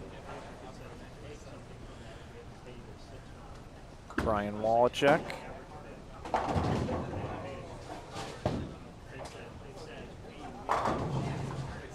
That was a really, really solid shot by Brian. Really opening up the lane. Almost an identical shot by Marshall. Watch him. He's throwing one step. Chris Prather. Looks like he's got a three-step throw, actually, Matt. Yeah. It's a good shot, though. Lanes are curving now, especially in the middles. Still OB. Oh, man. That was rough. Right through the schnoz. Lawrence got the best look on their team. They needed to make sure he's not in a spot where he's throwing at spares. But things can change quickly. In what kind of rhythm and when you're up. It's almost unpredictable. Oh my goodness. Bad break right there for Rob Gottschall. Aguiar even yelled 4.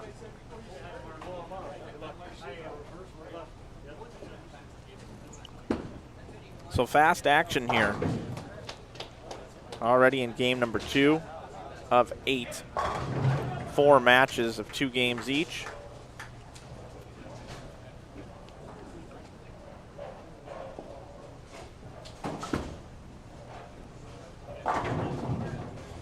Aguiar, bada boom.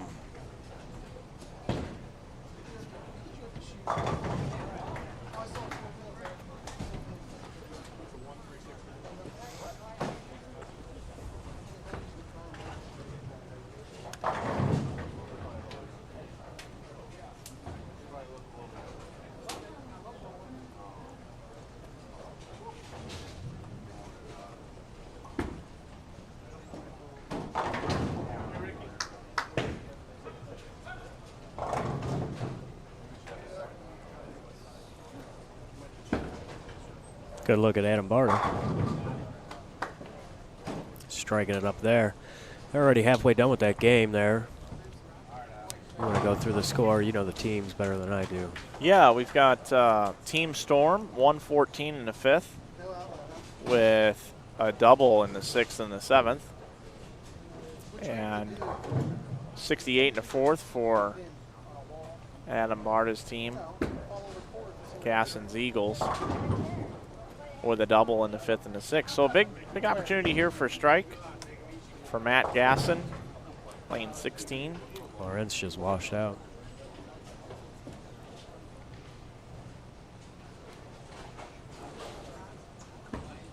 Looking for the turkey. Oh.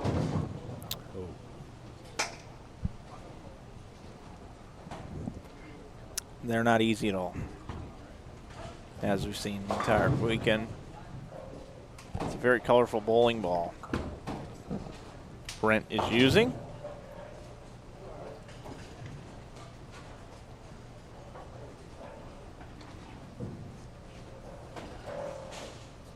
When they move to the other pairs, folks, we'll have 2 camera angles just like this for you when they move over to lanes 13 and 14 and 17 and 18.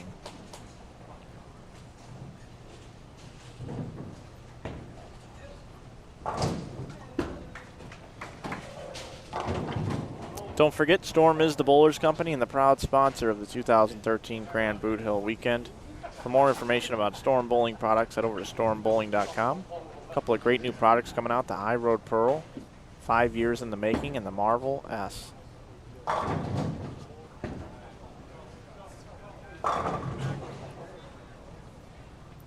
Cameron Foster just ran over the rack for an 8-pin down on 9 and 10. Aaron Lawrence gets to pick up his bowling ball and throw at it.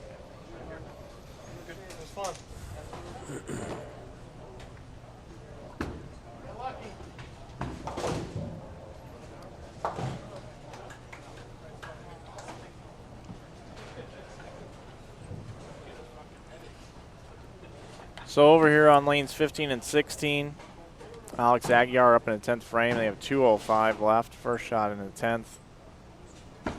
Matt Gasson. Gasson's the Eagles. Now has a spare in the 8th, 118 in the 7th. Max score of 198 possible. If they struck out and Gottschall's team just filled 20, they would get the 15 bonus pins.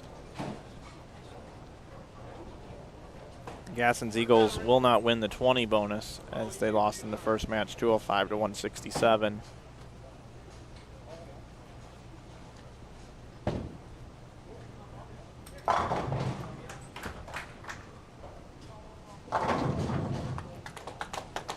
Marshall Kent getting it done. They can get 15 bonus pins here with a double in the 10th frame. That's provided Rick Miller picks this up, and he does. Never a doubt.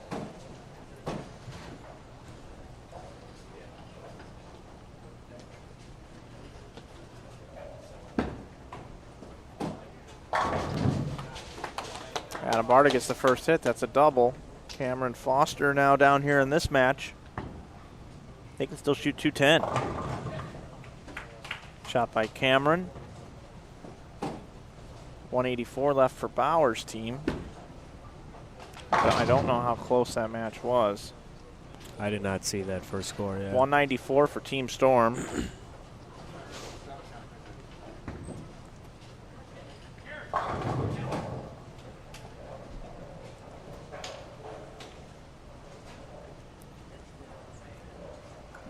This is a big shot right here. And they got it. That's going to be 15 bonus pins with that double. Matt Gasson, great shot. They can shoot 198 if Marshall Kent fills it up. They need 7 to get the 15 bonus pins. I don't know if they were to tie on this, if it would be 7.5 each. I guess it would. Brent Bowers is up. They could shoot 184. It's really fluffing it down there. You know, they're going to be in the 160s now if they cover this up. Possible 210 for Wally World.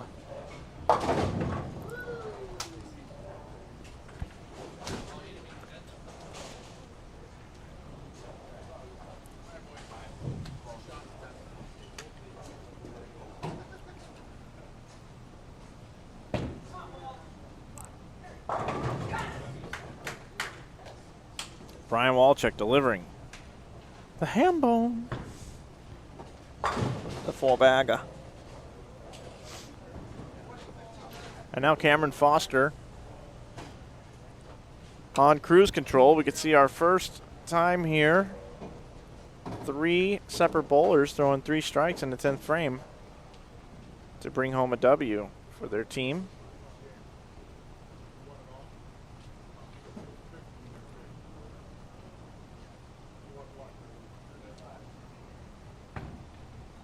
This match must be pretty close. Oh. 209 to 144. With a spare up and Phil still left.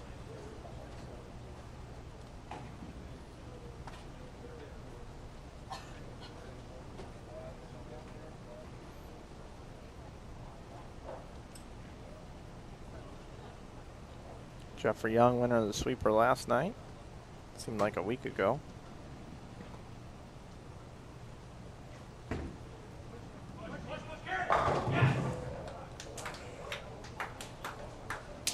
That must have been for the 20 bonus.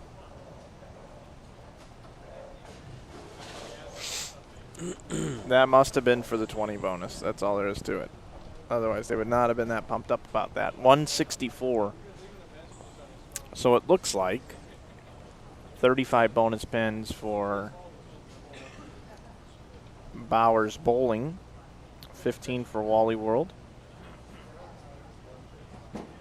Team Storm takes home 35, and Gasson's Eagles takes home 15 bonus pins. Now, we get to switch pairs. We can give you the side-by-side angle if we like.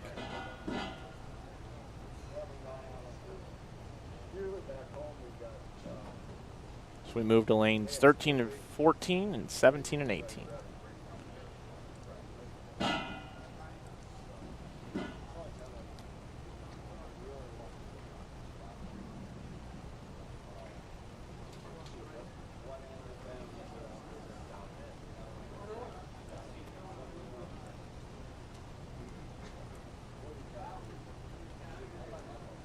Players are moving around, so I have a second here to just thank Woody for the opportunity to come out and be part of this tournament. 4.5 hours from St. Louis, where we're from. Made the drive up on Friday. Set up, streamed Friday night. Right now we got the city of Chicago on their seats of their chairs as they watch the Blackhawks play the Kings. Yeah, in overtime. What are you doing over there? I'm correcting the scoreboards. That looks good. Here we go, much better. Get a look at both matches here. Adam Barta starts it off.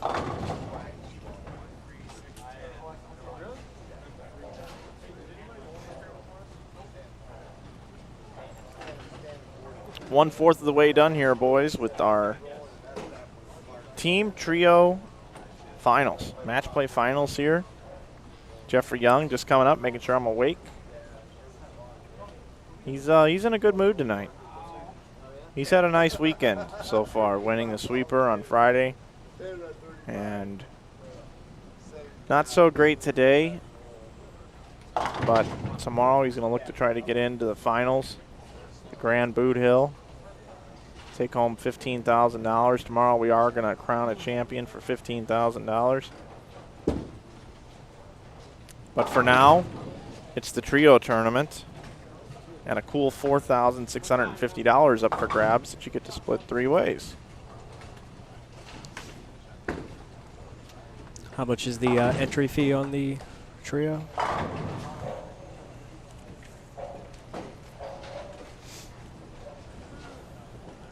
$450 maybe.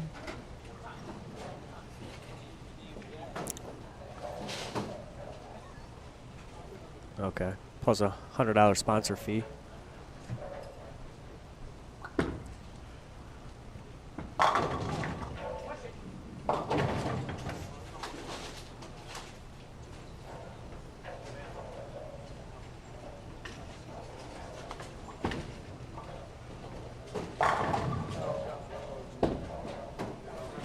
Rick Miller looking good out there with his Storm sink in his hand. You know, it was about time a company came out with a ball that you can just throw the sink at. Yeah. You know, the whole kitchen sink.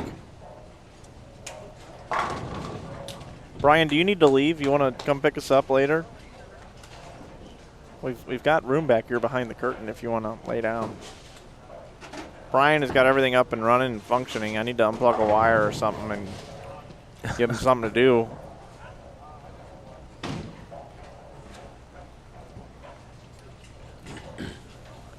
He's getting ready to talk right now. Look at you. Yeah, that's the fastest I've seen him move in the last 3 hours. He says no.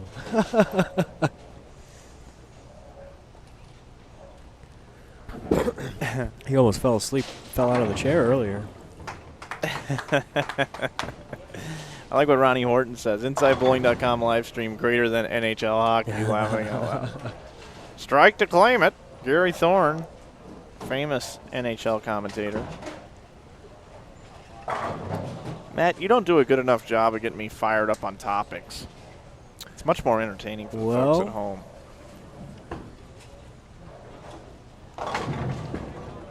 Aaron Lawrence tilting to 5-7. How do you feel about bowlers running shots out like that? You think that should be allowed? I think in an environment like this where, the pattern is this tough, that you can start running a shot out once your ball has traveled 3/4 of the way down the lane. Then you are allowed to get out of your shot and start doing something. Yeah, and if I was a team member of bowlers like that, I would have went the same thing. Because here's what starts to happen. You start thinking about running it out, and you don't hit what you're looking at. And then you're like letting go of the ball and like walking towards the right after you let go of it. And it actually hurts your targeting. So a good rule is to keep the ball in line, stay down till the ball gets to, like Rob Gottschall right there. That was perfect. He kind of came out of his shot once the ball got down to the rangefinders. Adam Barta, same way. You just see that over and over again by the good players. So Wally World is now in the lead at 22-73. Bowers Bowling 22-19. Gasson's Eagles 21-78. And Team Storm 22-29. Woody, I have a question. Did they tie? Okay. 25 bonus pins for Wallywood, 25 bonus pins for Bowers Bowling. They actually tied on total. That's why they were excited for Jeffrey Young getting that strike. So right now, 22-73 for Wally World. 54 pins behind is Bowers Bowling. Gasson's Eagles are another 41 behind Bowers Bowling. Actually, they're not in order anymore. Let me start over. They're not in order. Let me help you out. Let me help me out. Yeah, and the folks at home. Let's start over. Wally World is in first at 22-73. Second is Team Storm, has moved into second at 22-29. Third is Bowers Bowling at 22-19. And fourth is Gasson's Eagles at 21-78. Currently right now, 95 pins separate first from fourth. There, I nailed that one. Good job. Thanks, Woody.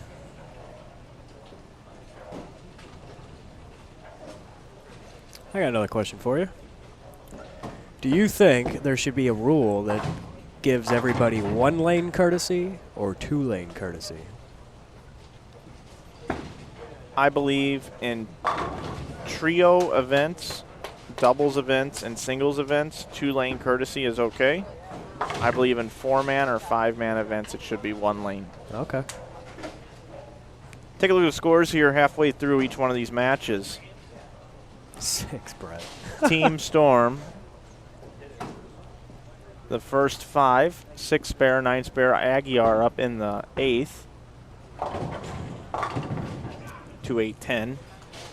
And Bowers Bowling Tournament, 74 in the 5th with a spare up in the 6th. So trailing behind, you see Jeffrey Young. He's playing so deep, we just saw him come in there at the end. And over in the other match, Wally World, 95. Wally Wood, I'm sorry. I keep wanting to call him Wally World. I'm a huge fan of the There's Chevy Chase. interesting here. They're going to have a left-hander shoot the 2-8-10. Oh, that is cool. That's very cool. Yeah, it was close. Oh, Rick almost picked it up. But in the other match here, 105 in the 5th with a triple working for Gasson's Eagles. So a little bit of a landslide in each one of these matches right now. Yeah.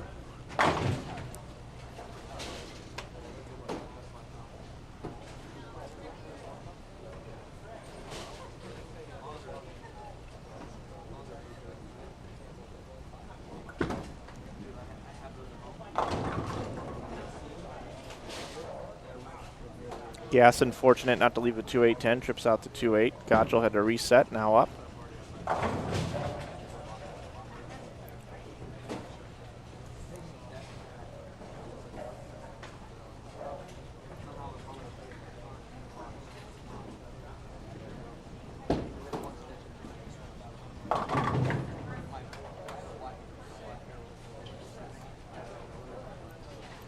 Adam Barta is going to go for the 10-pin on 14.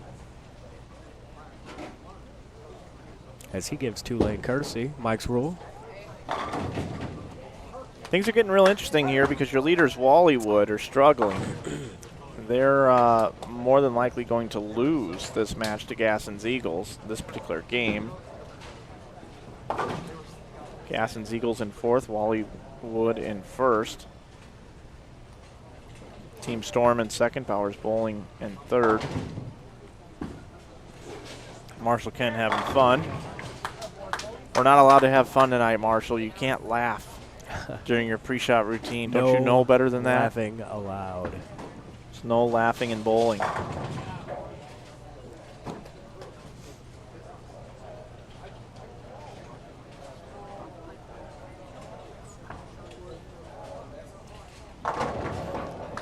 Now, Marshall was a good example there. He stayed down and threw the shot. The ball got to the rangefinders, and he moved out to the right a little bit and showed his team that he was into it. That was about perfect. That was perfect lane etiquette.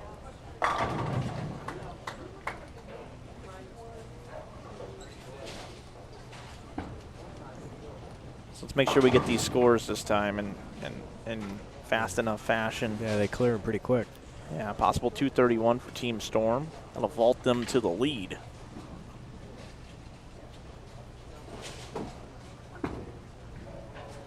Matt Gasson. All right, there's a double for Gasson's team, the Eagles.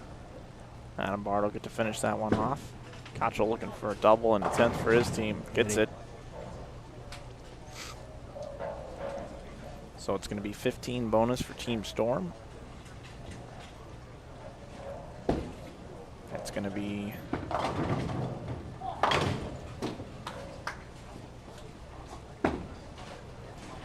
0 for Bowers. And Gasson's going to get 15. Wally World's going to get 0. 232 for Gasson's Eagles. 230 for Team Storm.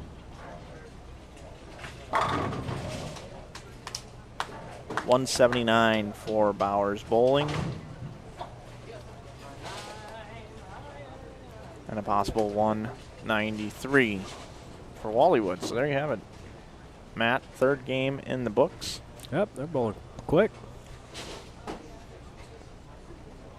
Brett wants to know if he strikes, if they can laugh then. Yeah, it's okay. Got to get that strike first, though.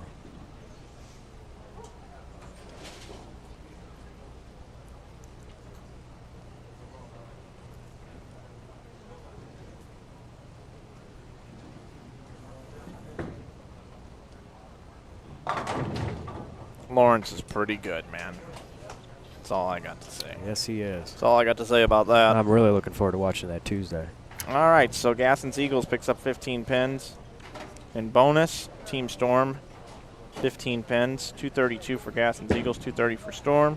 Bowers Bowling, 179, and Wally Wood, 193. So a change in the leaderboard. Team Storm has gone to first. We'll have complete standings here in just a moment.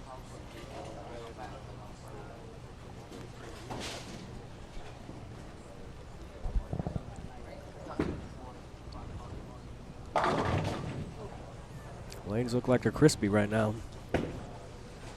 Yeah, everyone's playing deep. Playing about the same portion of the lane, just as long as they don't cut it short and they float it out to the right spot. Yeah, these guys are able to get some strikes. Scores are pretty high right now. And then there's old Rick Miller, who's all by himself over on the left side of the lane.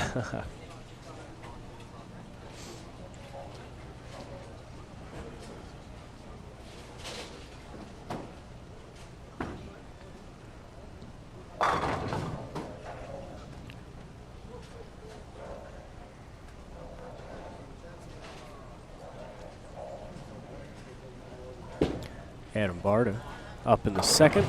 Oh, tough break for, sorry, that's Rob Gotcho.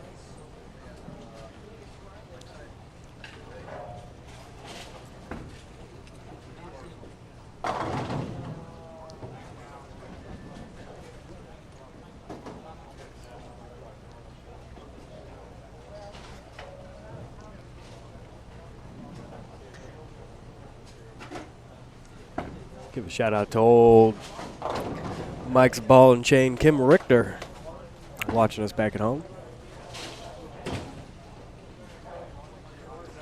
Just out shopping right now. Oh, is she? Yes, she is.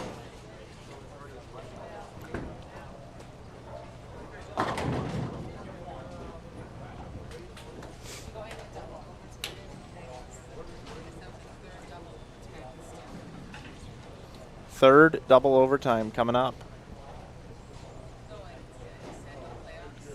this year in the playoffs. NHL hockey going on right now. Ronnie Horton, we know you don't care. This is better than NHL hockey. That's right. We know you said that.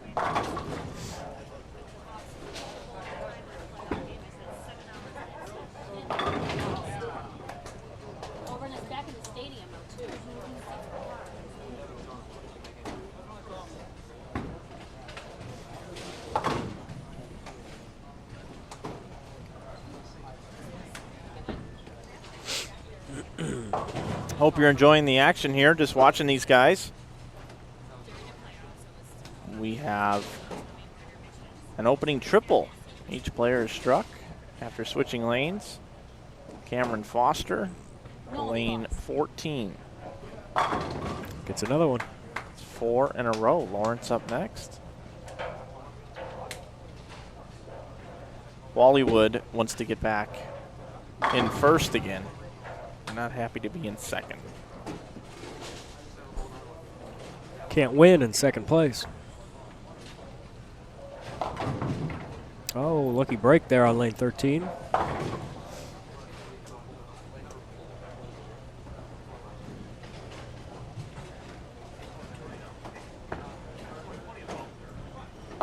Oh, big break for Lawrence.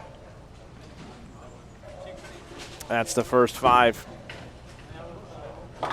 Could we see a Demma scoring system 300 game here, Matt? That would be really exciting. That would be 4 in a row for every guy on the team. Yeah. That's 4 times 3 is 12. Yeah, and 12 times 10 is 300.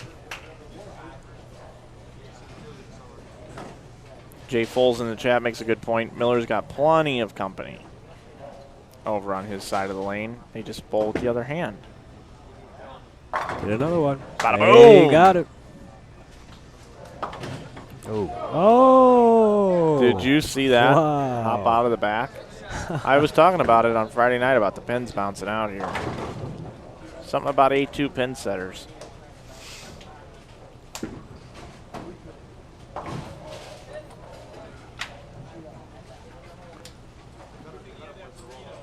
Cunningham says in the chat, what do you think about another format similar to this, except you would have 2 people that are doubles teams, but they have 1 person that just comes in and shoots all the spares. Designated spare shooter. Yeah. That sounds kind of cool.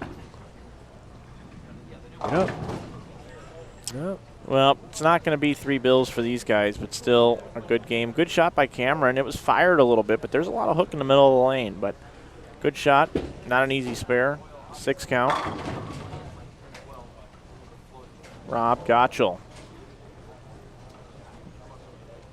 with a strike on the board for Team Storm. That was a nice looking ball. Yeah, Marshall Kent just hanging out, saying, "Don't forget about me, guys. I'm lined up too. He wants to laugh some more. I can play deep."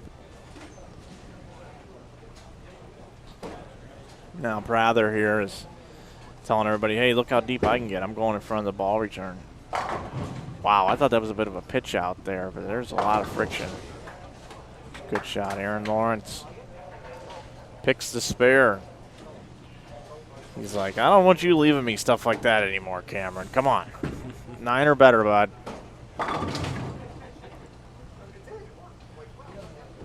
That is something in a team environment. I mean, imagine if you went up and you left something, and then like the guy, he gets to throw at it. Like, what if you leave a big 4? Yeah. You know, you feel bad because you're like, all right, dude, come up and get 2. You know. Yeah. And that's all he does is Yeah. pick up the slop. Yep. It is pretty cool, I will say. It's a good scoring system.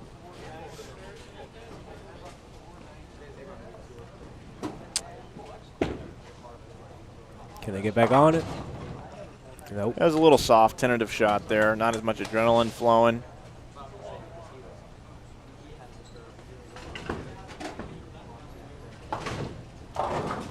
Remember, we got total to think about here as well, as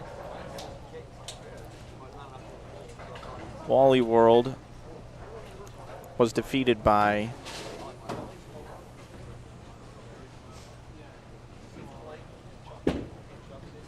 .39 pins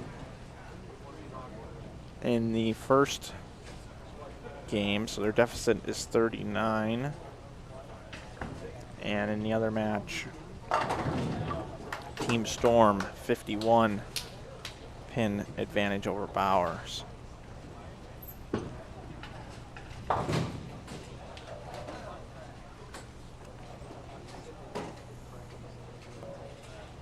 Very fast paced here. Yep, they're getting through this quick.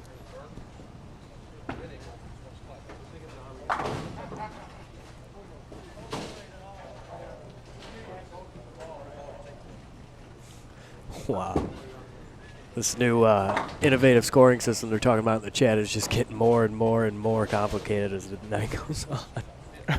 First, they added on here that the opponents get to pick the bowler to shoot the spares. And then Brett goes on to say that it's going to be best ball, where they throw their first shots on opposite lanes, and then the opponents choose which ball that their opponents will throw. Oh, jeez, I know, this is getting right? ridiculous.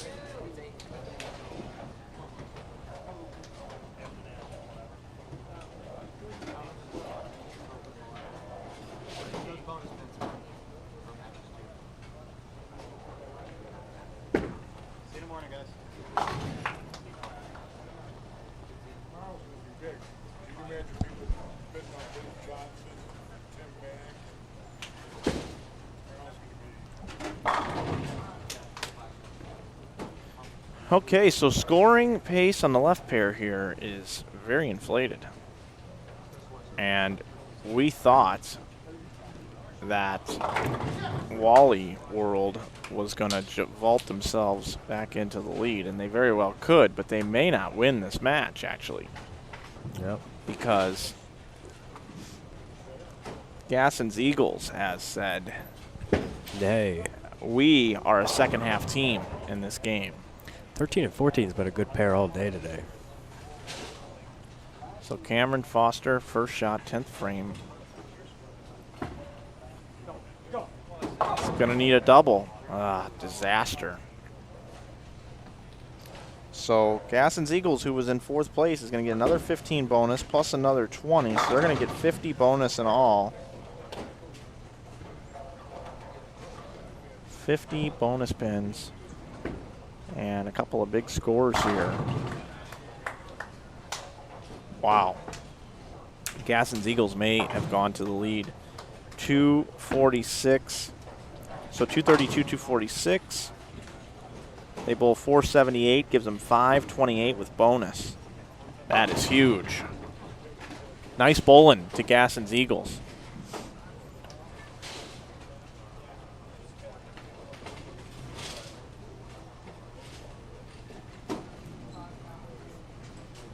Let's go full screen on the right one, Matt.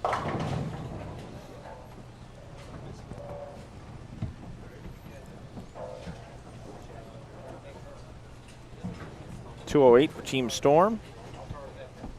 They shoot 438, and they are also going to get 50 bonus pins, which takes them to 488. So Gasson's Eagles will pick up 40 on Team Storm. Team Storm, your leaders. So even though they bowled that good, Team Storm able to pick up 50 bonus pins. There's only 40 pins. You shoot 528, only pick up 40 pins. That's no good. Out of gum? I guess so. Brian wanted some. I had Try, 3/4 of a pack. Try that stuff. So there you have it. Looking forward to seeing these standings coming out. We got another set of matches coming up next, and then our position round match. Yep.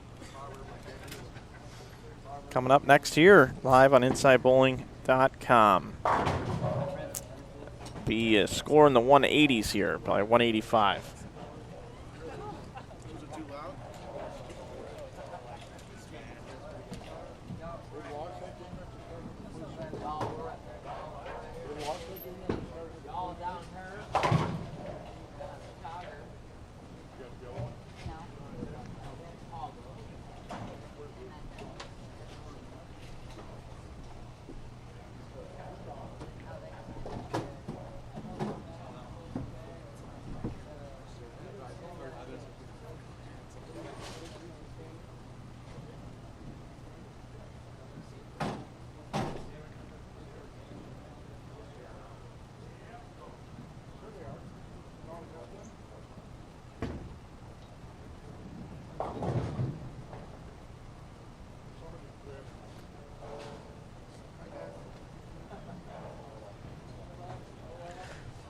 Bowlers have wasted no time getting going here in the third match. You're looking at 9 and 10. They've moved back to the first set of pairs that they were using.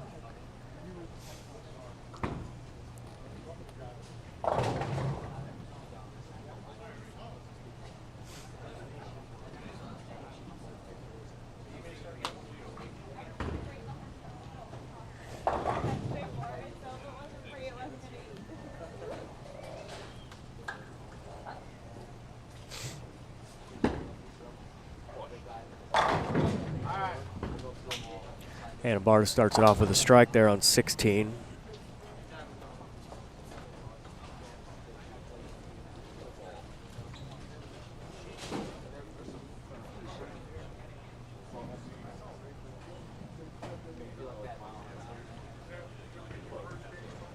All right, Matt Turek, back to our other setup here. Sorry, we don't have quite as good a setup here on this pair, but this will be the last game for that. And our position round game will actually be back to the other set. So as we use the other two pair, Mike Flanagan, Matt Turek here with you. The Grand Boot Hill Team Trio. It's the Storm Boot Hill weekend here. Chicago, Illinois. We're in Addison to be exact. Stardust Bowl. What a nice bowling center. Really is. Management has been around the entire time. Oh, yeah, they've been great to us. Mike mentioned earlier in the day that they greeted us at the door with smiles and anything we needed. Sodas, water, stage, help, ladders. They've been great to us.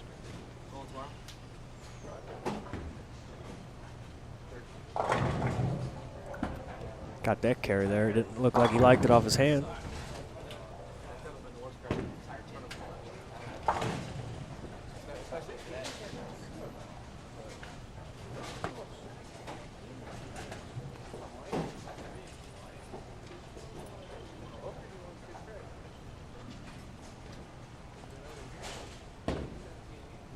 Wallachek. I'm sorry, Lawrence. Getting that X. It's all right. They're teammates. You can call Okay. Lawrence Wallachek all you want. All right. We'll confuse everybody.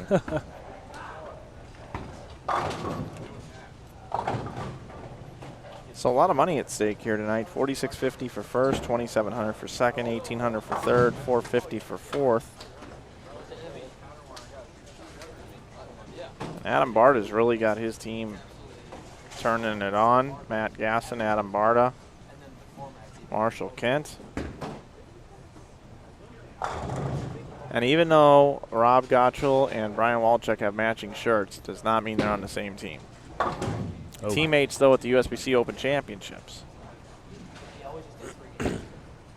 So do not get confused. Plus they're like, I'm not going to drive 10 hours for games. That's how some guys look. I mean, your bowlers are going to be here. But the guys who are you're trying to get here, that you need that extra whatever to get. That could be one thing. But there was more 2 years ago. There was 80 last year. Aguiar, bada boom, drops him there.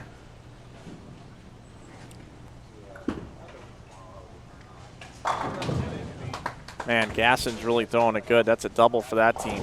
Double 8 spare double for Gasson's Eagles. And Brent Bauer's group here, double open strike. They were bowling 2 O's and 6 O's and working their way through it. And then now the lanes have opened up and the scoring pace has gone up, and these guys have just kind of hung out where they were as these other teams began to figure it out.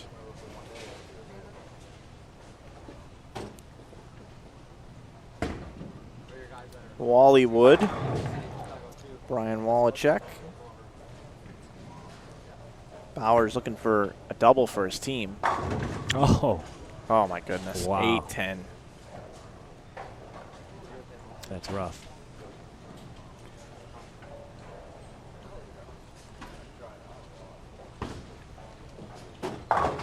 So over in this match, it was a good cover by Gottschall. Lower scoring here, 58 in the fourth, spare up in the sixth. Right now, Wally World is actually taking it to Team Storm halfway through this first game of 2 in our third match here. That thing came flying back.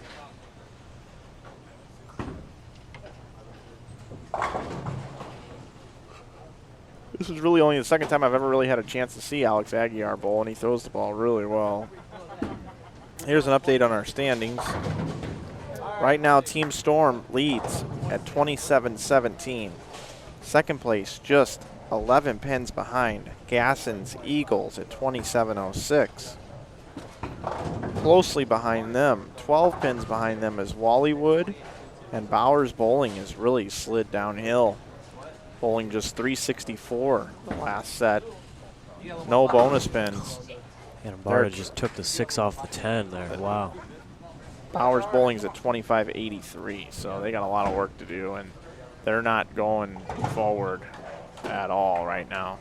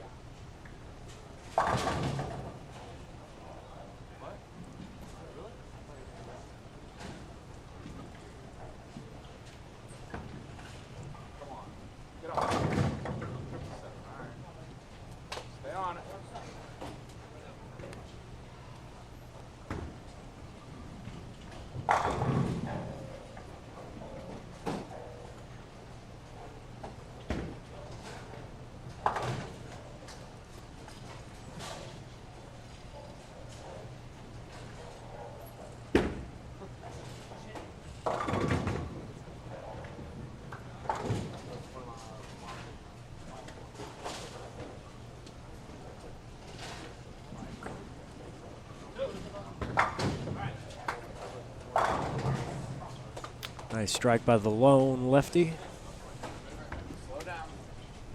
24-pin lead right now in this match between Bowers and Gasson's Eagles. Adam Barta's team, the Gasson Eagles, Matt Gasson, Marshall Kent, 24-pin lead. Barta crosses over. And there's a blower 8 for Brian Wallachek.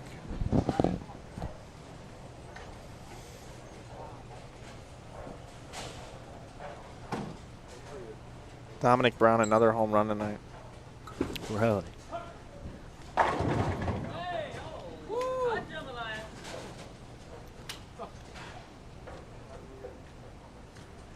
Watch Rob Gottschall here on 10.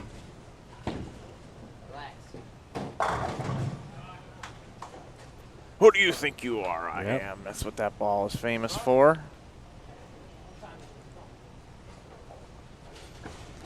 That's right, I did it. I did it. Damn it, right? Get out my pen and paper here, and I'll take a look and see. All these teams are bowling here. Hope you're enjoying this coverage. Been enjoying reading the chat here.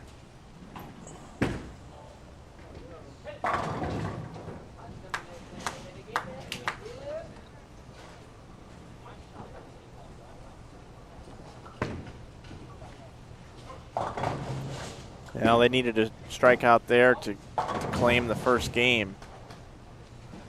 Team Storm, that is, unable to do so. Aguiar through the face. Well, ringing 10. For 191, yeah, in unison. Wally World. Wally World is what I call them. Wallywood is their team name. And Barta can spare this for 183. Oh, sorry. No, 213. 213 for Gasson's Eagles.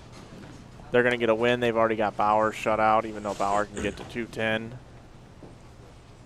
It's going to be 15 bonus for Gasson, 0 for Bauer.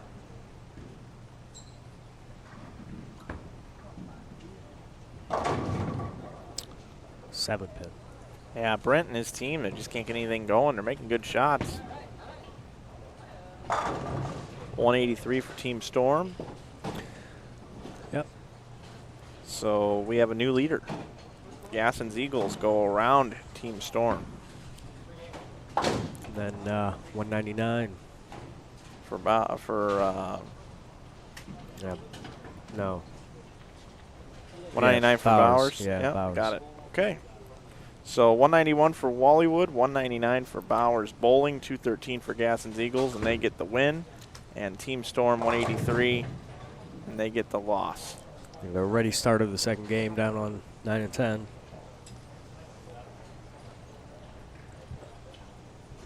Spread out, action is fast. Everybody's itching to bowl.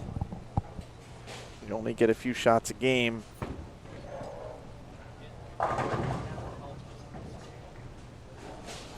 Certainly not wasting any time. Don't forget, after this game here, we'll do a quick calculation. We'll do a position round. We'll do it all over again. Then we will sign off for tonight. Come back tomorrow for 2 more rounds of qualifying for the Grand Boot Hill, and then the finals tomorrow night. We'll crown a $15,000 champion. Wow. Can't believe that ball got back. I know. He is in fuego with his ball reaction right now. Lawrence is really throwing it good right now.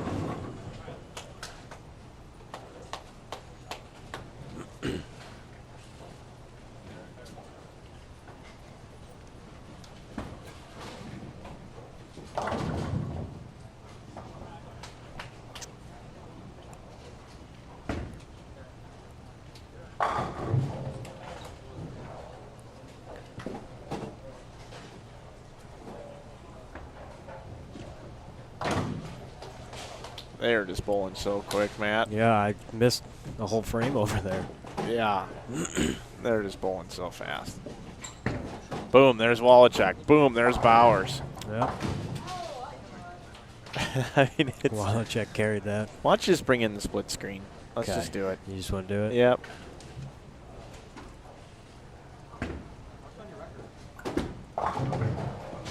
There you go. It's not pretty, but Now I can stand. yeah, there you go.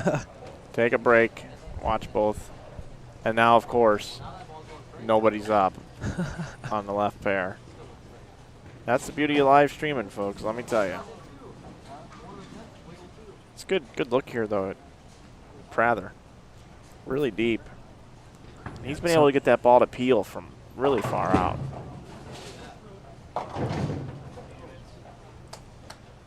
That's why nobody was up on the left pair. Okay. I was like, why is that banner there? Oh, man, barred a tough break.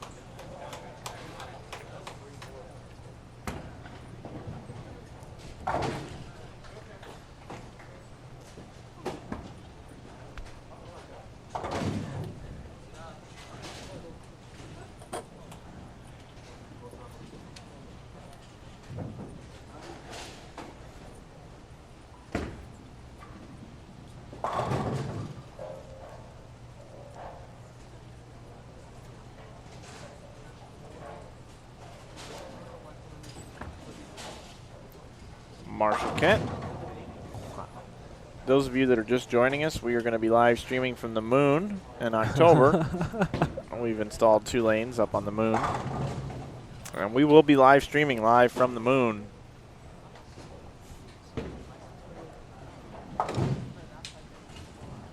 We will be there with Mythbusters. See if the bowling balls will stay on the lane and not float into the galaxy. Well, there is gravity on the moon. Although, if you were loft in the cap, I think it might just bounce down the lane. Yeah, at that point. it might bounce off the moon. Yeah.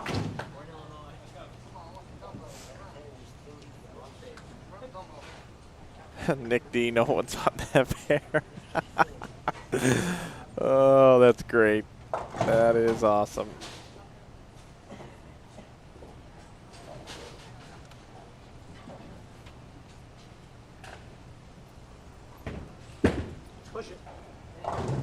Wow. Look Man, at he Rick is just Miller. hooking the whole lane. And striking. Like it's nothing. Oh, he is.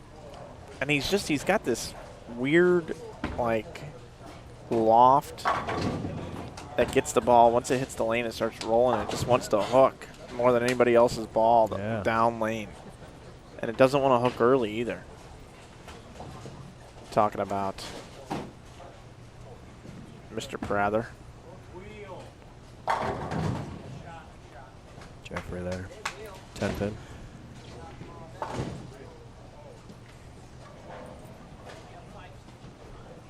I think the key to bowling good in Woody's events is being short. We saw Jeffrey win yesterday. And today we saw Jeff Fair win.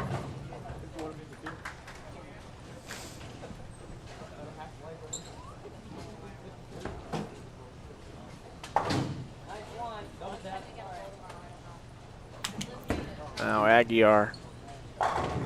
Now that was a perfect shot by Aguiar. He rolled it right over the right rangefinder. He did. It was perfect. You know what I've not seen this weekend? What's that? Deadwood. Yeah, a couple. Not many, though. Have there Very been? little. I Very haven't little. caught any of them. The racks are in specs. They have a great maintenance program here. Their bowling center. Rick Miller. How you doing? How you doing? Look at this. Look at this. Wow. Oh, man. Wow. That is impressive. I know a guy back home in St. Louis that can loft the ball a little bit and create reaction once in a while, too. Who's that? Sitting up here in the booth? Not like that, though. Oh, yeah, you have. I like to I've I like to pretend like I can. You can do that. Now Brian's finding a trash can to barf in.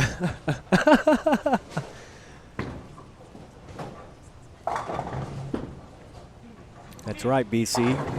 His name is Mike Flanagan. BC. Yeah, Brett Cunningham. Oh. Got the BCs in the chat.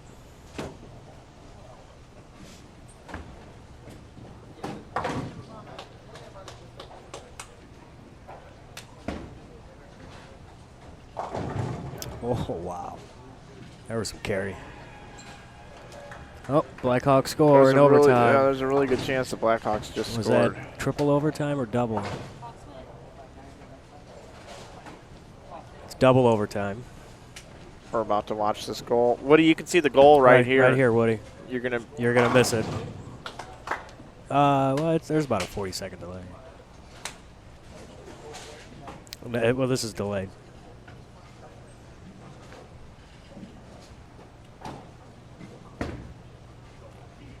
I don't know what they're so excited about. Here. I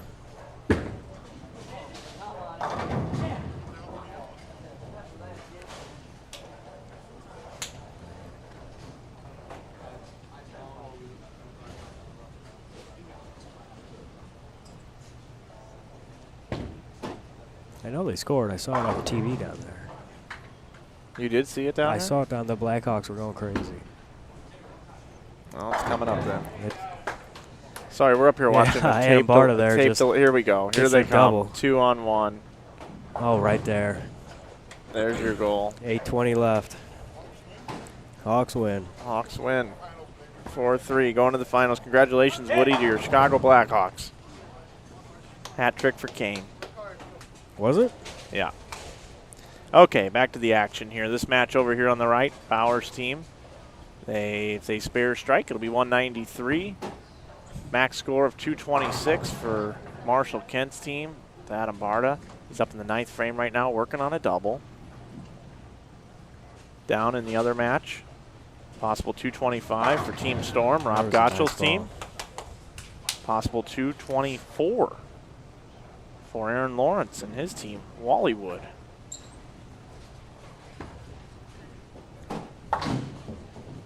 Where's the 7 at when you need it? Yeah, no kidding. Well, that's bad news for Gottschall, missing that spare. 213 for Team Storm. They're going to lose. Great shot, Matt Gasson. It's been hot all night. Lawrence with a huge shot, 224. They can bowl now. Oh my God. he gave up on it. And 9 pin. 192 for Bowers. They're not going to get bonus there. Oh. That's all right. Still, Gasson's team is going to get the bonus. Going to pick up 50 bonus. So Gasson's Eagles are going to go to the lead. And Wallywood 224. They're going to get 50 pins. So it looks like it's going to be Gasson's Eagles in first. Wallywood will be in second, Team Storm in third, and Bowers will be in fourth going into our position round.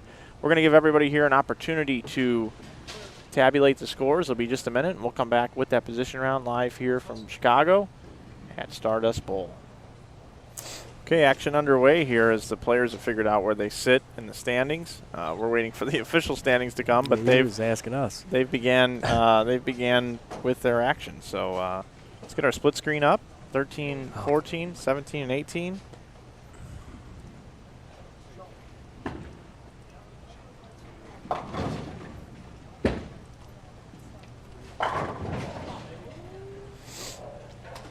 So here we are. This is it right here. Position round, 2-game matches. Mike Flanagan, Matt Turek here with you. This will be the end of our coverage here, these 2 games, and we'll be back tomorrow morning to greet you as we focus on the main event tomorrow. It's the main event all day tomorrow. We've got qualifying squats at 9 a.m. and 1 p.m. And then we will be here in the evening to crown a champion. Trio tournament here tonight. A lot of money at stake. $46.50 for first, $2,700 for second, $1,800 for third, $450 for fourth.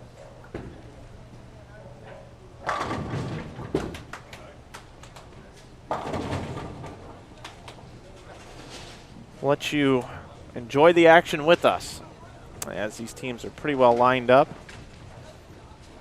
And really the attention is to be focused on your left pair here on your screen.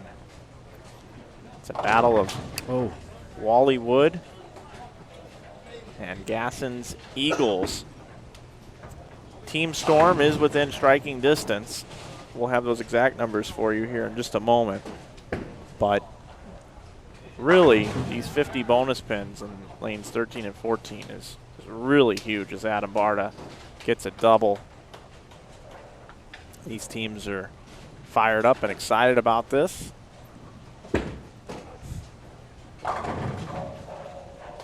And I've been really impressed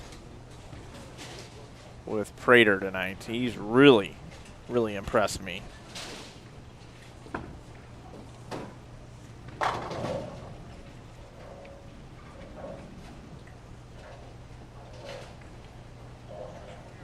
Chris Prather from Milton, Florida.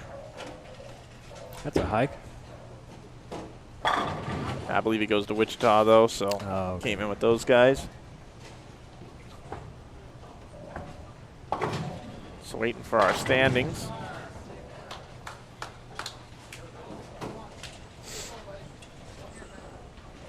Looks like they're coming with them right now. It'd be funny if there was a discrepancy. They had to bowl all over again. Don't say that. We want to get out of I here. was just kidding. So here's your standings right now. Ooh, it is closer than I thought, guys. Gasson's Eagles is at 31.81.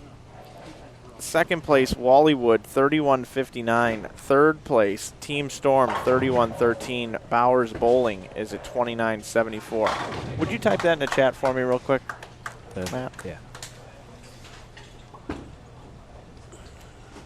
So, yeah, it is tight. And we just saw Team Storm open up with the first 4. Rick Miller comes in light, easy spare. So Team Storm needing to shoot some big scores. 50 bonus pins at stake, while the other 2 beat their brains in down here on 13 and 14. Wallachek with a Bird Dog Messenger needed that with 2 opens in that game already. Adam Barta's team, Gasson Eagles, Matt Gasson, Adam Barta, Marshall Kent in control of this first game. Looking for 5 in a row. He's got it. Adam Barta, 5 in a row. These guys are feeling it. And they are bowling good right now.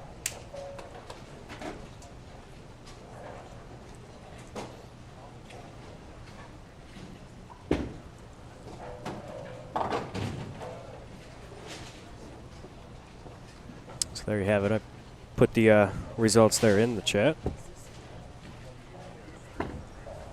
of our position round, or heading into our position round, I should say. Holy cow, they're done already? Done? Well, I mean, with the game. Well, Oh. yeah. I mean, it's. What are you talking about? here? Never mind. I'm looking at the wrong pair. It's getting late, folks. It's getting late. Yeah, it's getting late. Here's Marshall Kent right now, though. Marshall Kent's up on lane 13. Bada boom. Look at Nice this. ball, 6 nice in a ball. row. 290 max score. Coming out with a statement. Gottschall and his team still have 277 left, and now Gottschall making some noise for Aguiar. So it's just a matter of when somebody's going to make a mistake here. It is very close. Great shot by Aaron Lawrence says, hey, you know what, buddy? We're not going anywhere. We are Wally Wood, and we are right here. And wow.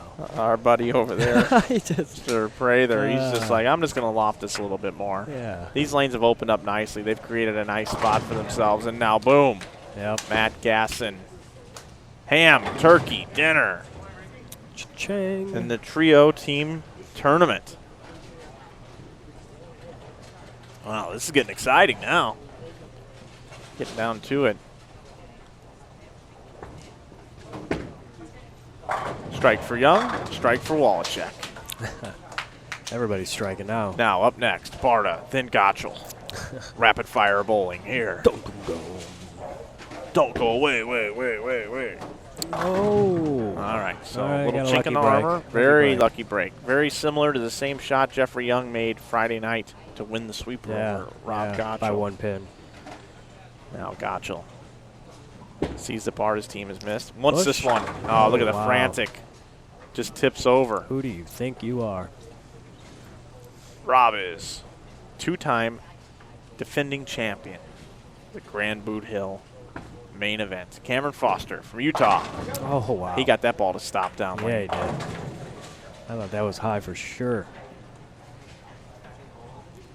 Very, very exciting stuff here.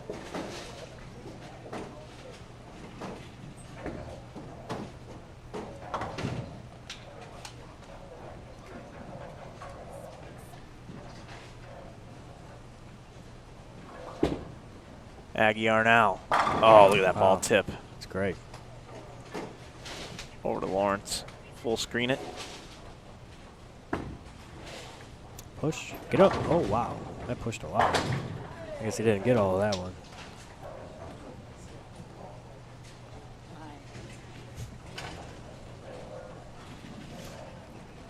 So now possible 277 for Team Storm.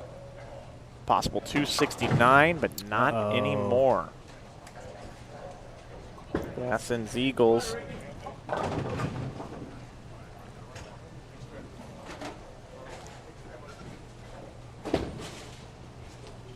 So Team Storm can still shoot 254.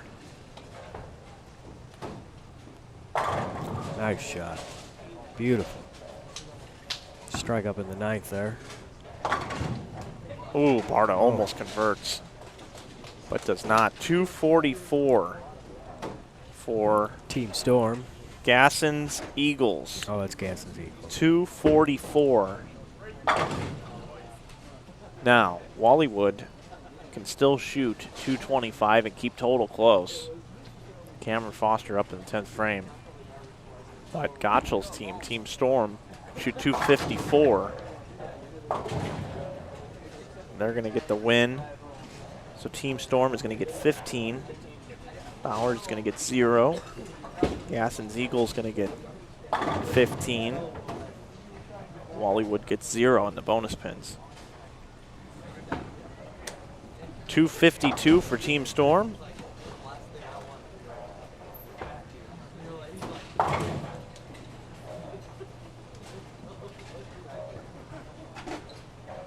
So 244 for Gasson's Eagles, 252 for Team Storm.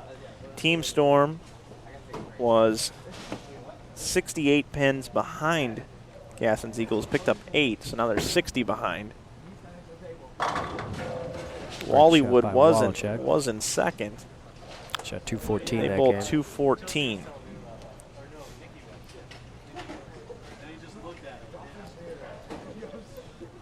And Bowers. Yeah, it's already gone. That's okay. We're really watching these three teams.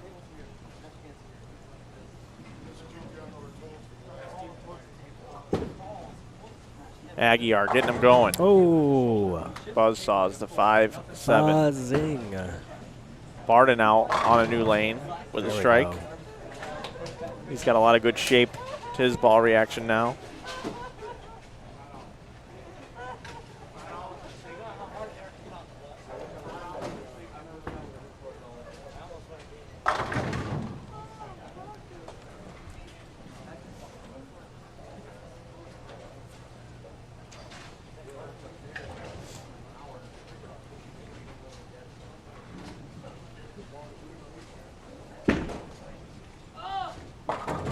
Oh. Yeah. When you're covering that much of the lane.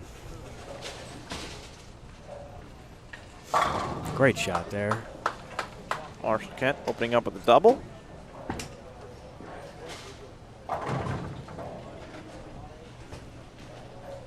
Remember the Gassens Eagles came into this leading. Bowl 244 the first game. Did get the 15 bonus pins. Adam Barta, Marshall Kent, Matt Gasson. Second place coming in was Wallywood. They bowled 214, did not get any bonus. Brian Wallachek, Cameron Foster, Aaron Lawrence. And over in the other match, Team Storm, Rob Gottschall, Rick Miller, and Alex Aguiar. Only against Brent Bauer's team.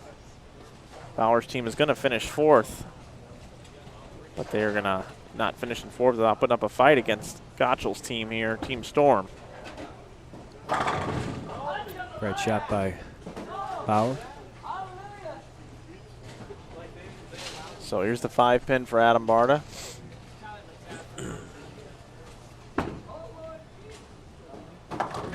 He was a little worried about that. He was. He missed one, I believe, to not take over the lead at the Peterson last year. Oh. Team Storm, 2-4-8-10 for Aguiar.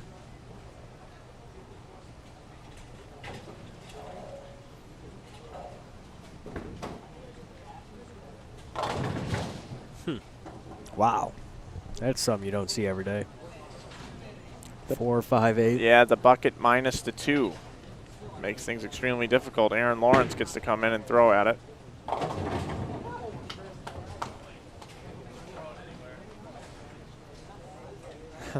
Prather just said I can throw it anywhere.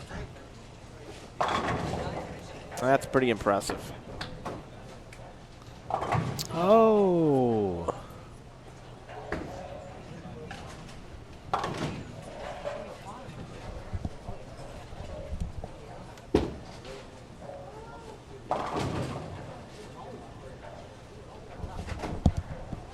So Wally Wood right now. Strike, open, open. Gassens Eagles clean through 4. Team Storm, strike, spare, open. Gottschall can't roll a 4-pin. It's really shaping up to be Gassens Eagles night tonight.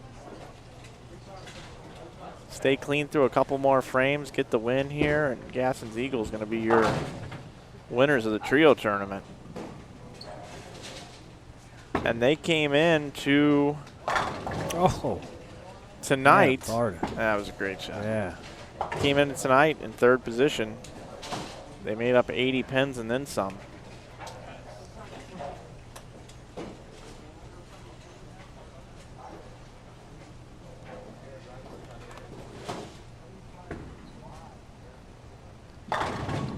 Oh, lucky break there, taking out the 9.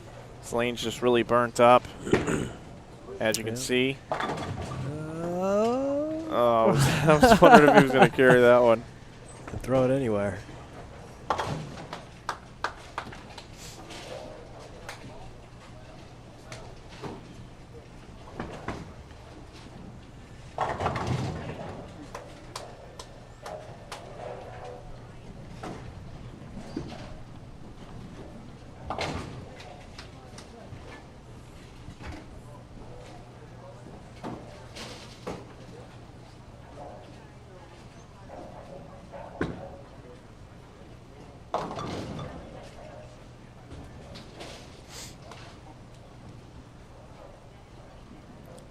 Wallachek now up on 13 here in the 6th frame, working on a spare.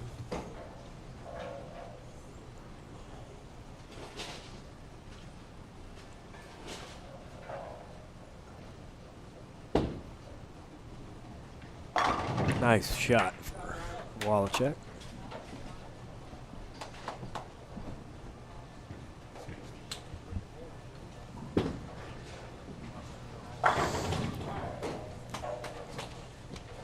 Second place still up for grabs. Remember, there is a difference in payout. $46.50 for first, $2,700 for second, $1,800 for third, $450 for fourth, and that's going to be Brent Bauer's team. A lot of bowling tonight for $450. Yeah, I'll say. But that's what happens when you come to an elite event like this with great players. Now Aguiar's moved in front of the ball return. We're going to see what he can do here. See if he can light him up with his lights out. Wow. Oh, that angle, man. I thought that was going to go in the ditch. I mean, he's hooking it. That is dirty.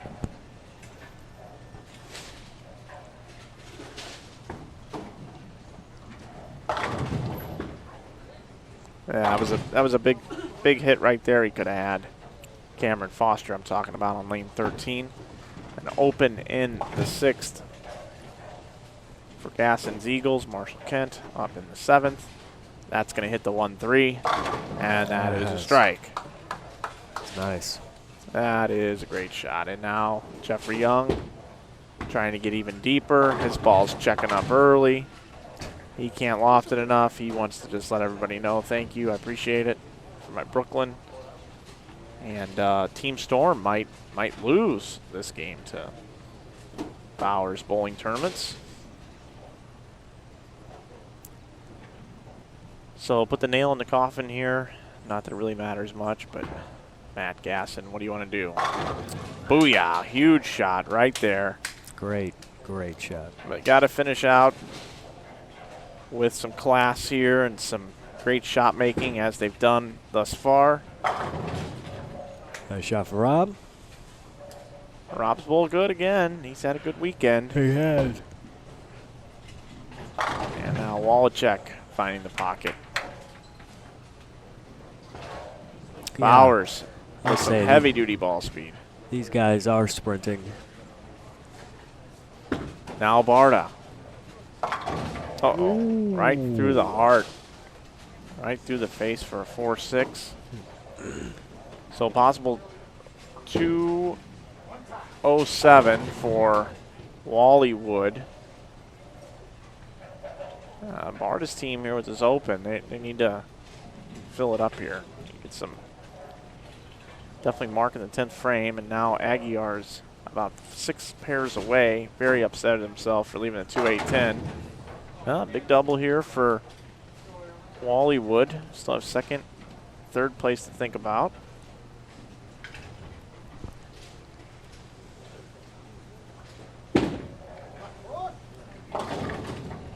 Oh. Wallywood came into this 46 pins ahead of Team Storm, but after the first game,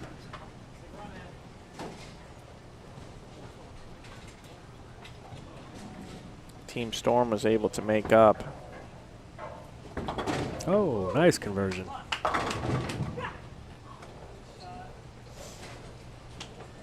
$53.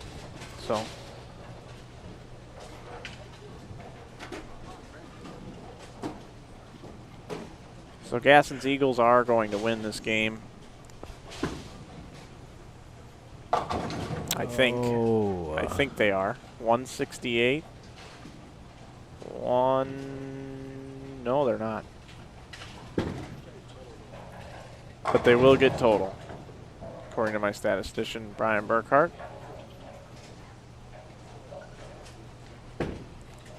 Team Storm is not going to beat Bauer's team. So, yeah, right now we can go ahead and officially announce that our winners tonight of the trio tournament is Gasson's Eagles. It's Adam Barta, Marshall Kent, and Matt Gasson. I'm going to go down with the wireless mic. I'm going to interview him, talk to him a little bit.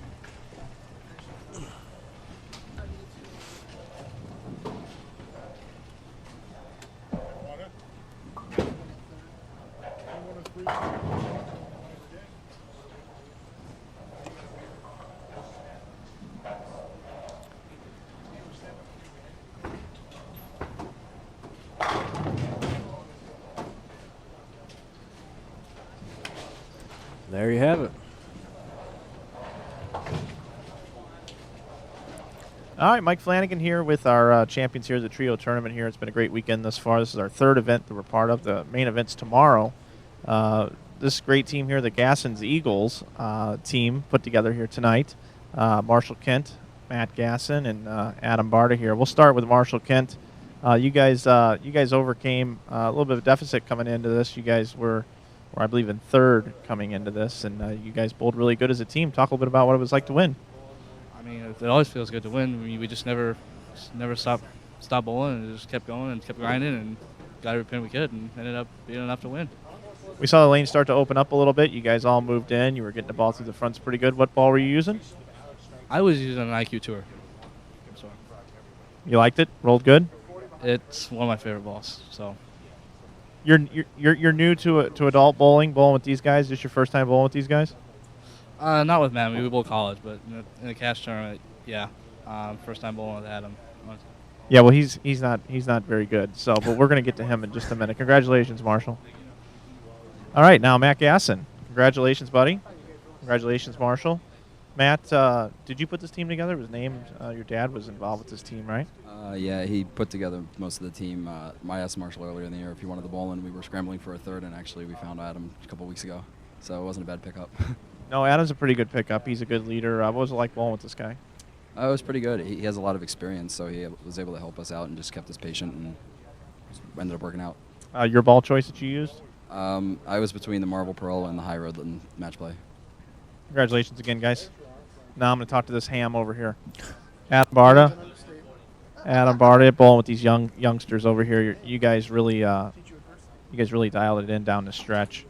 What was it like bowling with these two young guys? These guys are superstars. I mean, they're both great bowlers. They know how to play the lanes. They're awesome. I mean, to be that young and to be that talented is scary. So Marshall thinks I'm 47 years old, and Matt guessed 41. So me being 33, that doesn't make me feel too good, but that's okay. I'm just more experienced, I guess.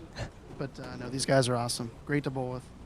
I like seeing you guys high-fiving. It was very close there for a while, and you guys really put the pedal to the metal this last game in position round. Adam, a couple people for you to thank as well. Hammer Bowling. I know that Storm doesn't want to hear that, but Hammer Bowling for sure. NABR ranking is my brother Pete. The website. My Barta Nation back home, I'm sure some of you guys are watching there. Thank you guys for all your support. And Mike Flanagan and all these guys obviously love your support as well. Keep watching. It's a great thing. And my wife back home, and I'm sure she's laying next to my 11-month-old son, Blake Weston, and all the rest of my family and friends back home. Thank you. And, of course, Logan is here. Logan, you want to come up for a second and celebrate this victory with Adam here? Logan, are you proud of this guy for being able to win yet another tournament? Yes. Here he is, the one-word answers. I love it. We were doing that earlier. Yeah, how about a hand hug? That's it right there. You got to show both sides, though. There you have it. I'm here with the champions tonight, the Gasson's Eagles. Congratulations again to these guys. Back to you, Matt. Thanks, Mike. There you have it, Gasson's Eagles, champions. And that will conclude Saturday's day of the tournament. It was day 2 here at the Grand Boot Hill weekend. Excellent bowling for both days, especially today. Got through 3 different types of events today, Mike. Had a sweeper in the morning, a qualifying round after that, and then a trio tournament. Yes, we did. It's been great action today. We're ready to get out of here. We want you to join us tomorrow. We want to thank everybody for being with us today. But tomorrow we'll get started at 9 a.m. tomorrow. It's the Grand Boot Hill. We're done with the sweepers. We're done with the trio. Time to focus on this $15,000 payday guaranteed right here. We've been looking at the pamphlet all weekend, and it's not too late to come down here and be part of the Grand Boot Hill. Still taking entries. Special thanks to Storm Bowling Products sponsoring this event. You see it right here, the pamphlet. I told you I had it. It's been a long day here. It's been a fun day, though. I want to thank everybody for sitting in, being part of our broadcast here internally. We want to thank the folks here at Stardust Bowl. The owners are still here. They were here since the beginning of the day. I want to thank Matt and Brian for all their hard work. For everyone here, Woody Demma and his entire tournament crew, I'm Mike Flanagan, Matt Turek, Brian Burkhart. We will see you tomorrow morning. Thanks for joining us for our broadcast tonight.